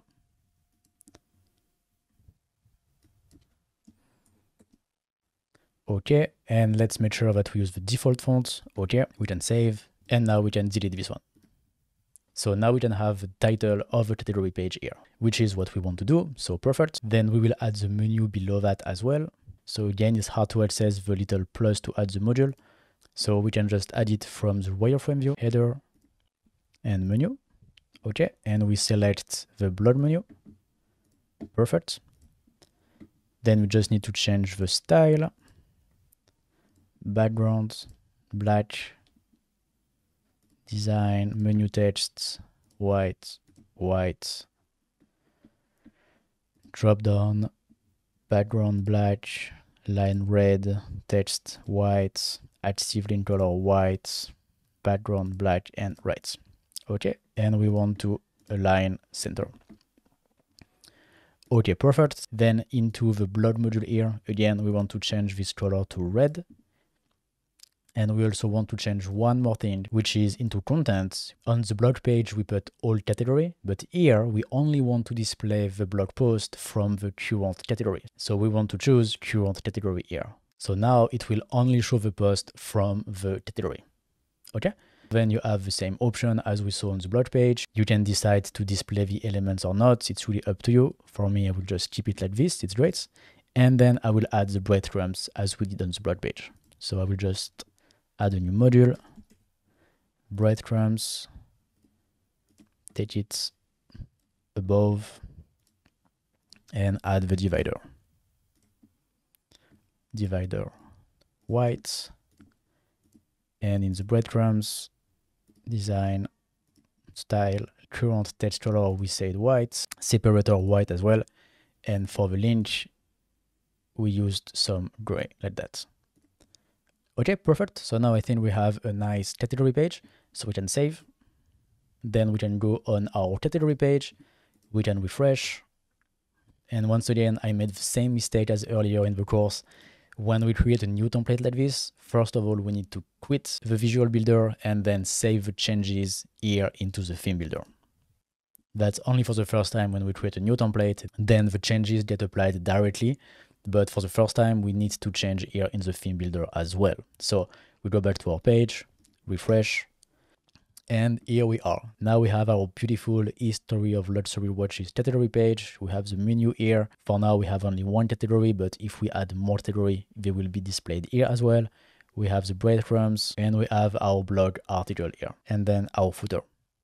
Okay, perfect. And when we click on the article, we arrive on the article page. And the design of this page is what we will do in the next section. So that's it for the blog category page. Now let's go to the next section. In this section, I will show you how to design a very nice blog article page. If you jump directly to this section, just make sure that you have at least one article on your online store.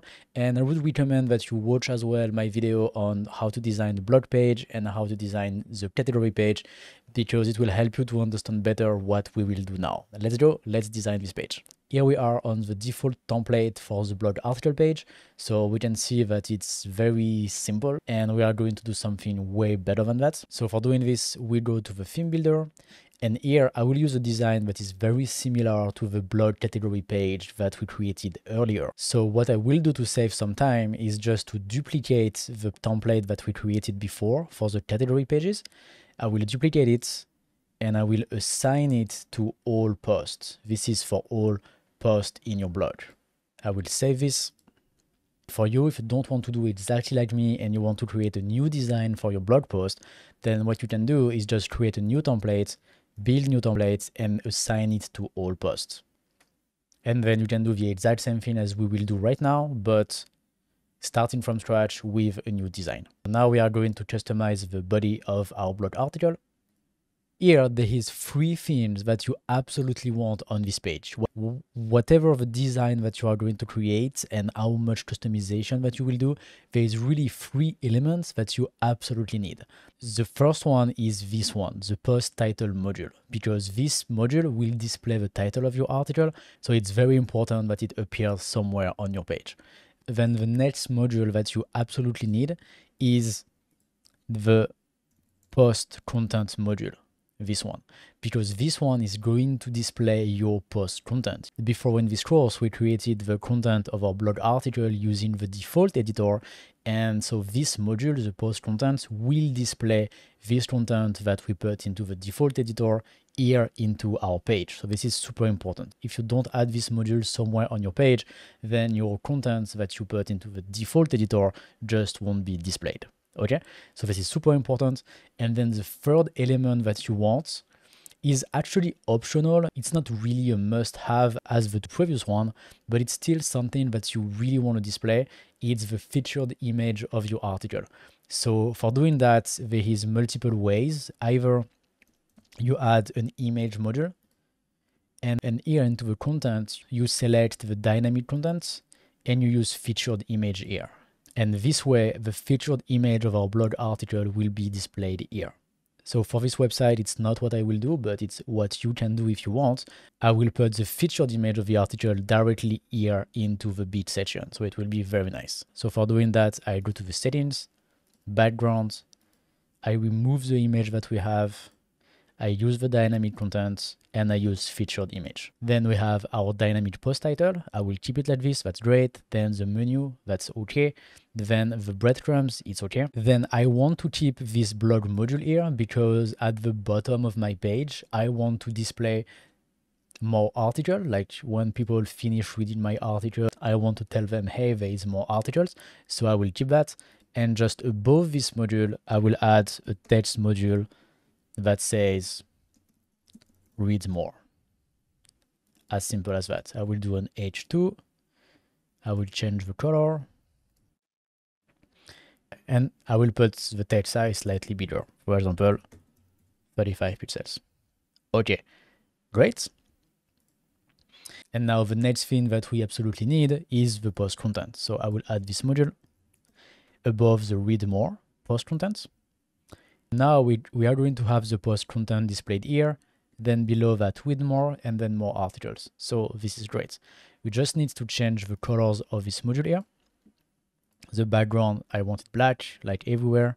And then I also want to change the color of the text. So color of the heading. So here you see we can change the color of the heading, and actually we can change the color of every subheading as well, H1, H2, H3, all the way to H4, which means I want to use all of them white. I need to put white in every section.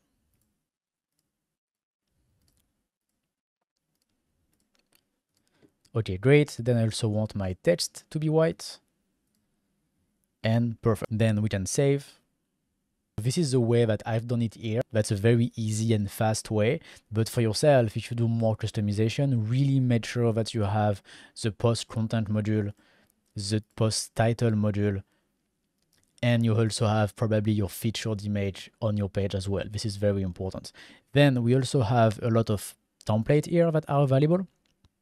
If you type post, you will find them. So you can use them if you want. Just make sure once again that you have the post title, the post content, and the featured image on your page. And most of the time they are not included into this template. So yeah, just keep in mind that you absolutely need these modules on your page. Then we can save. Now I won't do the same mistake. I know that we need to go out and save into the theme builder as well. Okay, perfect, it is saved. So now we can go to our article and we can refresh the page. Okay, perfect. So I think this is very nice. It's really cool. So we have the title of our article. We have the featured image in the background, which is amazing.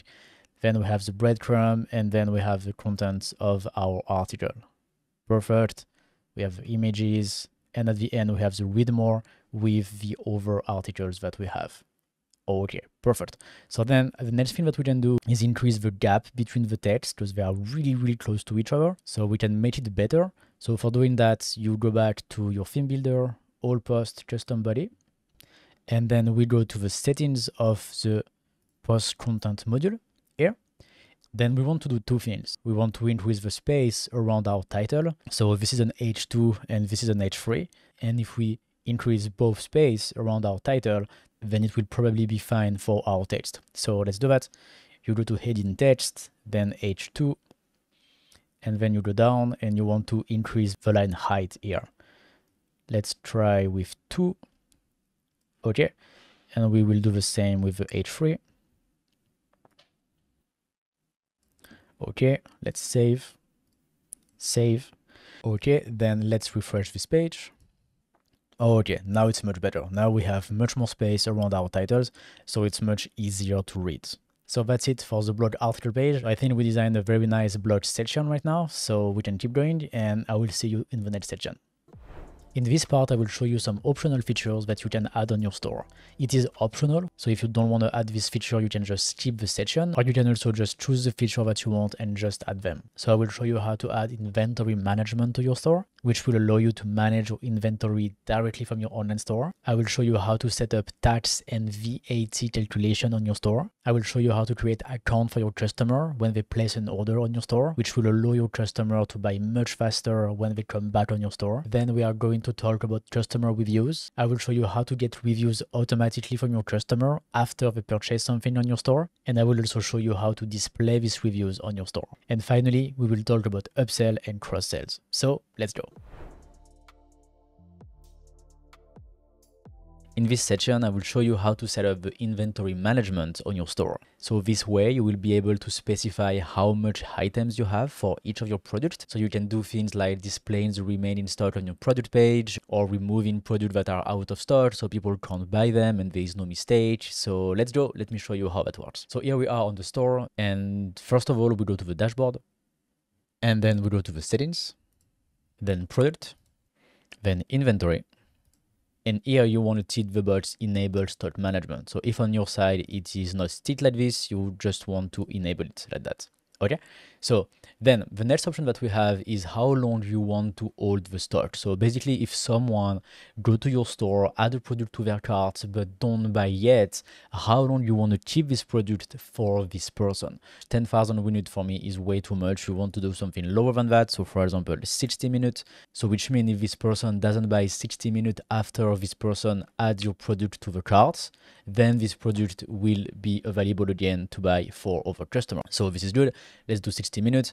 Then you can enable notification to yourself when you have a product that is low in stock and when it's out of stock. So that's pretty cool. Here you put your email address.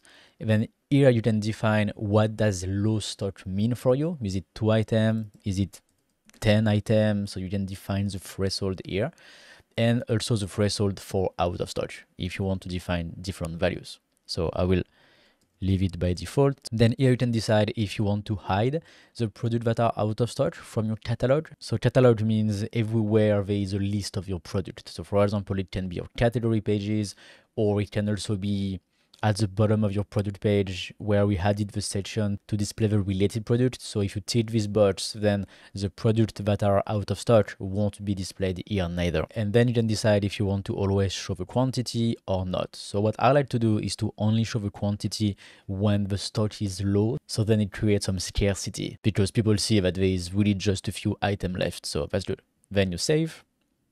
And then we can go to the product and we will find some more settings there to manage the inventory per product. So let's go to product, all products. So first, let's check for a simple product. So for example, our boot here. Then you can manage the inventory of this product here into the inventory tab. First of all, you can define the SKU if it's something that you have and that you want to use. And then you can track stock quantity for this product. Then if you don't want to track the stock quantity for this product, you still have 3 options: in stock, out of stock, or on back order. So this way you can manually control the status of your product, but you can also track the stock quantity by just enabling this feature here, and then you can enter the stock that you have. So for example, we have 100 of this book, and we can define if we want to allow the back orders or not. For me, I will allow them. You can define different low stock threshold if you want, or just keep the one that we have set up into the global settings of the store. And then if you want, you can also limit the purchase to 1 item per order if it's something that you want to do. And then once this is done, you just save. And here we go. It's that simple. Now we have 100 items of this product in stock. When somebody buys, the quantity will go down automatically. We will receive an email when we hit the low stock threshold. And as we enabled back orders, then people will still be able to buy. So that's it for inventory management. So let me just show you quickly how it works for variable products. So let's open a variable product. When you have a variable product, you can either enable stock management for all the variation. So if you go here into inventory and then track stock quantity and you put something here, it will include all the variation. So for example, if I put 100, as I have 3 variation of this product, then it will be 100 in total for the 3 variations. Okay, if you want to specify different stock quantity for each variation, then you just enable manage stock here. And now we have the exact same settings, stock quantity, back orders, low stock threshold, but for this specific variation. And you can do that for each of your variation. So this way you can manage the stock of each of your variation independently. That's it for the inventory management. By just following these few steps, you can manage your inventory automatically on your store. So let's keep going and I will see you in the next section.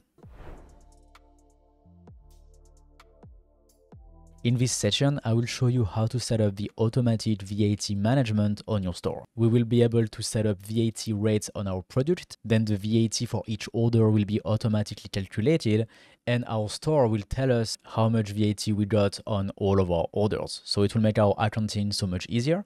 Also, we will be able to define different VAT rates per product or per country or per zip code, like there's plenty of options. So let's go, let me show you that. So here I am on my store, and for doing that, go to the dashboard, then into settings, scroll down and enable the settings, enable tax rates and calculations, then save.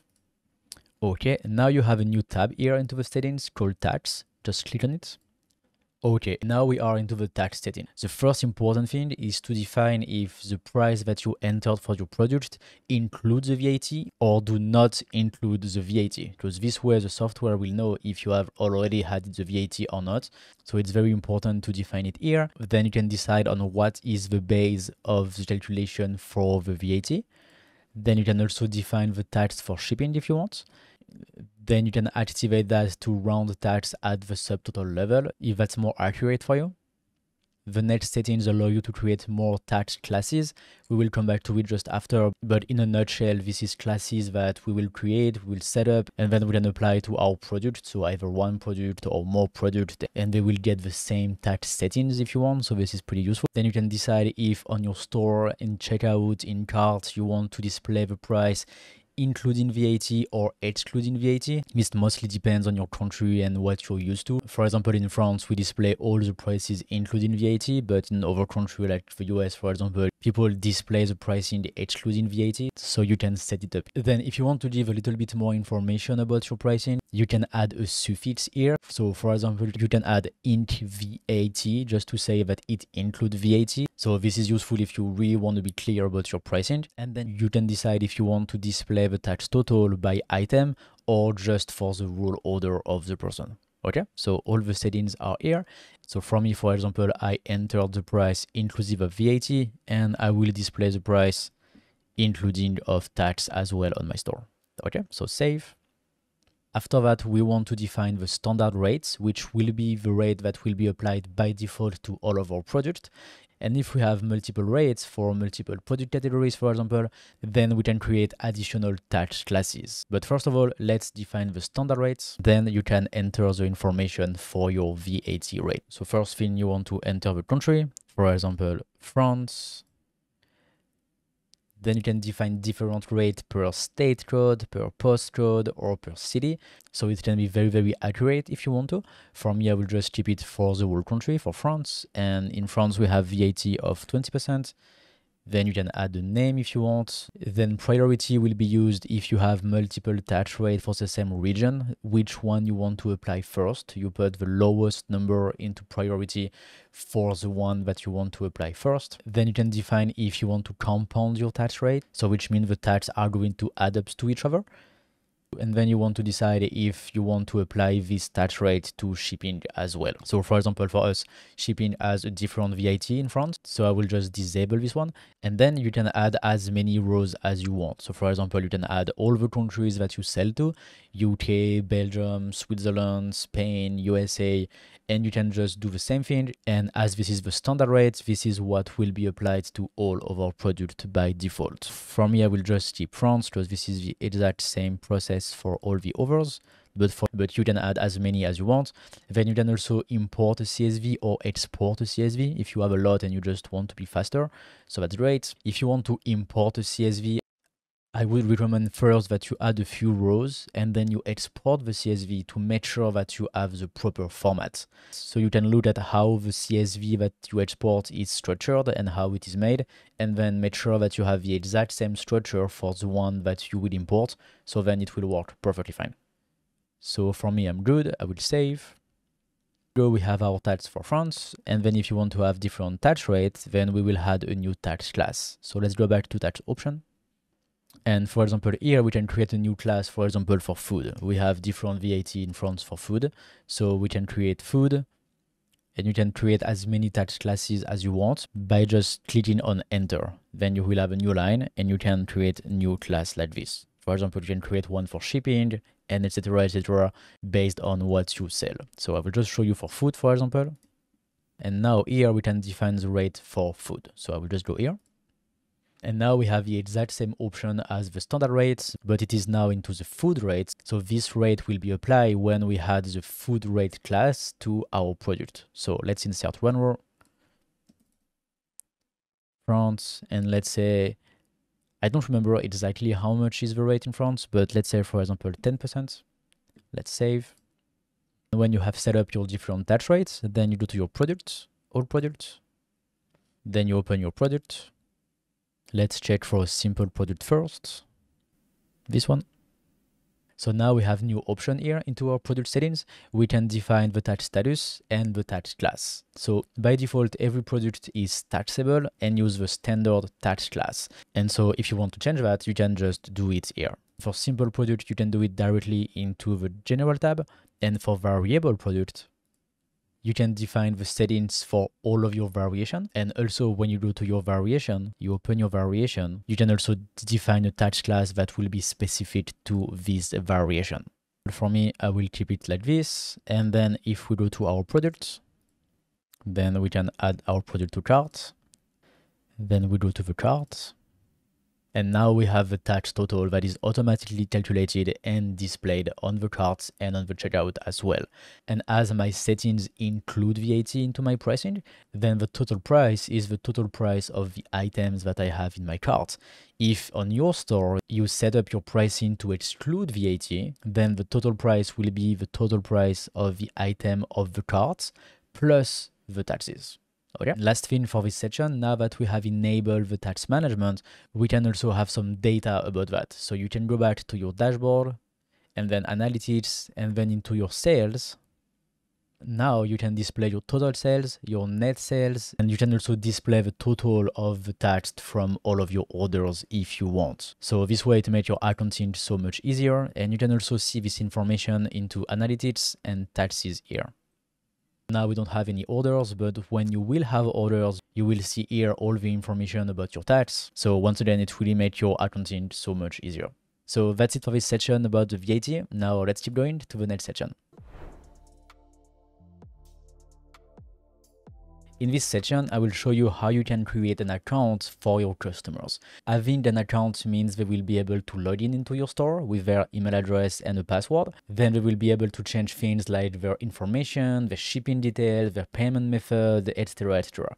Which also means that if you enable this feature, if you create an account for your customer, then you will save this information. You will save the shipping details, you will save the payment information. So when the customer comes back, he will be able to place an order so much faster than the first time because his information are already saved. Plus, we can create an account without adding an extra step on the checkout, which means creating an account for your customer can be very simple, very quick, seamless, I would say, and it doesn't add extra work at the moment of a checkout process. So it's very cool. To me, there's a lot of advantages of doing that. So if it's something that fits your business, then this is something that you probably want to do. So let's go. Let me show you how it works. Here we are on my store. First thing to do is to go to the settings. So we go to the dashboard, then settings, and then accounts and privacy. Then here you will find the different settings to enable or disable this feature. So the first option is regarding guest checkout. Do you want people to place an order without creating an account? And do you want people to be able to log in your store during checkout? So if you create an account for your customer, you definitely want to check these bots so people can log in and access their information. Then you can let people create an account during the checkout process and on the My Account page. So most of the time, we only want them to create an account when they buy something. For e-commerce, we don't need people to create an account by themselves on the My Account page. It doesn't really make sense. They will use the My Account page to see their orders, to change their details and things like this. So if they don't place an order, it doesn't really make sense for them to have an account. So from here, we'll leave the settings like this. But if it's something that you want to do, you can enable it here. Then to make the checkout process faster, then you can enable the next settings.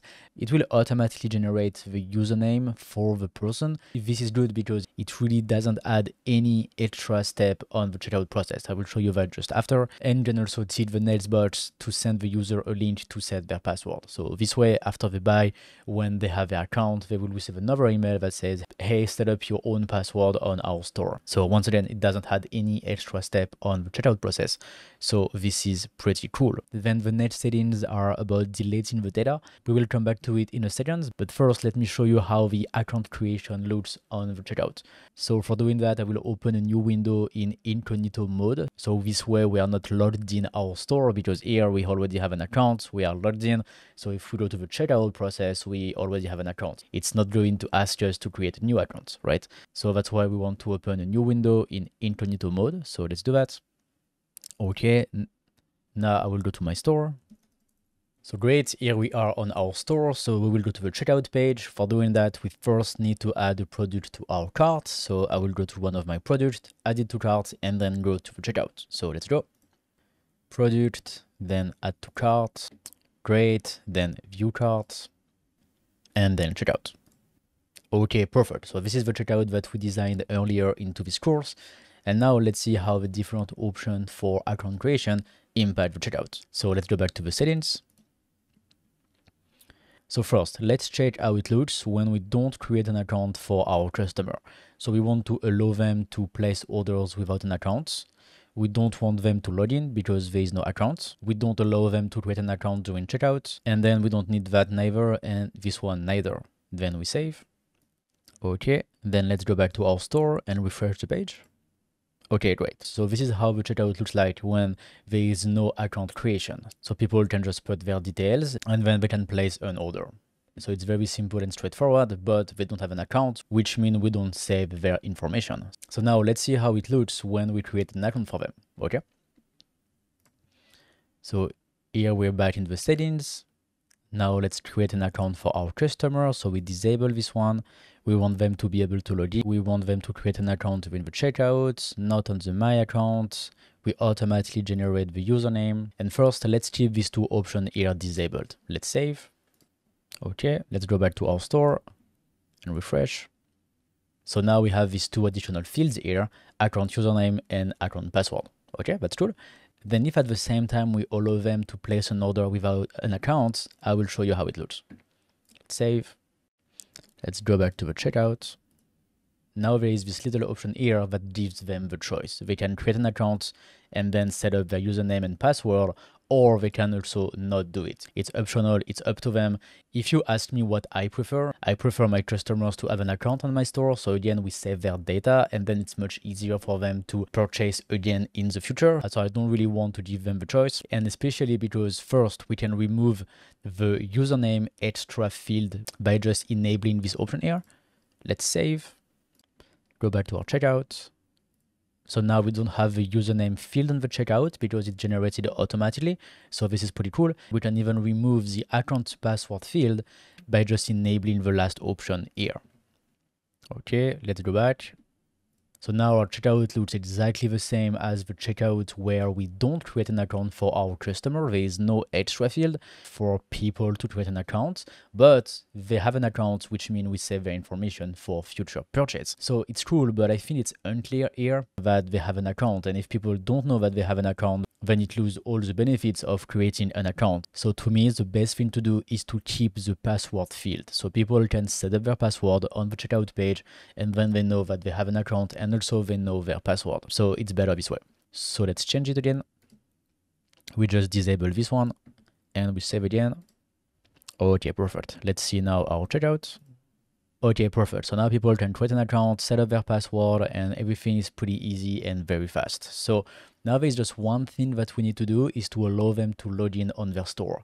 As we did a custom checkout page previously in this course, we did not add the module that allow people to log into their store. So if on your store you did not customize the checkout as much as we did, you might have the option already on your checkout that lets people log in to their accounts, so that's good.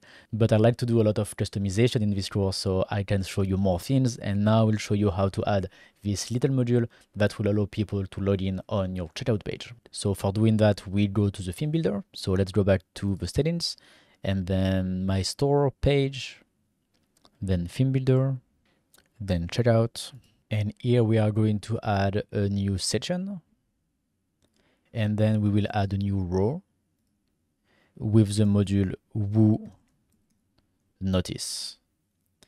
And we will choose page type, we will choose checkout page. Okay, we just need to change the color. White. Then body text in white. Then we can change the little star here in red. Okay, then we can change the button style to match our button. Okay, text in white, but border in red. Okay, and also into body text, into the link color, we can change the link text color to red. Then we just need to make sure that here into the field, the placeholder is white, but the text is in black. Otherwise, it's not going to work. So, okay, we just put the text in black, then we save, and we take this row on the top. Okay, perfect. So here it's all open, so we can see how it looks like, but on our checkout page, it will be closed, it will be nicer. So let's save it. Okay, great. Now let's go back to our checkout page. Let's refresh. Okay, perfect. So now people can log into their account. They just need to click here to log in. They can enter their email address, their password, and then they can log in. So perfect. And also we have coupon enabled on our store. That's why they can also apply a coupon to their order. We will cover the coupon later in this course, and we will see how to enable or disable them. Okay, perfect for that. We can go back and close the Visual Builder. Then we can go back to the settings, accounts. Now we have done the process of people creating an account on our store. Then you can see all your user list and all the people who have an account on your store by just clicking this button here, Access User List. For now, we don't have any customers on our store, so that's why there's only me into this list. But once we will get orders and customer, everybody that has an account on our store will be displayed here into this page. So that's cool. We can go back. And then when people have an account on your store, they will be able to log in on your My Account page, and they will be able to see a few things. So let me show you that. Let's go to the store. Okay, let's go to the My Account page. Here on the My Account page, we will be able to see their orders, the subscription if you have subscription enabled on your store, the download they have access to. If you sell virtual product, they can change their address and their account details as well. And once again, all your customer information are saved, so then they can place an order very fast on your store. So that's really cool. And then the last thing to cover into this section are all the settings here about deleting the data that we get when people create an account. So here it's mainly to be compliant with the laws into some countries that force you to delete data upon customer request. They can ask you to delete their data, and by law you should do that. So when you do that, how do you want to manage the data, for example, of the orders? Do you want to delete them as well? So which means you won't have any more informations about like who placed this order. Also, how to do it with subscription. If you have subscription on your store, if you sell downloadable product, do you want to also remove their access? So it's really up to you and how you want to manage this data from your users. And the last settings will let you remove the personal data of your customer directly from the order page. So this way you can remove the data from multiple locations at the same time. So that's pretty cool. And with the two last settings, you can modify the default text that will be displayed when people create an account on your store. By default, this is the text that will be displayed when people create an account. If you want to change it, you can. The little privacy policy like this means that it will be written privacy policy, but when people click on privacy policy, it will lead them to your privacy policy page. So it will put the link of this page directly on your text. So this is pretty cool. So this is what we want to do, and just make sure that your privacy policy page is set up into advanced tab and here into terms and conditions. So for example, I don't have it, so I will just add it now. Okay, then save. Okay, now let's go back to our store and let's refresh the page. Okay, great. Now we have a little option here where people can agree to our terms and conditions, which is very important. So you want to make sure that you have that on your store. That's it on how you can create account for your customers and save their information for future purchase. So now let's keep going and I will see you in the next section. In this section, we will see how to add product reviews to your online store. We will see how to allow your customers to leave a review on your product and also how to display these reviews on your store. We will also enable automatic emails that we send to the customer after they purchase to ask them for a review. This is something quite important that you might want to do on your store because displaying that your products are good and that previous customers bought them and they are happy with that will definitely help new customers to buy your product. So let's go. Let me show you how that works. So here I'm on my store and first thing, go to your dashboard. Then we are going to enable the reviews. So for doing that, go to the settings, then products.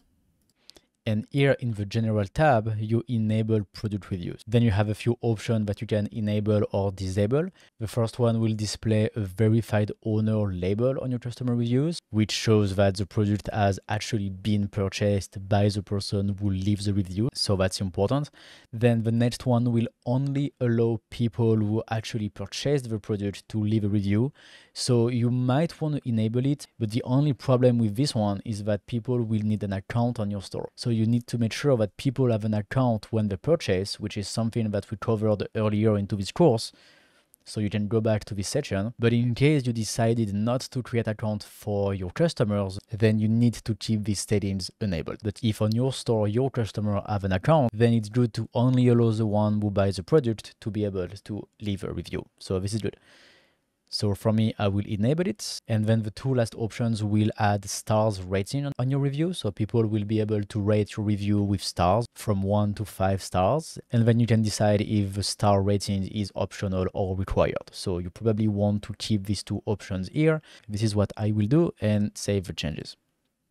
Okay, great. So now we have product reviews enabled on our store. The next thing we need to do is to enable the reviews on our product as well, because all of the products that we created before enabling the product reviews on our store will have the reviews disabled on them. So we need to enable that, but only for our old product, all the ones that we have created before enabling the reviews on our store. All the new product that we will create from now on, because product reviews is enabled, then the reviews for those products will be enabled by default as well. So let me show you how to enable or disable the reviews on specifically one product. So for doing that, we go to products and all products. Then you go to your product settings. And then here into the data, you go to advanced. And here you can enable the reviews or disable the reviews for this specific product. Once again, all the products that we created so far on our store have been created before we enable the reviews, which means for all of these products, enable reviews will be disabled. So option number one is we can enable the reviews on our product and then update. And we can do that for every product that we have, but we can also do it in bulk for all of our products. Let me show you how. Go back to all product page. Then select all of your products.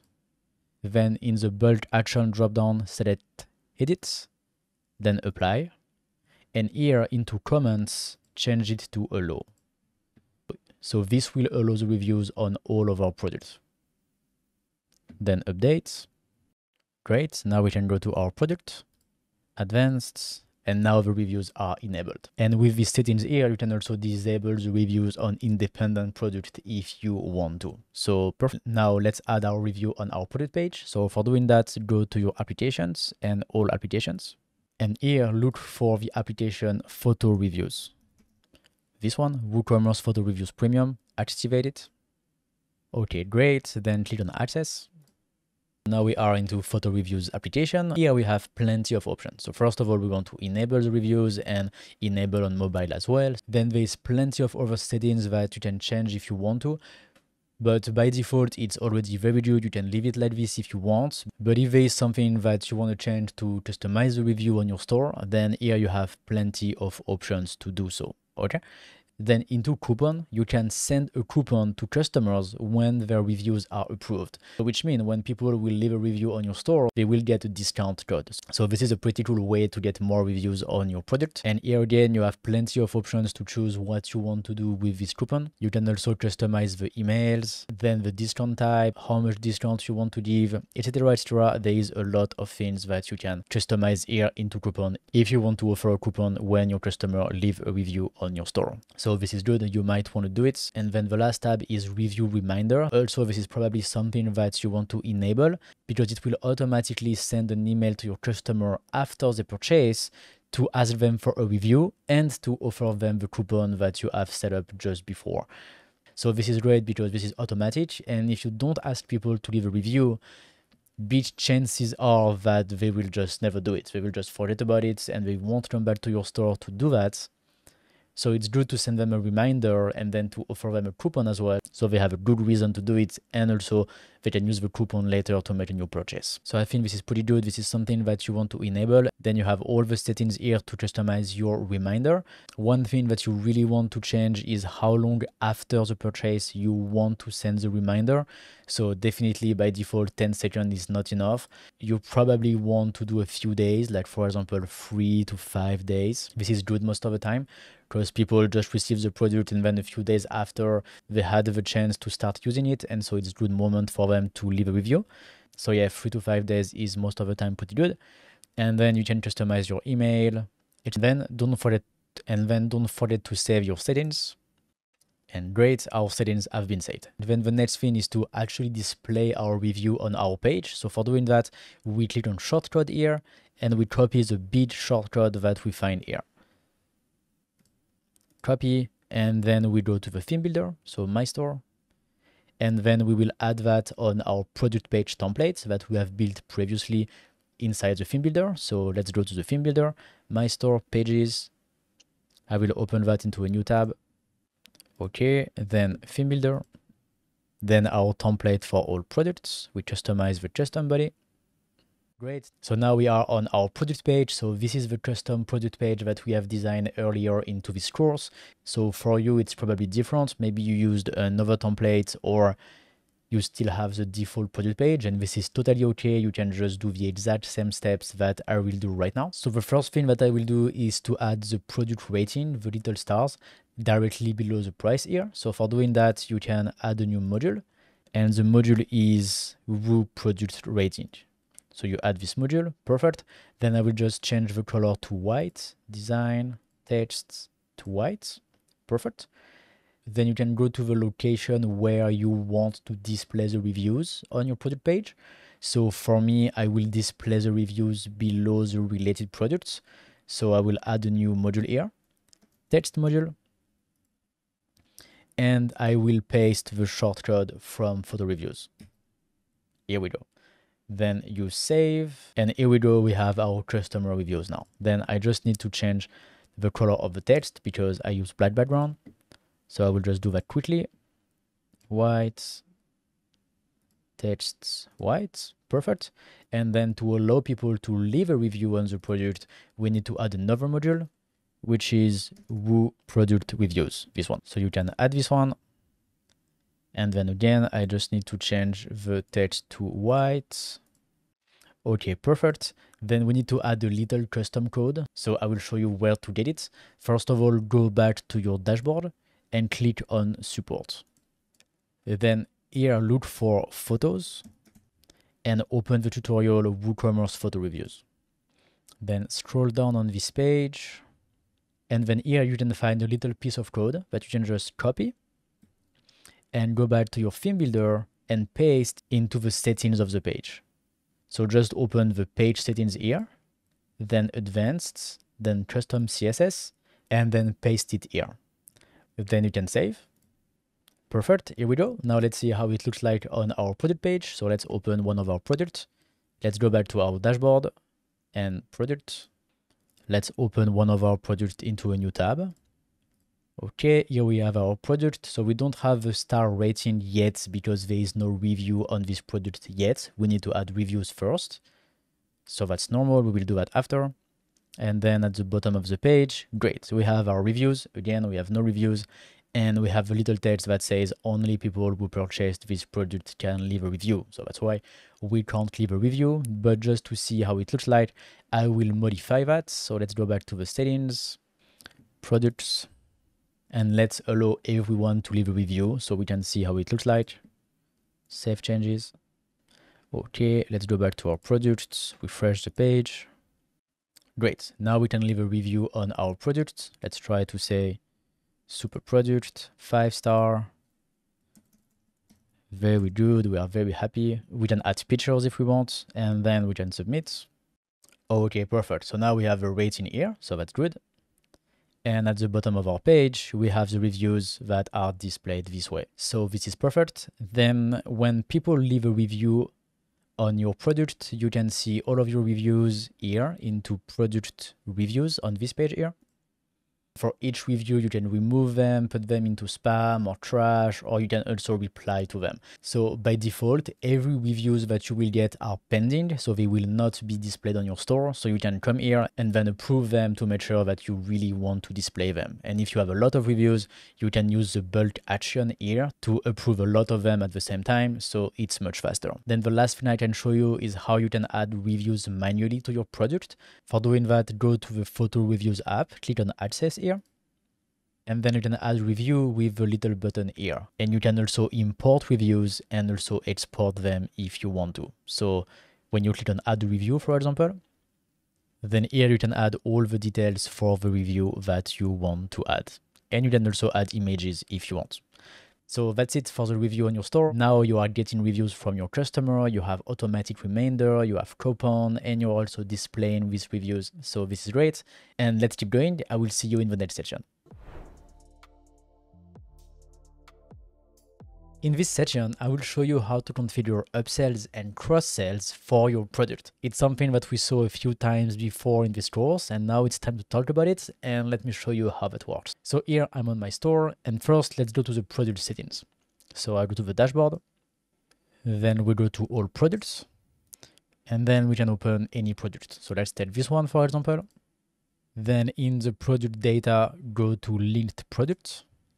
And here we have the options for upsells and cross-sell. So first of all, let me explain to you what is an upsell and what is a cross-sell. An upsell is a product that we will recommend instead of the product that the person is currently viewing on your store. So typically we are going to display the upsell on the product page. For example, for this product here, the Grace, this beautiful woman watch, and setting up upsell here will allow us to display other products that we choose. For example, for suggesting higher quality products or more expensive product or product with more features, because we can assume that if people are interested into this product, the Grace, then they might be interested into a better version, a more expensive one, a more luxurious one, or whatever. So this is the idea behind upsell. The product that you want to put here, it's product that you want to recommend to a visitor when they are looking at a product. And so most of the time we are going to recommend something more expensive, something where we have better margin. This is the idea behind upsells.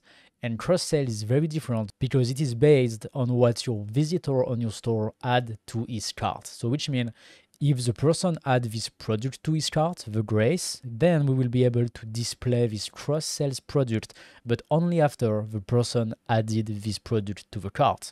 So this way we can suggest complementary product or product that relates to this one or goes well with this one. Like for example, if you sell t-shirts, then maybe in the cross-sell you want to add the short that goes with it, or you want to sell the whole look into the cross-sell, and you want to suggest that after the person first added the product to their cart. So then it makes sense, because the next step after adding their t-shirt to their cart would be to go to the short. So this is the idea behind cross-sells. So what you put into upsells and cross-sells really depends on your business. It's not something that you absolutely need to do to sell online, but these two options here can over time greatly improve the revenue that you get on your store. So once you have an idea of what you want to suggest as an upsell or as a cross-sell, then you come back here and you can define here the product that you want to suggest. So let me show you how it works. So for example, let's create an upsell for the grace. I will just go back to my product to have the list, open in a new tab. Okay, great. So let's say, for example, if people are looking to the grace, I would like to suggest to them the more expensive product, and let's take the Muse and the Enchantress. Okay, so I will go to the grace, product data, linked product, upsell, and I will type here the name of the product. So the Muse and the Enchantress. Okay, and then we update. Okay, great. Now we want to display this upsell on the product page. So for doing that, we go back to the theme builder. So my store, pages, and then theme builder. Here we want to go to the template about the product page and modify the custom body. And then to display the upsells, you can add the module Woo product upsell, this one. Okay, so let's just add this one. Then let's just change the text to white again. Okay, perfect. Let's save. Okay, great. Now let's see our products. I will open the product into a new tab as well. Okay. And now when we are on the grace on my product, if we scroll down, then we have the related product, which are the product coming from this Woo related product module here that we added before when we have built this page. So in the section where we built this page in this course. And now below that, we have the you may also like list of products, which are the upsells, the Enchantress and the Muse. This is pretty cool because we can display the product that we want here. And also, as we use this module here, the Woo product upsell, you can put this module anywhere you want on your page. Like for example, we can take it and put it higher on our page. For example, above the related product. I will do it like this on the store. I will save. And then we refresh our page. Okay, great. So now we have our products. We have our upsells here, and below that we have our related product. So this is cool. And now that we have this module here for the upsell, it will be added to all of our product pages. So in case one of your products doesn't have an upsell, like for example the Enchantress, this product doesn't have any upsell. Let's go to this product. Then it just displays nothing. Okay, so you don't need to worry about this module being added on your pages. If the product has upsell, then it will display the upsells. If there is no upsell, then it will just display nothing. So for the upsell, that's it. And then for the cross-sell now, so we go back to our product data, linked product, and cross-sell. And here, once again, this is based on what the person added to their cart. So let's say if my visitors add the grace to their carts, then I want to suggest to them our cleaning service, because they might be interested into cleaning their watch over time. And also I would like to suggest to them our book about the history of luxury watches. So let's do that. Let's go back to our products, cross-sell, and then we just add here cleaning service and book.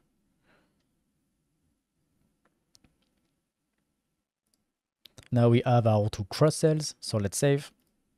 Great. Then to display the cross-sell on your store, it's another module inside the Visual Builder, which is called Woo Cross-Sells. It's this module here. So let's add this module to my page. Let's put this module higher above everything. Okay, now let's save and let's see how it looks on our store. Okay, let's go to our product, the Grace, open in a new tab. Now on this product, we have the upsells, we have the related product, and we don't have the cross-sells, which is normal because cross-sell are only displayed when the product is added to the cart. So let's first add this product to the cart.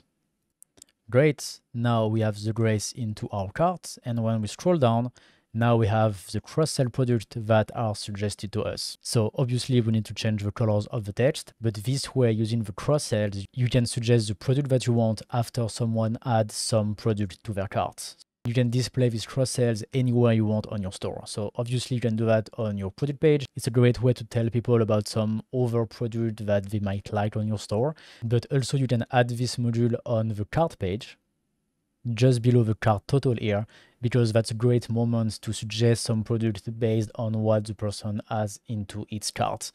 For adding the module here on your cart page, you do the exact same thing as we just did for the product page. You just add this module Woo cross sell to your cart page, and that's it. And actually, you can just add this module anywhere you want on your store. The most common locations being product page and cart page. That's it for this part about cross-sells and upsells. This way, you can suggest product to your visitors based on what they see or based on what they want to purchase and increase the sales on your store. This is a pretty cool and powerful tool. So now let's keep going.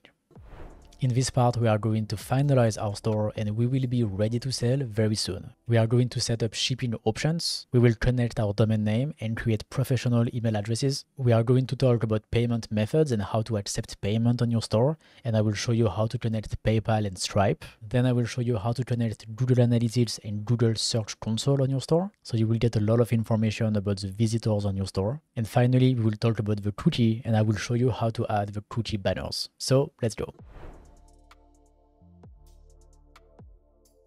In this section, we are going to do something that's required on your e-commerce store if you sell physical product that need to be delivered, which is setting up your shipping options. So I will show you how that works and how to set up the shipping options that you want on your store. So let's go.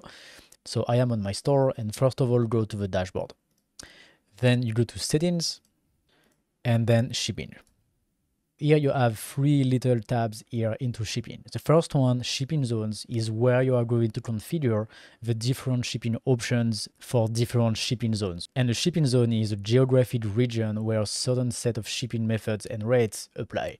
So for example, if you want to have a price to ship in the US, a different price to ship in the UK and another price to ship in Singapore, for example, then this is going to be three different regions. You can also define regions by continents, like have one fixed fee for Europe or for Africa. It's really up to you. I will show you just after how to create these shipping zones, and you can add as many zones as you need, and your customers will only see the methods available for their address, for their zone. Okay, so this is cool because even if you have plenty of shipping options, they are not going to see them all, so it's not gonna seem complicated on the checkout. And then outside of our shipping zones, we can optionally configure some shipping options if we want to. But if you leave nothing here, it means that the customer that enter an address that is not within your zone won't be able to buy because there is no shipping options available to them. So this is a great way to restrict where you want to sell. If you can't deliver everywhere in the world, then this is perfect. Just add the different zones where you can deliver your product into the shipping zones, and outside of that, no one will be able to buy. So this is great. And if you can deliver your product everywhere else in the world, but it's more expensive, then you can create shipping methods here in the location that are not covered by your zone, and then all the location outside of your zone will have these shipping methods available to them. So that's it for the shipping zones. Then we have the shipping options. Here you can enable a few options if you want. So for example, you can show the shipping fee calculator directly on the cart page if you want, or you can hide all the shipping costs until an address is entered, which means on the checkout page. Then you can choose which address to use by default. Do we use the shipping address? Do we use the billing address? Or do we only ask for the billing address to our customer? So this is useful only if you really need two types of addresses.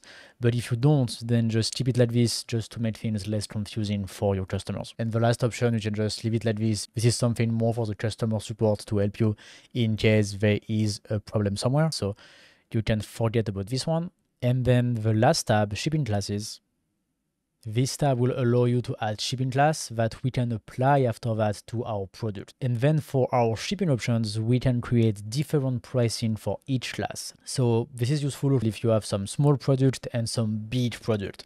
For example, you sell t-shirts and bed. So obviously the cost of shipping the t-shirt is not going to be the same as the cost of shipping the bed, even if they are shipped into the same country. If you ship to the US, then you have one shipping zone, USA, but you have two types of products. Let's say the small product, the t-shirts, and the big product, the beds. So this way you create two shipping classes, small product and big product, and then into our shipping zone, the USA, we will be able to set up different prices for each of our shipping class. So we will set up a price for the small product and a different price for the big product, and then we can add this shipping class to our product. So then when people buy them, they get the correct shipping rates. So this is pretty cool. So this is how we use shipping classes. Maybe you don't need that for your store, but if you do, then it's here, and I will show you just after how to create them.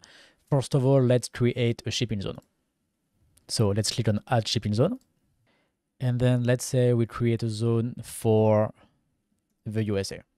Okay, this is the zone name, and then we select the region included into this zone. So for example, for us it will be United States. You can also define only some states if you want, but for us, let's tell the whole country. And once you have your zone, then you can add your shipping methods here, which means for your customer who are into the United States, they will have these shipping methods available to them. So let's add shipping method. Here we have a few options. Flat rate means there will be a fixed fee for shipping, then free shipping. And then we can also set up local pickup if you have a store and people can come pick up their product to their store. So then you can add the shipping methods that you want to offer on your store. What most of the big e-commerce stores do, and what you may want to do as well, if you can, of course, is to create two flat rates shipping methods. One for normal delivery, let's say 3-5 days, something like that, depends on the company you will use for shipping your product, and the express shipping method in 1 or 2 days, which is going to be more expensive, of course, but some of your customers really badly want your product and they want it fast, so it's good to have an express shipping method on your store. And then the third one that you might want to do, of course, once again, if you can, is to add the free shipping method if the cart or if the order of the person is above a certain level. So for example, you can say, if you purchase for more than $50 or $100 on my store, then you have free shipping. This is the 3 most common shipping method that we see. So let me show you how to do that. So let's start first with the normal 3 to 5 day shipping method. So I select flat rates and then add shipping method. You can enable or disable each shipping methods really quickly here, so that's pretty cool. And then click on edit, enter the name of the shipping method. So for us, it will be standard delivery, 3-5 days. You can choose if it's taxable or none, if you have set up tax on your store, which we covered earlier into this course, and then the price of this shipping method. So let's say, for example, $5. Made a little mistake here. Then you save the changes. And here we go. So let's see on our store how it looks right now. So I will go to my store. Okay. To go to the checkout, I need to add a product to my cart before. So I will go to one of my products and add to cart. And then let's go to the checkout. So view cart. And first of all, you see here, we have the calculator for shipping fee. So this is because into the shipping options, this is enabled. So personally, I'm not a big fan of that. I don't really like this. I prefer to disable it. It will be nicer to just keep it on the checkout. So I will just disable it now. Okay, save changes. Great. Now let's refresh my page. Okay, perfect. Now we don't have the calculator, we only have a little sentence that says go to the checkout for shipping fee. So okay, now it's better, and now let's go to the checkout. Okay, great. So now we want to enter our address. So I will just put United States here. And now we can see our standard delivery option in 3 to 5 days for €5, which get added to our cart total. And as you can see, the price of our product, the grace, has just changed. It is because earlier in this course, we set up the tax, the VAT on our store, and I only set up the VAT to 20% for France. So as we just changed the country to the United States, that's why 20% of the VAT has been just removed from the price. So this doesn't impact our shipping method. The tax and VAT is something optional, but I just wanted to explain why our price changed in case you were wondering. So that's great. Now we have our standard delivery method. And now I would like to add one more for the express shipping. Once again, some customers want to buy and they want to get the product quickly. So let's think about them as well. And so I will go back, shipping zones, USA, add shipping method, flat rate. So I just do the exact same thing. Then express shipping 1 2 days. And the cost of this one will be 10 euros. Okay, save. Perfect. Now let's refresh our checkout. Okay, great. Now on our checkout page, we have both options. Customer can choose if they want the standard delivery or if they are okay to pay a bit more, but to get the product much faster. So this is perfect. Now I would like also to add a free shipping method. So let's go back, add method, free shipping, add, edit. We can keep the name free shipping, that's great. And then here you can set up the condition for your free shipping. So if you leave on NA, then the free shipping will be available all the time. So if you want to offer free shipping for every customer, then you're very nice, that's perfect. But if you want to add a condition, then you have a few options. The first one is the customer need to have a free shipping coupons. So this is something that we will cover later in this course, the coupon, but you can set up coupon that give free shipping, and that can be a condition for your free shipping option. You can also enable free shipping after a minimum order amount. And you can do a combination of both, either one or the other, or both of them combined. So for us, let's do a minimum order amount or a free shipping coupon.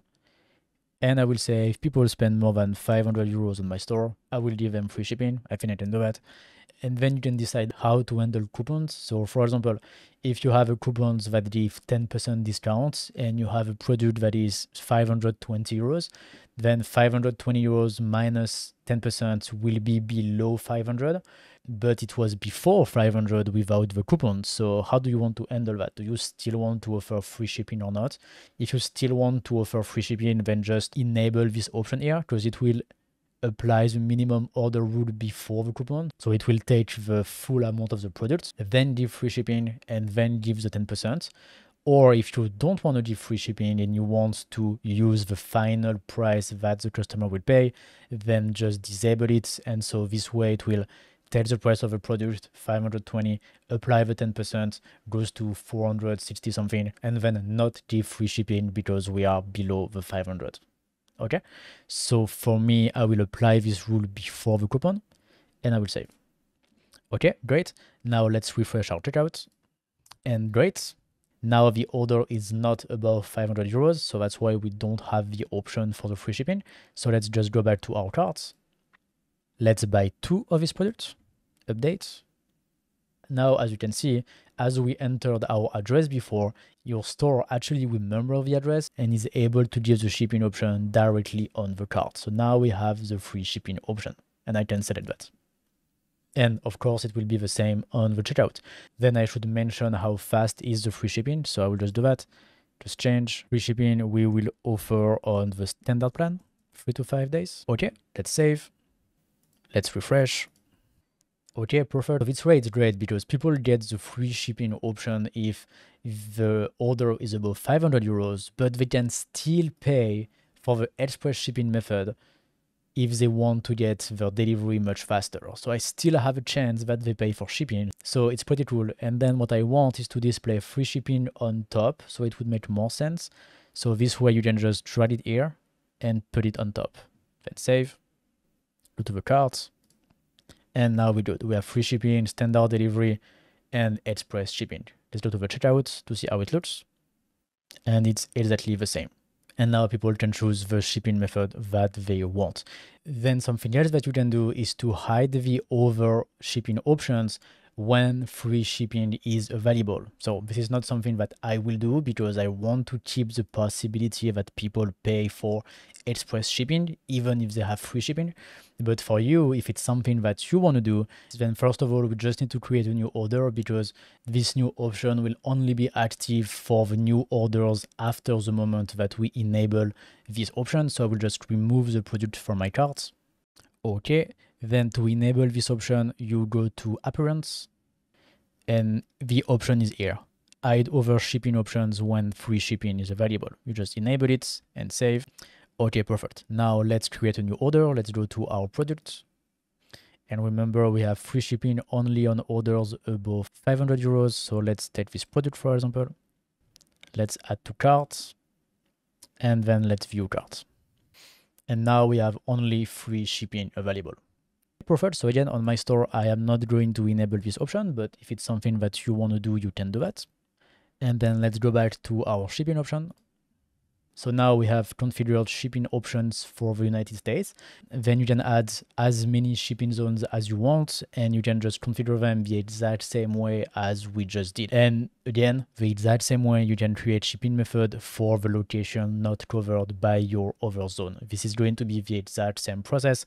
And if you don't put any shipping methods into the location not covered by your other zones, then people outside of your zones won't be able to buy on your store. So this depends on what you want to do and where you want to send your product. So that's it for the shipping zones. Then let me show you the shipping classes, how to create them and how to apply them to your product.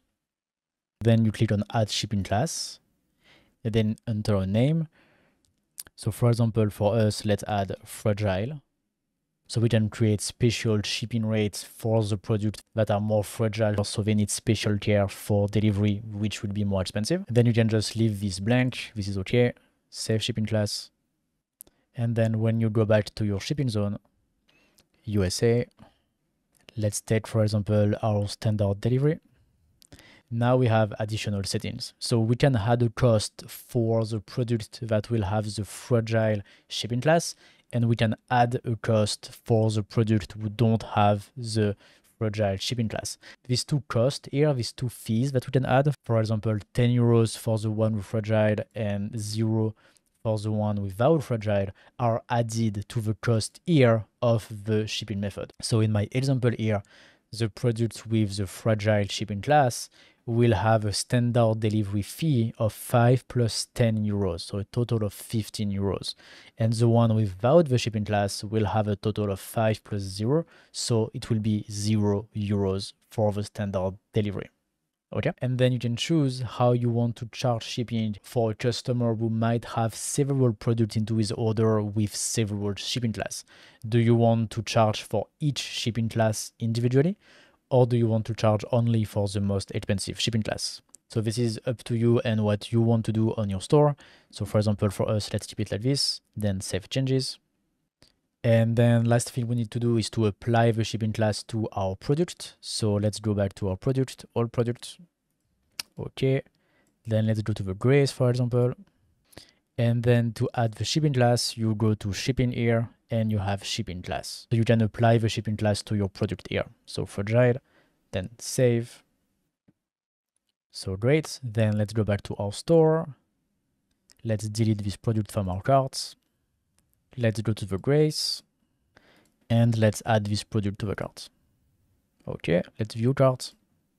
And now our standard delivery is 15 euros because this product has the class fragile. And so the same way you can create as many classes as you need on your store and then apply these shipping classes to your product. So that's it for this section about shipping methods and how to set up different shipping fee for your store. Just remember one thing, it's very important that your shipping fee are very clear, easy to understand for your customers, and they need to find the information very early in their customer journey. So you might want to add this information on your product page, even on your home page.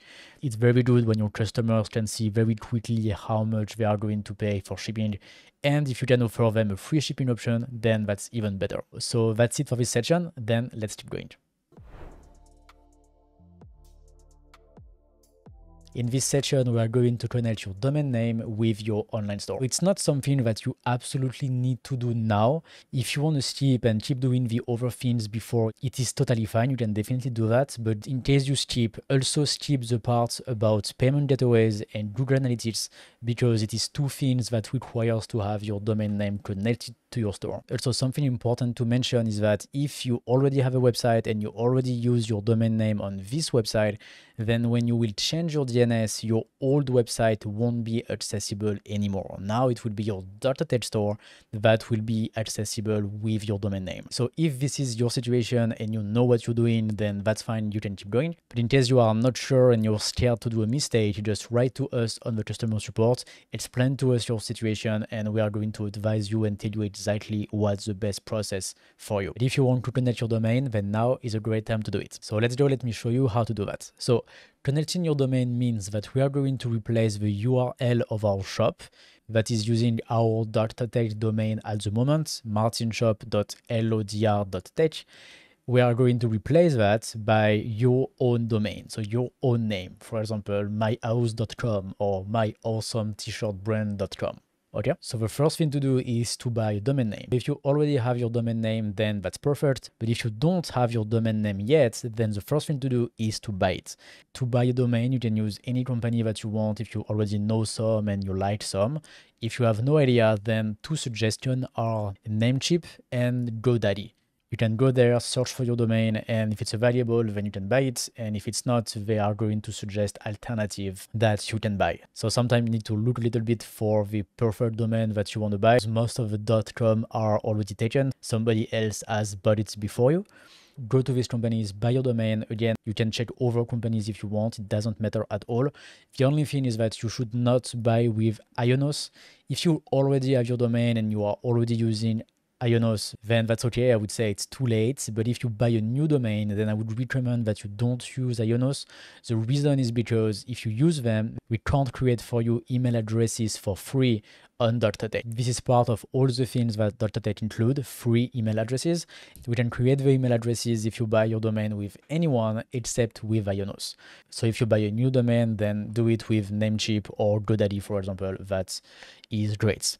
Then once you have bought your domain name, then go to your .tech account. So you go to our website and then you click on My Account here on the top right to access your .tech account. If you are not logged in, then just log in first and then scroll down and click here on the button, click here to connect a domain name. Now, to connect your domain to your store, you will need to change the DNS settings of your domain name. So unfortunately, I can't show you much here because it depends on the company where you bought your domain name. We call them the registrar. So that's the company where we buy domain name. And each registrar has its own dashboard and its own way to manage the DNS. So for example, Namecheap is a registrar, GoDaddy is a registrar. And as there is thousands of registrars and most of the people use different ones, I really can't show you absolutely everything, but somewhere in your registrar dashboard, you will see an option to change the DNS of your domain name. If you can't find it or if you don't understand how to do that, just contact their customer support. This is something that they can do for you. So once you are into your DNS settings for your domain, then you want to do two things. You want to add two records into your DNS, a type A and a type C name. So I will show you how to do it on my domain. It might be slightly different for your registrar, but overall it will be the same thing. So here I am on the domain that I will use, maximilianblatt.com, and I am into the DNS settings for this domain. So the first thing to do is just to verify that we don't have any A record or AAA record into type here. If you see A or AAA, just delete them from your DNS. Then once this is done, you add a new record and you choose type A. Again, it's probably slightly different on your end, but overall it should be the same thing. Then into hostname, you just put the @ sign, and into points to go back to .tech website, and here you have the value. So you take this one, copy, go back and paste. Then leave it like this and then save. After that, you see for me, they created an A record with the host name www. This is not what I want, so I will delete it. But again, probably on your side, it's different. So if your registrar has done the same thing, just do like me, just delete it. Okay. Then add a second record. This time it will be a CNAME. In hostname, enter www and point to site.mydr.tech. You can go back to your .tech account and copy the value here. Okay, copy and paste it here. Okay, then most of the registrars will give you a preview of what it looks like, and you want something like that. Okay, you want www.yourdomain in CNAME site.mydr.tech. Okay, I have seen some registrar working slightly differently, and in preview you see something like that. So you see site.mydr.tech and then they add your domain name. So if you see something like this into your preview on your side, then it's because you just need to add a little dot at the end of site.mydr.tech. Okay, you just add a little dot here at the end like this, and then it should be able to get the proper CNAME that we want. Okay, so again, this might differ depending on which registrar you use. For me, I don't need to use this little dot at the end, so just make sure that your DNS record is like this. And if you don't understand and you don't know what to do here, then just contact your customer support on your registrar and they will tell you exactly what needs to be done. Then after we've done that, just save. And then we are good. Our CNAME has been successfully created and we have our A record and our CNAME exactly like the information we have on .tech. Okay, so that's great. And we also made sure that we have no A or AAA records in our DNS. So perfect. And then the last thing to do is just to use this little form here to connect your domain to your store. So you just add your domain into the first field, then you select your store in the dropdown and you click connect. Then you just need to wait a few minutes for your domain to get connected. So it's possible that it takes 2, 3, 4 minutes. Just wait, don't close the page and it will be fine. Okay, perfect. Now our domain is connected to our store. One thing that is slightly different from what you were doing before, it is how to log in into your store and access the dashboard. So I will just show you how to do it now. You can find the information just below here in the FAQ, how to log into your store after connecting your domain name. The short answer is that now you need to log in your store directly on your My Account page. You can't log into .tech and then go to your store and access the dashboard. That doesn't work anymore. Now you need to log into your store directly. You don't need to log into .tech anymore. So let's do that. I will go to my store, and if I refresh the page now, we see that now we have our domain name. So perfect. But as you can see, I can't access the dashboard. It's because we are logged out, so I need to log in first. So go to My Account. For me, it's into my menu here. I can access it directly from here. In case you removed your My Account page from your menu, then all you have to do is just to add My Account like this after your domain name to go directly to this page. Okay, so you just do that. You go to this URL. Now we are on the My Account page and you can just log in here. And that's it. Now we are logged into our store. We can access the dashboard. And from now on, as we have our domain name, this is how it works to log in to your store. You don't need to go to .tech anymore and log in there. You can do it directly on your store. That's it for this section on connecting your domain name. Now let's keep going to the next one. Quick little bonus that you will enjoy before we continue building your store. As you are using .tech, you can get 5 professional email addresses for free. So let me show you how to get them, and after that you will be able to receive and send emails from your professional email addresses. So for doing that, first go to our documentation website, help.lodr.tech. So this is where you will find all the tutorials and all the resources about .tech. If you don't remember how to get there, when you are on your store, go to your dashboard and then just click on support here on the left. Okay. Then when you are on help, just click on domain name and professional email here, and then go to get free professional emails. Then here, the only thing that you have to do is, again, change your DNS record or your domain name. So for doing that, go back to the company where you bought your domain name and then do the exact same thing as we did in the previous section about connecting your domain name to your .th store. So if you jump directly to this section and your domain name is not connected yet to your .th store, then you won't be able to get the email addresses. So just go back to connect your domain name first and then come back here. Then once this is done, you want to change your MX record to this value here. So again, if you don't know how to do it, if you don't understand how to do that with your registrar, just contact their customer support, send them this tutorial and they will be able to do it for you. But quickly, I can show you how it looks on my domain. It needs to be something like that. Type mx hostname at and then value mx00.ionos.com and the second one mx01.ionos.com. Okay, this is what you need to have in your DNS. Just a quick note, in case you already have email addresses using your domain name, then when you will change your MX record, your previous email addresses will not work anymore. So if you already have email addresses, then you need to decide if you want to keep them or if you want to recreate them with .th. This is up to you, but if you don't already have email addresses, then you can change your MX record safely. It is not going to affect anything. So you just need to make sure that your MX records are like this. And then once this is done, just go back to our documentation website and then just fulfill this form here. First, enter the email of your .th account, then your domain name, and then just enter the email addresses that you would like. So for example, for me, I will ask for contact@maximilianblack.com, and I also would like team@maximilianblack.com. Okay. Then just do the captcha and after that submit. And then that's it. Our team at .th received your request, and then in roughly 1 or 2 days maximum, you will get a reply from us with one last step, is to verify that you really own this domain name.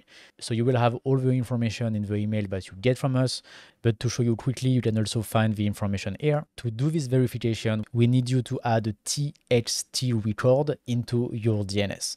And this record will have a value, and you will get the value in the email that you get from us. So you just go back to your DNS, add a record, choose TXT type into hostname at, and the value will be in the email that you get from us. Okay, you just save, and then just reply to our email just to say that it's okay, it's done, and then you will receive an email from us with your email addresses and how to use them. So that's great. And then the last little tip that I can give you is how to synchronize your email address with your Gmail account, because you can access your professional email address and receive and send emails from it directly from your Gmail. So it's very convenient, it's very easy to use. So for doing that, just go back to home, then domain name and professional email again, and then go to synchronize your professional email with Gmail. And then here you will find a step-by-step tutorial on how to do it. So now you have professional email addresses, you can use them to send and receive emails. So this is great. Now let's keep going and let's go to the next section. In this section, we are going to talk about payment gateways and how to accept payment on your store, which means after this section, people will be able to pay on your store and you will get the money. So .th is not a payment gateway, it's just where we build our online store, which means we will use another company that will process the payments. And here there is plenty of options. So let me show you how that works and let me show you how to connect them. Here I am on my store and we want to go to the app market. So let's go to the dashboard. Then applications and app market. Here, click on payment. Here you can find a list of all the payment gateways that are currently available on .th. And for each of them, you can activate them and also access their documentation where you will find all the information about how they work, how much they charge, how to connect them, etc, etc. So if you already know which payment gateway that you want to use, then that's perfect. You can just activate it and start using them. In case the payment gateway that you want is not in this list, then just contact us on the customer support. And there's a big chance that we can add it for you. We just do a few security checks before just to make sure that there is no problem. And if it passes this check, then we can add it here. And if you don't know which payment gateway to choose, then first of all, it depends on where you are in the world and what you want to sell. Because not every payment gateways accept everybody in the world. So you can check with the payment gateways that we already have on .tech. They are the most popular one, and you can check if they accept companies from your country and if they accept the type of product that you want to sell. After that, you will get a list of the payment gateways that you can work with. So then you can change how much they charge, what their customer support, and little things like that. And based on this, you can choose the one that you like the most. Personally, I use Stripe, and most of the people doing e-commerce use Stripe and PayPal. So if you don't have specific needs, then Stripe and PayPal will be great for your business as well. And I will show you how to add them right now on your store. So let's start by connecting Stripe on your online store. So for doing that, first make sure that you are into the app market and then payment category here, and then go down on this page to WooCommerce Stripe Gateway and click on Activate. Then click on Access. Okay, great. So here you are in the payment settings. So this is where you will find all the payment methods available on your store, and you can enable or disable them just with this option here. Okay, so we can see that we have Stripe, and we also have a lot of Stripe something, Stripe SEPA, Stripe GiroPay, Stripe Ideal. All of these are local payment gateways from all around the world that integrate with Stripe and that you can access from your Stripe account. So that's pretty cool, because from these countries, most of the time people prefer paying with their local payment gateways rather than their credit or debit card. And so this is cool to use Stripe, because thanks to them, you can charge people with their local payment gateway without opening an account with each one of them, because Stripe will give you access to them. So this is useful if in the countries where you want to sell, these payment gateways are used and are important. Okay, for now, we will focus on the credit card. I will show you how to set this up on your store. If you want to add the other options, then the only thing you need to do is just to enable the other options. So let's keep it like this for now, and let's go to Stripe website on stripe.com. And then the first thing that we need to do is to create an account with them. If you already have an account, then that's perfect. For now, let's start by creating a new account. Just click on Start Now here. And then enter your email, full name. Okay, let's do United States. And the password. Okay, then create an account. Okay, so let's verify our email. Okay, great. So now for me, I will not activate payments on this account because this is just a demo account that I just use right now to do this course. So I will just skip for now. You can do the same thing if you want to activate payments later and just connect Stripe first. Or if you want to fully configure your account, you can just click on Activate Payments. They will ask you for more information about you, for your bank details and all of these things. So if you have them, you can do that now. If you don't, you can do like me, skip for now and come back later. So let's go. Okay, great. So now we have our Stripe account and we can connect it to our store. So let's go back to our dashboard and then click on Stripe and then click on Create or Connect an account. Then just fulfill these information that we require. Okay, perfect. I've just finished to put the initial default information. And then we end up here, which means Stripe has been successfully connected to our store, so we are good. So everything is almost done. You might need to put some additional business information to receive the money from Stripe. Again, I have not done it because this is just a demo account, but on your side, you really want to do that and completely finish to set up your Stripe account. Then the next thing we want to do is to set up the webhooks. So just copy this link here, copy, click on Stripe account settings, and then add an endpoint. Enter the URL here, and then click on Select Events, and select all events. Then add events. Okay, then go down and add endpoints. Okay, perfect. Then go back to your dashboard. And after that, we just need to go back to Edit Account Keys. And here into Webhook Secrets, we need to copy the value here of the sign-in secret. So I just copy that and paste into Webhook Secrets. Save live keys. And now we have our webhooks that is enabled. So perfect. Then we have a few settings that we can change. So you can just leave this option like this. This is totally fine. For example, you can enable payments via saved cards, which means people who come back on your store who already purchased before, they will be able to reuse the same cards that they used before without entering the information again. So this is great. It makes buying on your store so much faster. This is just changing how the form look like on your checkout page. You can just keep it like this, it's fine. The next option is if you want to delay the moment that you charge people. Most of the time we just keep it like this. Then you can change what will appear on the bank statement of your customers. And then you have some advanced settings that you can just leave like this. You don't really need that. Okay, then go back up to payment methods.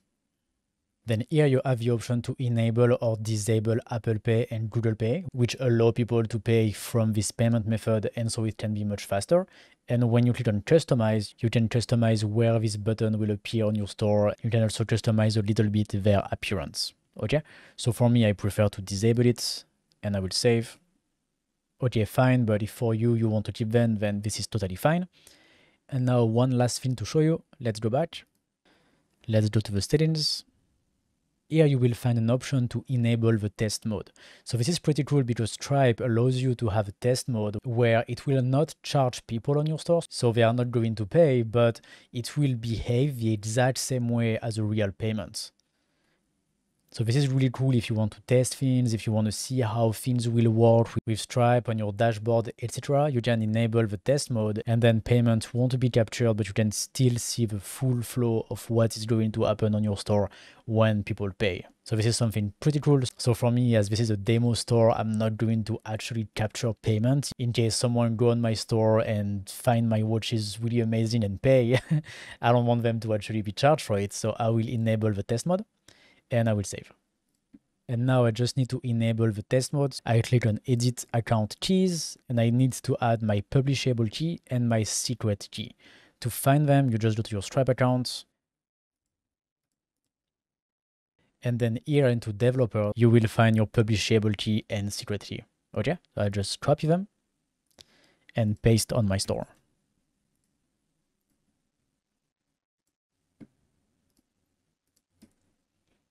Okay, then I need to put the webhook as well. So we go back to the webhook page, and here we have sign in secrets, reveal, copy, and paste. Okay, then we can click on test connection, and it is successful. So perfect. I will save test keys. Okay, and now we can go see on our store what it looks like. So I will go on my store, and let's behave as a customer and let's try to buy something. So I will go there, pick a product. I will get this one. So add to cart. And then let's go to the cart. Okay, let's go to checkout. And on our checkout page, then we have the form to actually pay with our card. So that's perfect. Now we can access payments on our store. This is just the test mode, so which means we are not going to be charged for real. But for you, without the test mode, then people are really going to be charged and you will get the money from the payments. So this is great. So that's it for connecting Stripe. Now you can accept payment on your store. So let's keep going. Now let's connect PayPal on your store. So PayPal is one of the most common payment methods that people like to use when they buy online. So let me show you how to add this on your store. Just make sure that you are in application, app markets, and payment, and then scroll down at the bottom of the page and here activate the application WooCommerce PayPal payment. Okay, great. Now we have the application. Just click on access. Okay, great. And now we have PayPal here at the bottom of this page. The PayPal standard that we have here on the list, you can just ignore it. We are not going to use it. We are going to use the latest version of PayPal, which is this one here at the bottom that we have just added with the application. Then the next thing is we need a PayPal account. So if you already have one, then that's great. But if you don't have a PayPal account, the first thing to do is to create one. So for doing, go to paypal.com and then click on sign up. And here, when you sign up, make sure that you choose a business account, because with a personal account, you won't be able to accept payments. So you need a business account to be able to charge people on your online store. Then after you have your account, the next step is to connect it to your store. So if you need some more time to create your account, or if you don't have it yet, then you can just skip this part of the course and just come back to it later, because now I will show you how to connect your account to your store. So for me, I already have my account. So to connect it, click on Finish Setup here. Then select the option to accept credit and debit card on your store. And then you can choose between advanced card processing or standard card processing. This is really up to you and what you want to use. For me, I will choose advanced card processing. And then you just click on Activate PayPal. Then you have this little pop-up that will ask you to sign up. just log into your PayPal account. So let's do that. And after that, agree and connect. You can give them feedback if you want. I will close it and then just go back to WooCommerce. Then just wait for the page to reload, and then here we go. We have all the information that are already set up for us, so that's great. We just want to enable the PayPal gateway here at the top. And then we have a few options that you can change if you want. So this one, title and description, you want to keep it like this. It's just to say that people can pay with PayPal, so it's good like this. Then you probably want to enable the settings here to require instant payment, so people pay instantly on your store. Then in brand name, put the name of your brand, so then your customer can remember what was the payment for. Okay, then in landing page you can choose what happened when people click on the pay with PayPal button. Either they can go to the login page on PayPal, or they can go to the billing page on PayPal and then pay with their credit card. So I think it makes more sense to use the login page, because we can assume that people who want to pay with PayPal already have a PayPal account, so the next thing that they want to do is to log into their account and then pay. So I think it makes more sense to use this one. Then PayPal offers multiple ways to pay. You can just hide them here if you want. And then you can change the invoice prefix here again to just put your brand. There is a limit in the number of characters that you can put here, so that's okay if you cannot put everything. And then you have some option to enable or disable the PayPal button on various pages: the checkout, the single product page, and the cart page. So for me, I will just keep it on the checkout. So I will just disable on product and cart. Okay. I will also disable the pay later, because that's a feature where you need to apply first to PayPal to get. So I don't have it, but in case you want to offer pay later, then you can apply for it. And after you have that, you can offer that as well on your store. So for me, I will just disable for now. I will disable on the mini cart as well. This one too. And the pay later on checkout. So I only keep the PayPal button on the checkout. And then we have a few options to change the design of the button. I will keep it like this for now. And then we can save. Okay, great. So now we can go on our store and see how it looks like. I will open that into a new tab. Okay, let's go to the cart and then checkout. Okay, great. So now we have two options for payments, either credit card via Stripe that we set up just earlier into this course, and then the PayPal option. And then when we click on it, it opens the PayPal pop-up, and then people can pay on my store. So, okay, great for the first PayPal button. Then below that, by default, we have another button. This means debit card in French, because my browser is in French. It automatically adapts to my language. So I don't want to have this button to pay by card here via PayPal, because we already have it here via Stripe, so we don't need to have two options. It's really confusing. To disable this button, just go back to the settings, and into hide funding sources, just select credit or debit cards. Then save. Okay, then let's go back to our store. Let's refresh the page. Great, and now when we select PayPal, then there's only the option to pay via PayPal. So that's perfect, that's what we want. And then we have two additional settings tab, webhook status and PayPal card processing.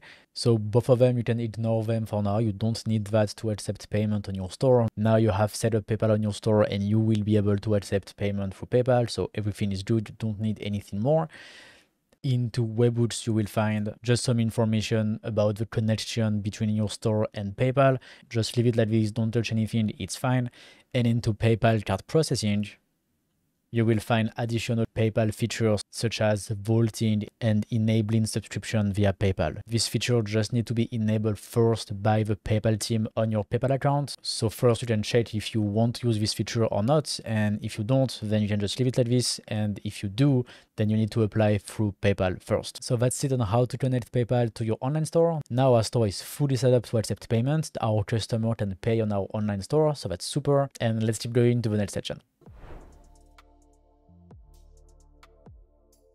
In this section, we are going to connect two very important and free tools on your online store. It's Google Analytics and Google Search Console. Google Analytics will give you a lot of information about what's going on your store, like the number of visitors that you have, how long they stay on your store, which pages they are going to see, and also where they come from, which devices they use, etc, etc, etc. So this is a very important tool that you really want to use and that you are going to use a lot actually.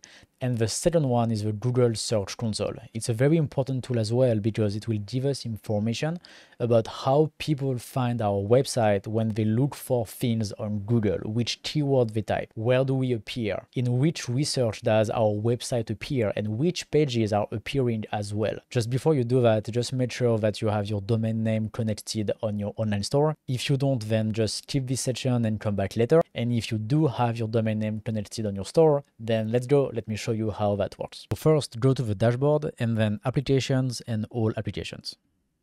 And then here, look for Site Kit. And activate this application here, Site Kit by Google. Okay, great. Now you can access the app. Then we just need to follow the steps. So I will enable this option here to connect Google Analytics because this is what we want to do. And then I will sign in with Google. Then you connect to your Google account. If you don't have one yet, then you can create a new one. But for me, I will use my account. Then follow the steps. Then click on verify. Then again, just allow. Then you also want to set up the search console. Then click next. Okay, great. So we have finished the initial setup from SiteKit. Then it just needs 1 or 2 days maximum to just fully set up and fully start gathering data for you. So you can just wait a little bit and then you will start seeing data directly here into the SiteKit application. And then we want to finish the setup. So for doing that, go to settings, then click on analytics, and then on continue module setup. Then just wait a little bit. Then it will ask you to choose an account. If you already have an account, you can choose it. But let me show you how to set up a new account. Then you can decide about the name. I will put Maximilian Black. Then the properties, okay. View all website data, yes. Then you want to be careful here with country and time zone. Make sure that it is your country and where you are right now. So for me, I will choose United States. Okay, and I will put New York time. Okay, then create an account. Then choose your account. Then allow SiteKit to have access to your Google account. Then you need to accept the terms of service. You can disable the additional settings if you want. And then congratulations, your Google Analytics account was successfully created. So just go back to the dashboard. So perfect, now we have successfully set up Google Analytics, which means we are going to get a lot of data about the visitors on our website, and we will see this data directly here into the SiteKit application. Again, it will take 1 or 2 days before we start seeing data. It's just the time for the setup to start gathering data. And what you will find here is just an overview of some data, some important data, but you can find all the data by going to Google Analytics directly. For doing that, just click here on Analytics. And then you will arrive here directly in the Google Analytics dashboard. You can also access here directly if you want. Just go to analytics.google.com and log into your Google account, and you will be on this dashboard as well. And then here you will find all the information that Google can provide to you about what's happening on your website. So right now we don't have any users. We don't have any users in the last 30 minutes. But just wait 1 or 2 days and then you will see all of this information here and much more into this menu. And then to access the search console, just go back to SiteKit, scroll down, and here you have source search console. Just click on it and it will lead you directly to the Google Search Console, where you will find a lot of information about how people find your website when they search about things on Google. So it's a very great way to know what's going on and how people find your website. So that's it for these 2 tools that are super important. Now let's keep going and I will see you in the next section. In this section, I will show you how to add a cookie banner on your website. It's these little banners that we have all the time when we go online and we check over people's website. Then it always asks us if we want to accept or decline cookies. People do that because they have to legally in some countries. You need to let people accept or decline cookies when they go on your website. Just quickly, in case you don't know what is a cookie, it is what we use to track visitors on your website. So for example, the data that Google Analytics gets is from cookie. The marketing data that you might get in Facebook, TikTok, Google Ads, or any other marketing platform. It uses cookie as well on your store to get those data. So depending on where you are in the world, you might require to have this cookie banner on your website as well. If you are not sure if you need a cookie banner or if you don't, then first you can search online and know if it applies to you. Or if you go to other companies' websites that are in the same country as you and they have a cookie banner, then it probably means that you need it as well. So let me show you how to add that on your store. Once again, this is optional. Maybe you don't need it. So in case that's something that you need, then let me show you how to add that on your store. So I am in the dashboard and we want to add a new application. So let's go to applications and all applications. Then look for cookie and activate this application here, cookie notice and compliance. Okay, then access the app. So as soon as you activate the app, then you have the cookie banner on your site. So let me show that to you. Let's go to our store. And here we go, we have our cookie banner directly, okay? So there's not much that we need to do here. You can just leave a lot of options like this. So first you can change the message here that is displayed into the banner here, okay? You can change the button text here. You can add links if you want to your privacy policy. You can add another button to say no, because by default there is just one that says okay. And then define the text here. Then you can leave the next settings by default, it's fine. And then you can go to the design and you can change the position of the banner and also the colors and the overall style. So then it can fit your website and it's not going to be too ugly. So you can change things here if you want. And then once you're done, you just save the changes. Okay, great. Let's go back to our store and refresh the page. And here we go, now we have our two buttons, OK and no. So then people can accept or decline that we track what they do on our website. So that's it for this very quick section. Now you have the cookie banner on your store, congratulations, and I will see you in the next section. In this part, I will show you a few features that you can add on your store to optimize it. It's features that are totally optional, you don't need to add them to sell online, but as they will help you to make more sales, you might still want to add them. I will show you how to create discount code for your store. Then we will add a site cart that will improve the user experience on your store. Then I will show you how to add a search bar on your store. And finally, we will talk about the newsletter sign-up form. So let's go.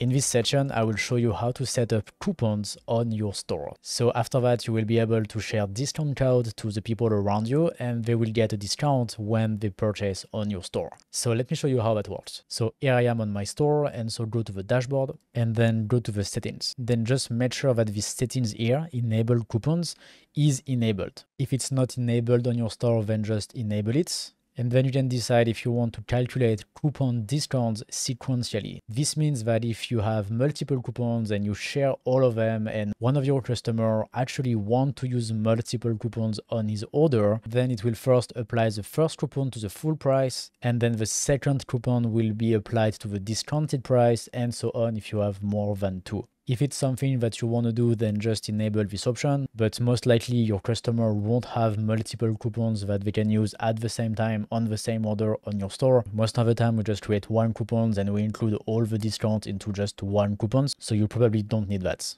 And then once the coupons are enabled on your store, then don't forget to save if you change something here. And once the coupons are enabled on your store, then just click in the menu here on discounts. Now we can create our first coupon. Here you can enter something for your coupon. So for example, you can put Christmas 10 to give 10% discount for Christmas. A lot of brands are doing that for their coupons, but you can just enter whatever you want here. And if you have no idea, you can just generate a coupon code like this. Then if you want, you can enter a description. So this is for you if you want to add additional information. And then we set up the coupons here. So we can first decide what is the discount type. Is it a fixed discount? Is it a percentage discount?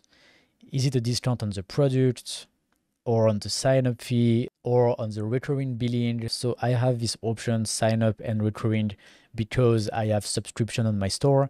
If you don't have subscription on your store, then you might only have percentage and fixed discounts. So in percentage, you can put, for example, 10%, and then people will get 10% off on their order. And if you put fixed cart discount, then they will get a fixed 10 euros discount, whatever the price of their purchase. Then you can decide if you want also to offer free shipping or not. Just make sure that you have a free shipping method set up on your store. We have covered how to do that earlier into this course when we talked about shipping method. So if you don't remember how to do it, you can just go back to this section and I show you exactly step by step on how to do that. But if you want to allow free shipping, just make sure that you have the free shipping method. Let's do it for me, and I will actually change the offer to 10%. Okay. Then if you want, it's optional. You can set up a coupon expiry date. So after this date, the coupon will not work anymore automatically. So you don't need to come back here and disable the coupon. It will just stop working by itself. So it's pretty cool. Like for example, if we do an offer until the end of July, then I put end of July, and then I'm sure that the offer will really stop at the end of July. So perfect. Then you have a few more settings, and then you can add condition to your coupon. So if you just leave it like this, then everyone who has the coupon will get 10% discount and free shipping. But if you want to add more rules to your offer, then just go here into usage restriction. And here you have a lot of options that you can set up. For example, you can set up a minimum spend, which means this offer will only be available if people spend at least this amount, or a maximum spend, which does the contrary. Then if you have multiple coupons, you can make sure that people just use one with the next settings.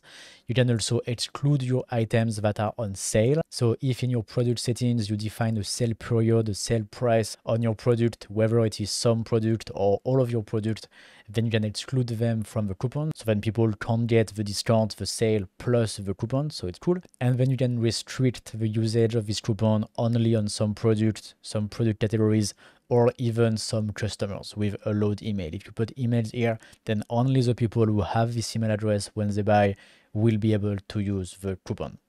Okay. And then you can define some usage limits if you want. So you can limit how many people can use this coupon. So for example, if you put 100, then you can do an offer where you say, hey, we offer 10% plus free shipping to the first 100 people who go buy on our store. So that's pretty cool to create some scarcity. Then you can define a limit on the number of products that can get the discount. Like for example, if you put 3, and people have 5 products into the cart, then they will get the discount only on 3 products. So once again, this is up to you and to the offer that you want to do. And then you can also define how many times someone can use this coupon. So they won't be able to use the same coupons multiple times on the same order. But for new orders, do you want to allow them to use the coupon again? If you want them to just use the coupon one time for the first order, then just put 1. If you want 2 orders, 3, 4, 5, then just put the number here. And if you want to let them use the coupon as much as they want, then just leave unlimited usage. That is great. And then once you're done, just publish. And here we go. Now we have our coupon. So let's go on our store and let's see how that works. Okay, let's go to the cart. There is 2 fields where people can enter the coupon code. It's either here on the cart page, and they can also do that on the checkout. On the checkout, they just need to click here to enter your code. And here we have the field where you can enter the code. So let's do that. I will take my code, I will paste it here, apply coupon, and here we go, we have our 10% discount on our order. And so now I can share this coupon to as many people as I want. You can do a marketing campaign, you can share this coupon on your social media or in your newsletter, you can send it to your friend if you want. Then it's really up to you as much as you want to share it. And then when people use this coupon on your store, they get the discount that you have set up. So that's it for this part about the coupons. You can create as many coupons as you want to create as many marketing offers as you want. And so let's keep going, and I will see you in the next section. In this section, I will show you how to add the site cart to your store. So this is something that will highly improve the user experience on your store. So I highly recommend that you do it. And so let me show you how to add this on your store. So here I am on my store. And so for doing that, we need to add a new application. So I will go to the dashboard and then applications and all applications. Then you can search for site and you will find this application site cart. Just activate it. And then you can access the app. Okay, perfect. So as soon as we activate the app, we actually have the site cart on our store. So let's see how it looks. Let's go to our store. Okay. And here we go, we have our site card here at the bottom right of our screen. And this will be displayed on all of our pages. And when we click on it, we have this site card that opens and then display what we have in our cart. So currently I have 2 products, and then directly from here, we can change the quantity, we can remove product, we can also directly add a promo code or go to the cart page or even directly go to the checkout page. And also something really cool is that at the bottom, you can suggest product as well. So then people can discover your product and add them to their cart. As it is displayed on all the pages on our store, it's very easy for people to navigate on your store. By default, it's already very good, but we have a bunch of settings here that you can change if you want. So for me, what I will do is first I will enable the count on cart icon in menu. I will show you what it does. Let's refresh our page now. So this option adds the number of items in the cart directly here on the cart icon in the menu. So I think this is pretty cool. So I will keep it like this. I will just change the color, background to white, and the font to black. Okay, then I will save. And then into style, you have a lot of style options that you can change to fit your style. What I will do personally is to change the button of the site card. So the buttons that are here at the bottom, to just fit my design. So for doing that, I will choose custom in button design. I will keep the background white, the text in black, but I will change the border to red because we have used the red border everywhere on the store during this course. Here you just need to add the hexadecimal version of your color.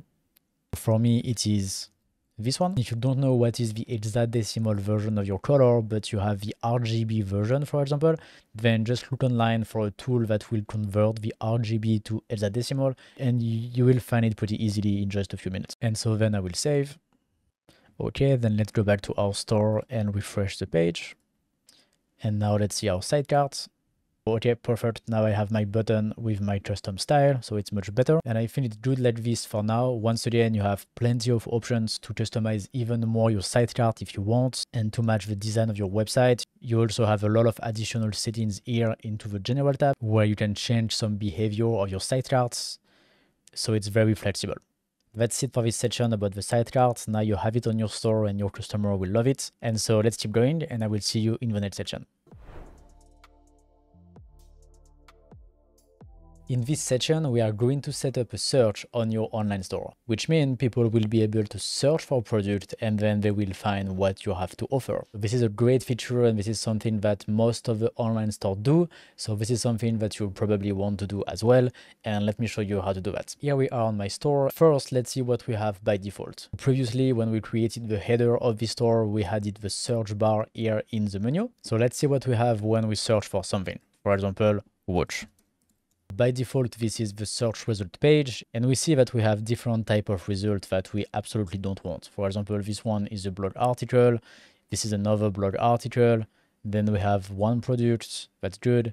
Then we have other products. We would like to have only product here because that's an e-commerce store. So there's 2 things that we need to do. First of all, change the design of this page to make it way nicer. And then second, make sure that we have only product here in the search result. So let's do that. And just before we start, let me show you how to add this little search bar on your store. The most common search bar location are here into the menu and on your category pages. Like here, for example, on the left. The first search bar here in the menu, you can add it by going to your theme builder. So you go to My Store, Pages, and then at the bottom you have the theme builder.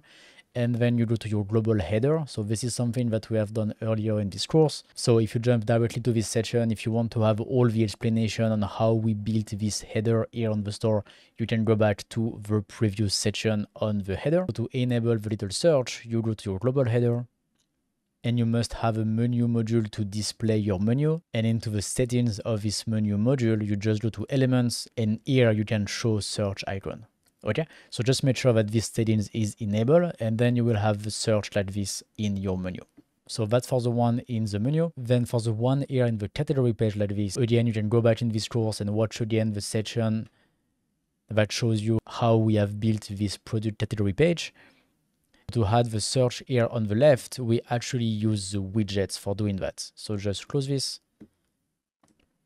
And to access the widgets, you go to My Store and Widgets here. And then in the widgets, the one that we use to do product search like this is this product search widget here. So you just take it, drag and drop to your sidebar. Then just make sure to add this sidebar to your page. Let me show you how to do that quickly. Just before I will delete this module. Okay, then go back to your theme builder. Then go to your template about the product category page and edit the custom body. Then on your page, you want to add the sidebar module, and in the content, you choose your sidebar. Okay, I'm going a little bit fast here. It's because we covered all of that when we designed this product page. So if you need a little bit more information, just go back to this section earlier in this course and you will get all the details on how we built this page. And lastly, there is actually a third way to add a search bar on your store, because there is directly a search module that you can add. So you can add this module anywhere on your store, on any page, and it will just add a search bar. So you can do it wherever you want on any pages. For me, I will not use this module. I will just keep the sidebar and the search, and I will just go out of here and not save. Okay, great. So now that you know how to add this little search bar on your store, then we can start to configure it. So the first thing I will do as we are into the theme builder is do the design of the page. So for doing that, as you want your pages to be consistent, the easiest way to do that is just to duplicate your template about the product category page. And then you assign this new template all at the bottom to search results. And then you save. You can also create a new template if you want and do a fully custom page. It's really up to you. But here I will just take an easy solution and I will do a page that is almost like my product category page. So when we have our new template, we save. Okay, and then we go change a few things in the custom body. This modification will be different on your page because you probably did not build the exact same as me. But I will explain to you everything that I do and you can apply to your specific case. So first of all, here we have a description of a category. This page is the search page, so there is no description. So I will just delete this row here. Then when we created this page, in the background of the section here at the top, we put the image from the category, the featured image of the category. Again, it's not a category, so I will just change it and put an image here. I will use this one, for example. And then anywhere on your page, you absolutely need this module, WooProduct. Okay, this module is WooProduct. So if you don't have it already, make sure that you add this product on your page. And in the content, select default and then use current page. So this way it will display product as a result on the search result page. Make sure that you have this module, WooProduct, then we're good. You can just save. Okay, great. So now we can go back to our store and then do a new search. Let's look for watch again. And here we go. Now our page is using our design and then we see only product as a result of our search page. So this is perfect. Little tip, here we can see result from watch. It's because I am using this module here, which is the text module. And into the settings in text, I chose the post archive title in the dynamic content. So for doing that, you just add your text module. And then here into the body, you choose the dynamic content and then post archive title. Okay. And then you just save and you will have the same thing that says result for what the person have looked for. So now we have our search page. And then I will just show you one last thing. If you use the widget here that we added into the sidebar earlier, the search for product widgets, then when you search here, you will see that you have a slightly different design that is not exactly your search page. This is because this widget here behaves a little bit differently. So the best thing to do here would be to actually not use this one. I wanted to show you this widget because maybe you found it by yourself and then you will end up here and you don't know what to do. So that's why I've added it here, but it would be better that actually you don't use the widget and instead use the search module. So then it will always use the same design for the search page. Okay, so I will actually do that. I will go back to my theme builder and I will just add the search module on top of my sidebar module. Okay, this is the sidebar module and I will just add the search on top and I will remove the search from the sidebar. Okay, so search,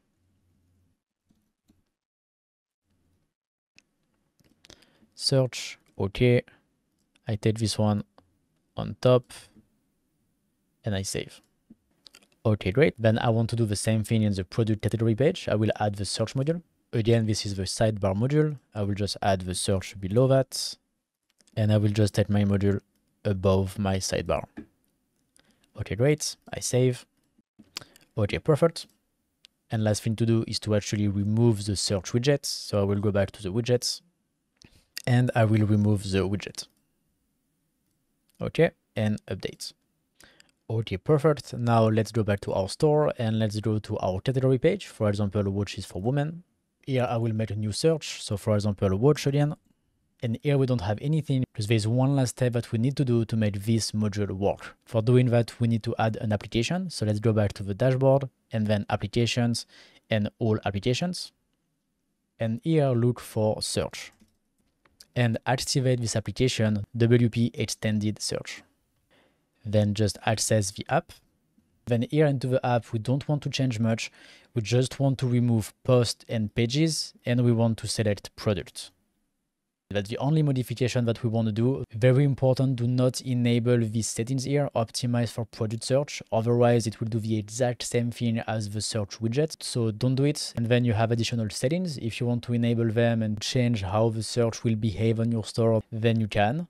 But otherwise, you can just leave it by default like this and it's great. And then just save this page. Perfect. Then we can go back to our store and let's go to our category page. Let's do a new search. And here we go, now we have the proper search result and the proper page as well. That's it for this section on how to set up search on your online store. This is a very cool feature and now your visitor will be able to find your product very easily. So let's keep going and I will see you in the next section. In this section, I will show you how to add a newsletter to your online store. So which means we are going to create a form on our store. Then we will connect this form to an email service like MailChimp, for example, that will gather these emails for us and then allow us to send newsletter to our subscribers. So here I am on my store. And first of all, there's two ways to add a sign-up form on your online store. The first way is to add this module here that we added previously into our footer. And the second way will be to use the application Bloom. So let me show you that quickly. So let's go to the dashboard and then applications, all applications. Let's search for Bloom. It's this application here, Bloom.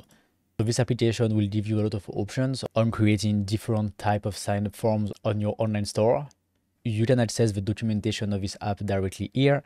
For me, I will not use it. I will use a more direct and simple way by using the module that we have added into our footer. It's just easier and faster, but if you want more options, then you can use this app and access the documentation here. Okay, so for this store, we will go to My Store and then Pages, and then Theme Builder, and then Global Footer. Okay, great. So this is the footer that we have built earlier in this course into the section about header and footer. So if you did not see this part yet, then you can go back and see exactly how we've built that. But the important part here that we need to build our newsletter is this little module here, that is the email opt-in module. So you can add this email opt-in module anywhere you want on your store. It can be in your footer or on any pages. It's really up to you. You can decide wherever you want to add a sign-up form on your store. The most common locations are in your footer or at the bottom of the page. So just above the footer. This is what we see most of the time on the online stores. For me, I chose to put it into the footer like this. And then we just need to connect this module to an email software because we will need to gather these emails and then stock them. And Dark.H is not an email service. It's just to build your online store. To do the newsletter, we need an email service. So let's go to the settings of this module. And into email account, here you have a big list of service provider that you can connect to this module. You can use any of them. It's really up to you. Personally, I will use MailChimp because that's the one I've been using for years and that's the one I know and that I'm used to. I will show you how to connect this module with MailChimp. You can obviously use MailChimp as well. But if you want to check other solutions for any reasons, then this is the list of all the solutions that are compatible with this module. So you can check pricing and offers and services and things like that to choose the one that will fit your need. And then to connect these different providers to this module, it will be roughly the same thing as we will do right now with MailChimp. But if you want the easy solution, then just do like me and choose MailChimp. Then we need a MailChimp account. So just go to MailChimp website on mailchimp.com. And then here you can sign up and create your account. You can sign up with the free plan. You can send 1,000 emails monthly on the free plan. and you can have up to 500 email subscribers. So this is more than enough when we just start our e-commerce journey. So let's sign up. First, put your email. I'm using the professional email address of my store used in my domain name. This is something that I showed you earlier into this course. So in case you missed this part, you can go back to the part about professional email address and I show you how to get this for free. So that's cool. Then enter a password. Then I don't want to receive their marketing offer and I sign up. Okay, they want to confirm the account. Okay, so now my account is confirmed. Then we can give them a bit more information. So my name is Martin, run for Maximilian Black. Phone number I don't have. Then they need an address. I will just put Bangkok. Okay. We want to drive sales and revenue, and we want to explore emails. Okay. We didn't start yet. You can skip all of that if you want, it doesn't really matter. So we sell through your store. URL of our store is this. Okay. And we want to continue free. Great, so now we have our MailChimp account. Now we want to create API keys to connect to our store. So for doing that, click here on the icon at the top right, and then account and billing. Then go to extra and API keys. Then go down and create a key. Give it a name. So for example, Maximilian Black, generate key. Then make sure to save your key because we are not going to display it again. So that's important. Okay, done. Great, now we have our key. Then let's go back to your store, to your email opt-in module. Then here select MailChimp in the list and click on add. It will ask you for your account name and your API key. So you can paste your API key here. And then into account name, put the name that you want. So for us, it will be Maximilian Black. And then click on submit. Okay, perfect. So now we are connected to our accounts and we can see here that we have our account. So we just select it and then we can save and save the changes on our page as well. Now we can go out of the Visual Builder and go to our store. Okay, great. Now we are on our store and let's go at the bottom to see our email opt-in. And so here we go. We have our sign up form to our newsletter. Let's try to sign up. Subscribe. It says success. And then let's go back to MailChimp and then go to audience and all contacts. We can see that we have our new subscriber here, which means everything is working and it's totally fine. Then to send the campaign to your subscriber, you go to campaign here and you can create new campaign directly from here into MailChimp. There's also a lot of other features that MailChimp can offer to you. So feel free to really explore it and you probably don't need much features right now if you are just started, but as your business will grow, then you might want to know better how all of this thing works because it can help your business as well make more sales. So that's it for this section. Now let's keep going. Now that you have your online store and you can accept orders and people can pay on your store, it's time to show your product to people so they can buy them from you. For doing that, there's plenty of ways. You can do SEO, advertising on Google, Facebook, Pinterest, or other platforms.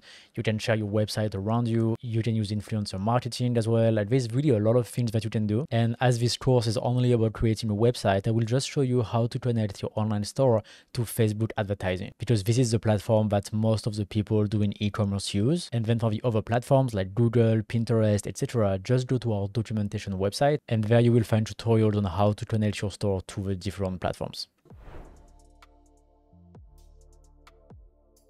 Then let me show you how to connect Facebook ad platform to your online store. Here I am on my store, and for doing this we want to activate the Facebook application. So go to your dashboard and then applications, all applications, and then look for Facebook. Great, activate this app and then access the Facebook app. Okay, great. So now we are in the Facebook app and click on Get Started. Then we log in. Then you want to connect your store to WooCommerce. So I'm very sorry, everything is in French by default because my browser is in French. And unfortunately, this time I have no way to change the language. So either you learn French very quickly or I will just tell you what to do. Here, when it asks if you want to connect WooCommerce to Facebook, then just click on the blue button Next, I guess in English. Then here on this page, you can connect a business manager, Facebook page, Instagram profile, product catalog, ads account, and the pitch. That is very important to track the result of our advertising. So for me, I already have everything, so that's why it's already set up for me. For you, if you already have business manager, Facebook page, you can connect them here. And if you don't, then you can just create them from here directly as well. For my business manager, I will keep my current one. Then for Facebook page, I will create a new one. We'll create Maximilian Black. Okay. Then I will not create an Instagram account. We will create a new catalog. This is the page to create a new product catalog. So we will create a new one. In the name, I put Maximilian Black. Then next. We select into catalog Maximilian Black. Perfect. Then next. Then I already have an ad account, so I would select my account, but for you, maybe you need to create a new one and you just do the same thing. So for me, I will select mine, then next. And then here for the pixels, I will create a new one because this is what tracks the data and the result of our ads. So we need to have one pixel on each of our websites and we can't have the same pixel on multiple websites. So that's why I need to create a new one. In the name, I put Maximilian Black, then next. And I choose my Maximilian Black pixel. Okay. And now everything is configured for me. So that's great. Then we can click on next. Then we need to choose the authorization between our store and Facebook. Just keep everything active, everything on yes. Otherwise, they might have issue later when you will run ads. So just keep everything active. Then click next.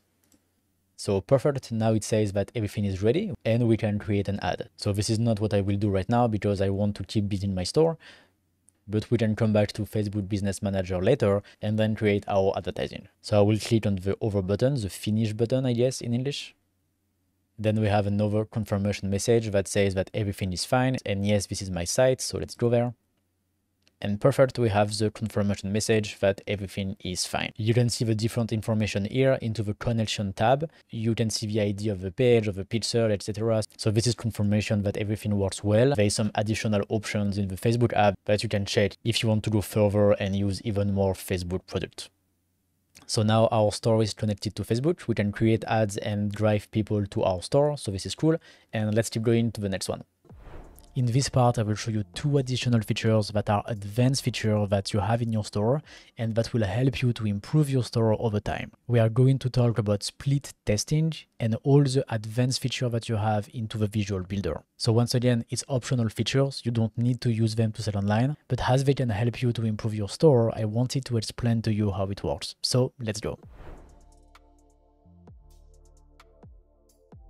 In this section, we will talk about split testing. It is a very, very cool feature that will help you to improve your online store over time and get more and more sales. So what is split testing? The idea here is that sometimes we want to test multiple things and see which one will work best for our visitors. For example, should we say buy my black t-shirt, it's amazing? Or should I say buy my cotton t-shirt, it's really great? Or should I say something like buy my black cotton t-shirt because you will feel comfortable?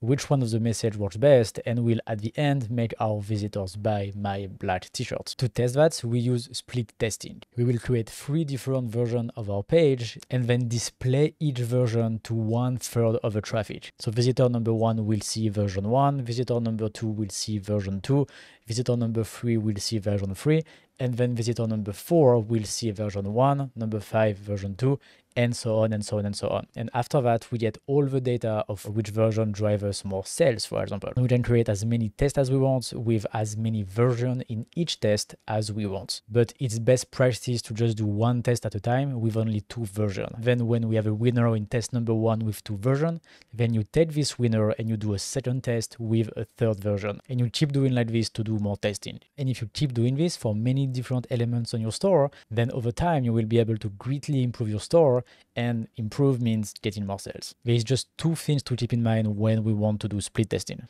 The first one is it's a pretty advanced feature, so in case you jump directly to this section of the course, then you should at least go back to the section about the Visual Builder just to make sure that you understand everything that you are going to do right now. And the second one is that for a proper split testing, you need to have traffic on your store. You cannot do split testing with only 50, 100, or even 500 visitors on your store. It will be difficult to have clear results, and if you don't have a clear winner in your version, then you can't really decide which one will work best and which one is the winner. So if you are just starting your online store and you have no traffic at the moment, then you should not worry about split testing. You can keep that on the side and then come back to it later when you will have more people visiting your store. If you already have some traffic on your store, but it's low traffic, like for example, just a few thousand people a month, then if you do split testing, then consider a winning test, a winning version during your test only if you have a very clear winner and a very big difference between two versions. Like for example, you have version A that brings you 70% better result than version B,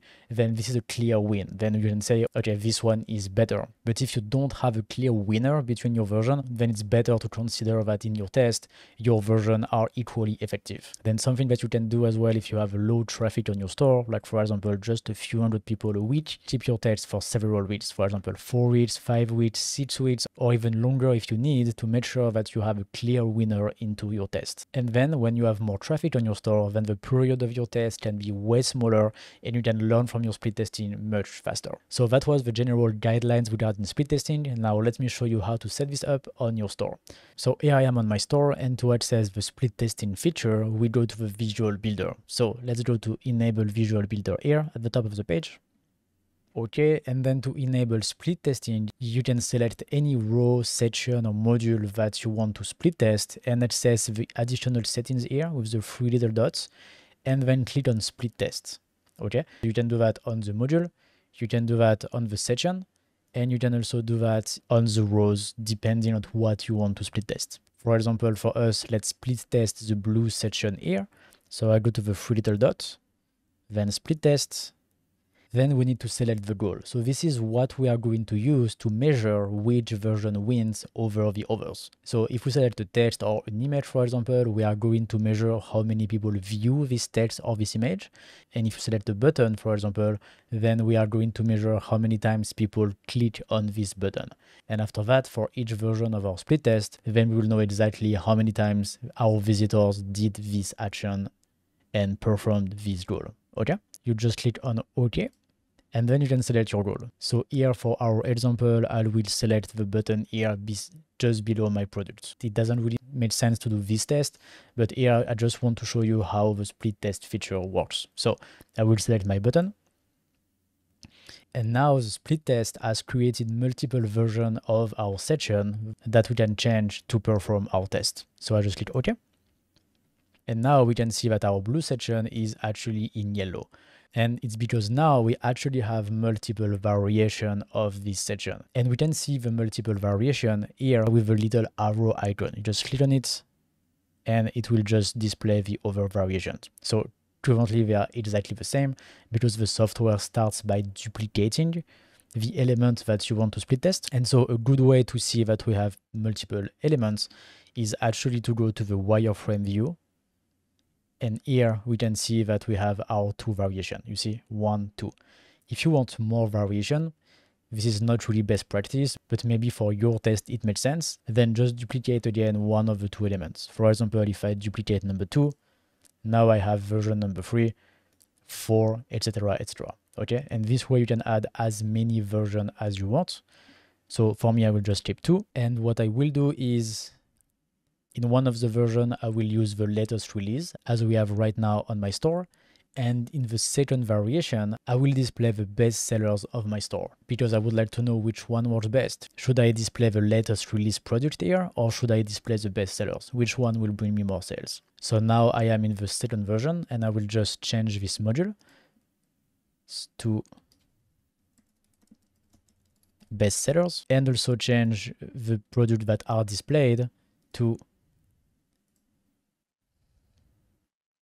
best selling products. Okay, and we also have a mobile version for this page, so I will change it here as well.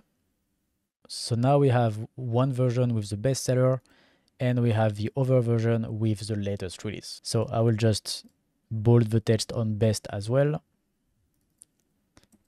Okay, perfect. So it really looks the same. So now the split testing will show this version to half of the visitor of my store, and to the other half of the visitor, it will show the bestseller version. Okay, and it will count how many times people click on this button, and then we will get the results. When we show this version, for example, we have 200 people who click on the button, and when we show this version, we had 700 people who clicked on the button. And as we show each version to exactly the same number of people, then we know that this version is a clear winner. Okay, so now our split testing is set up. Then to see the result, you just click on the little icon here. And here we have the statistics. So as we have just started our split test, we have nothing displayed at the moment. Just wait a few hours and you need to have some visitors that go on your site, and then you will see all the results directly here.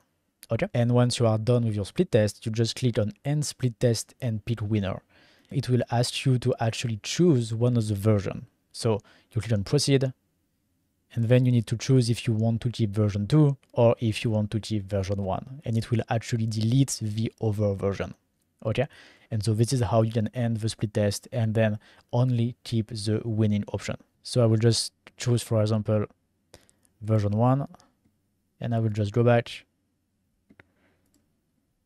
to keep my split tests. Okay? Perfect. Now we still have our split testing. Last thing that I want to show you is that into the page settings here, you have additional split testing option. So first of all, make sure that split testing is enabled. When you activate the split testing on your module or row, then it will be activated here as well by default. So make sure that you don't turn it off basically. And then you have a few more settings. So first of all, you can define the bounce rate. The bounce rate is the ratio of people who go on your page and then do absolutely nothing and leave. And so the bounce rate limit is the number of seconds to stop considering a visitor as a bounce. So 5 means that any visitors that come on your page and leave within the first 5 seconds will be considered bounce. And then you can change it to whatever you want. But you can keep it at 5 by default, it's great. Then you can change how often you want to refresh the stats, either hourly or daily. And then you can enable shortcut tracking. So this is very powerful because this will allow you to set up a goal for your split test that is outside your page. You remember just before when we enabled this split test on our page, we had to select a goal that was on our page and we clicked on this button here. Then if you use the shortcut, you can use another page as the goal for your split test. So for example, a great test for this store would be which version brings me more sales. Right now we have which version brings me more click to this button, which again doesn't really make sense. But what we could do is which version brings me more sales. Is it better to display the latest release or the best sellers in terms of which one brings me more sales? For doing that, we set up the split testing the exact same way as we did, but instead of selecting the button here, we enable shortcut tracking, and then we add this shortcut on the thank you page after people purchase on the store. So this way, it will count how many times the page is viewed for each version.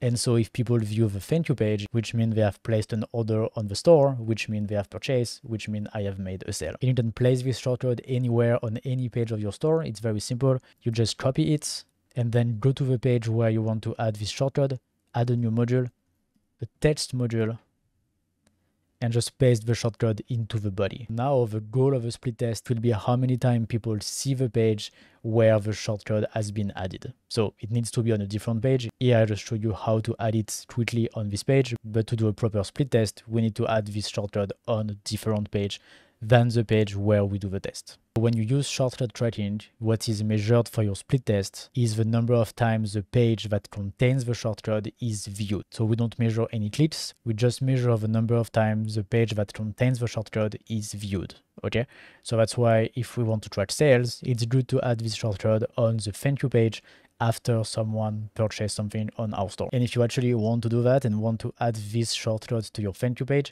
then just come to our documentation website and you will find tutorials there on how to create a custom thank you page. That's it of this section about split testing. Now you can start testing absolutely everything on your store and start improving things over time. Let's keep going and I will see you in the next section.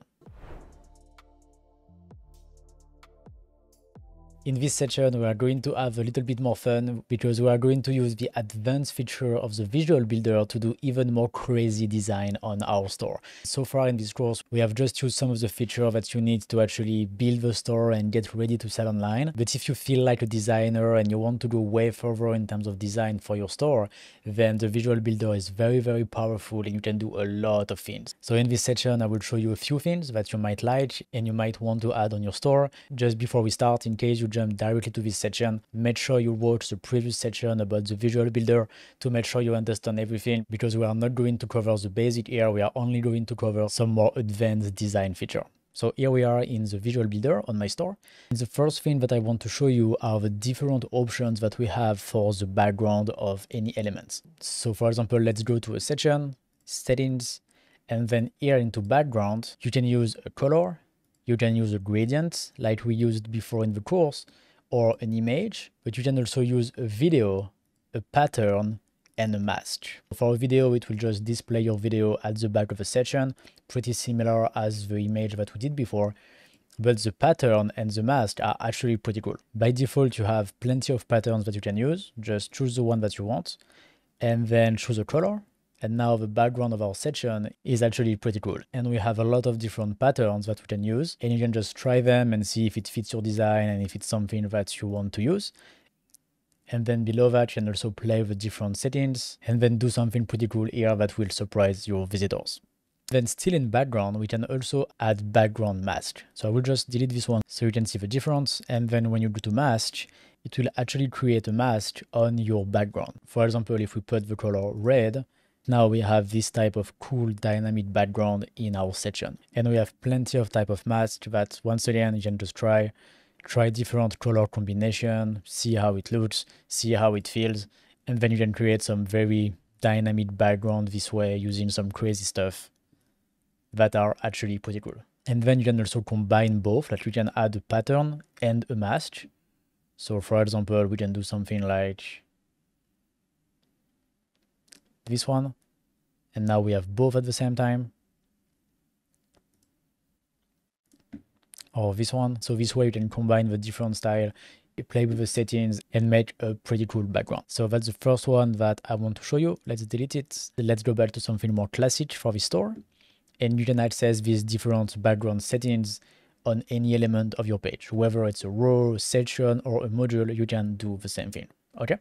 Then the next thing that I wanted to show you was into design and dividers. So this one is only available in the section. A divider will be something that will be displayed on top or at the bottom of your section. So let me show you.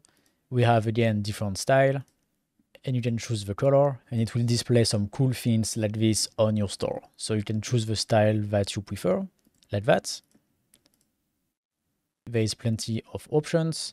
And for example, something that I like doing with the dividers is to take, for example, this one on the top. We go to the bottom and we add a divider, like for example, this one. And then if we change the color of this section here to white, then now we have a pretty cool divider between those two sections that had a lot of dynamism to our page. It's not just a straight line that separates our image on top and our product just below. We can add multiple types of divider and create something much more dynamic. So again, we have plenty of options that you can choose from.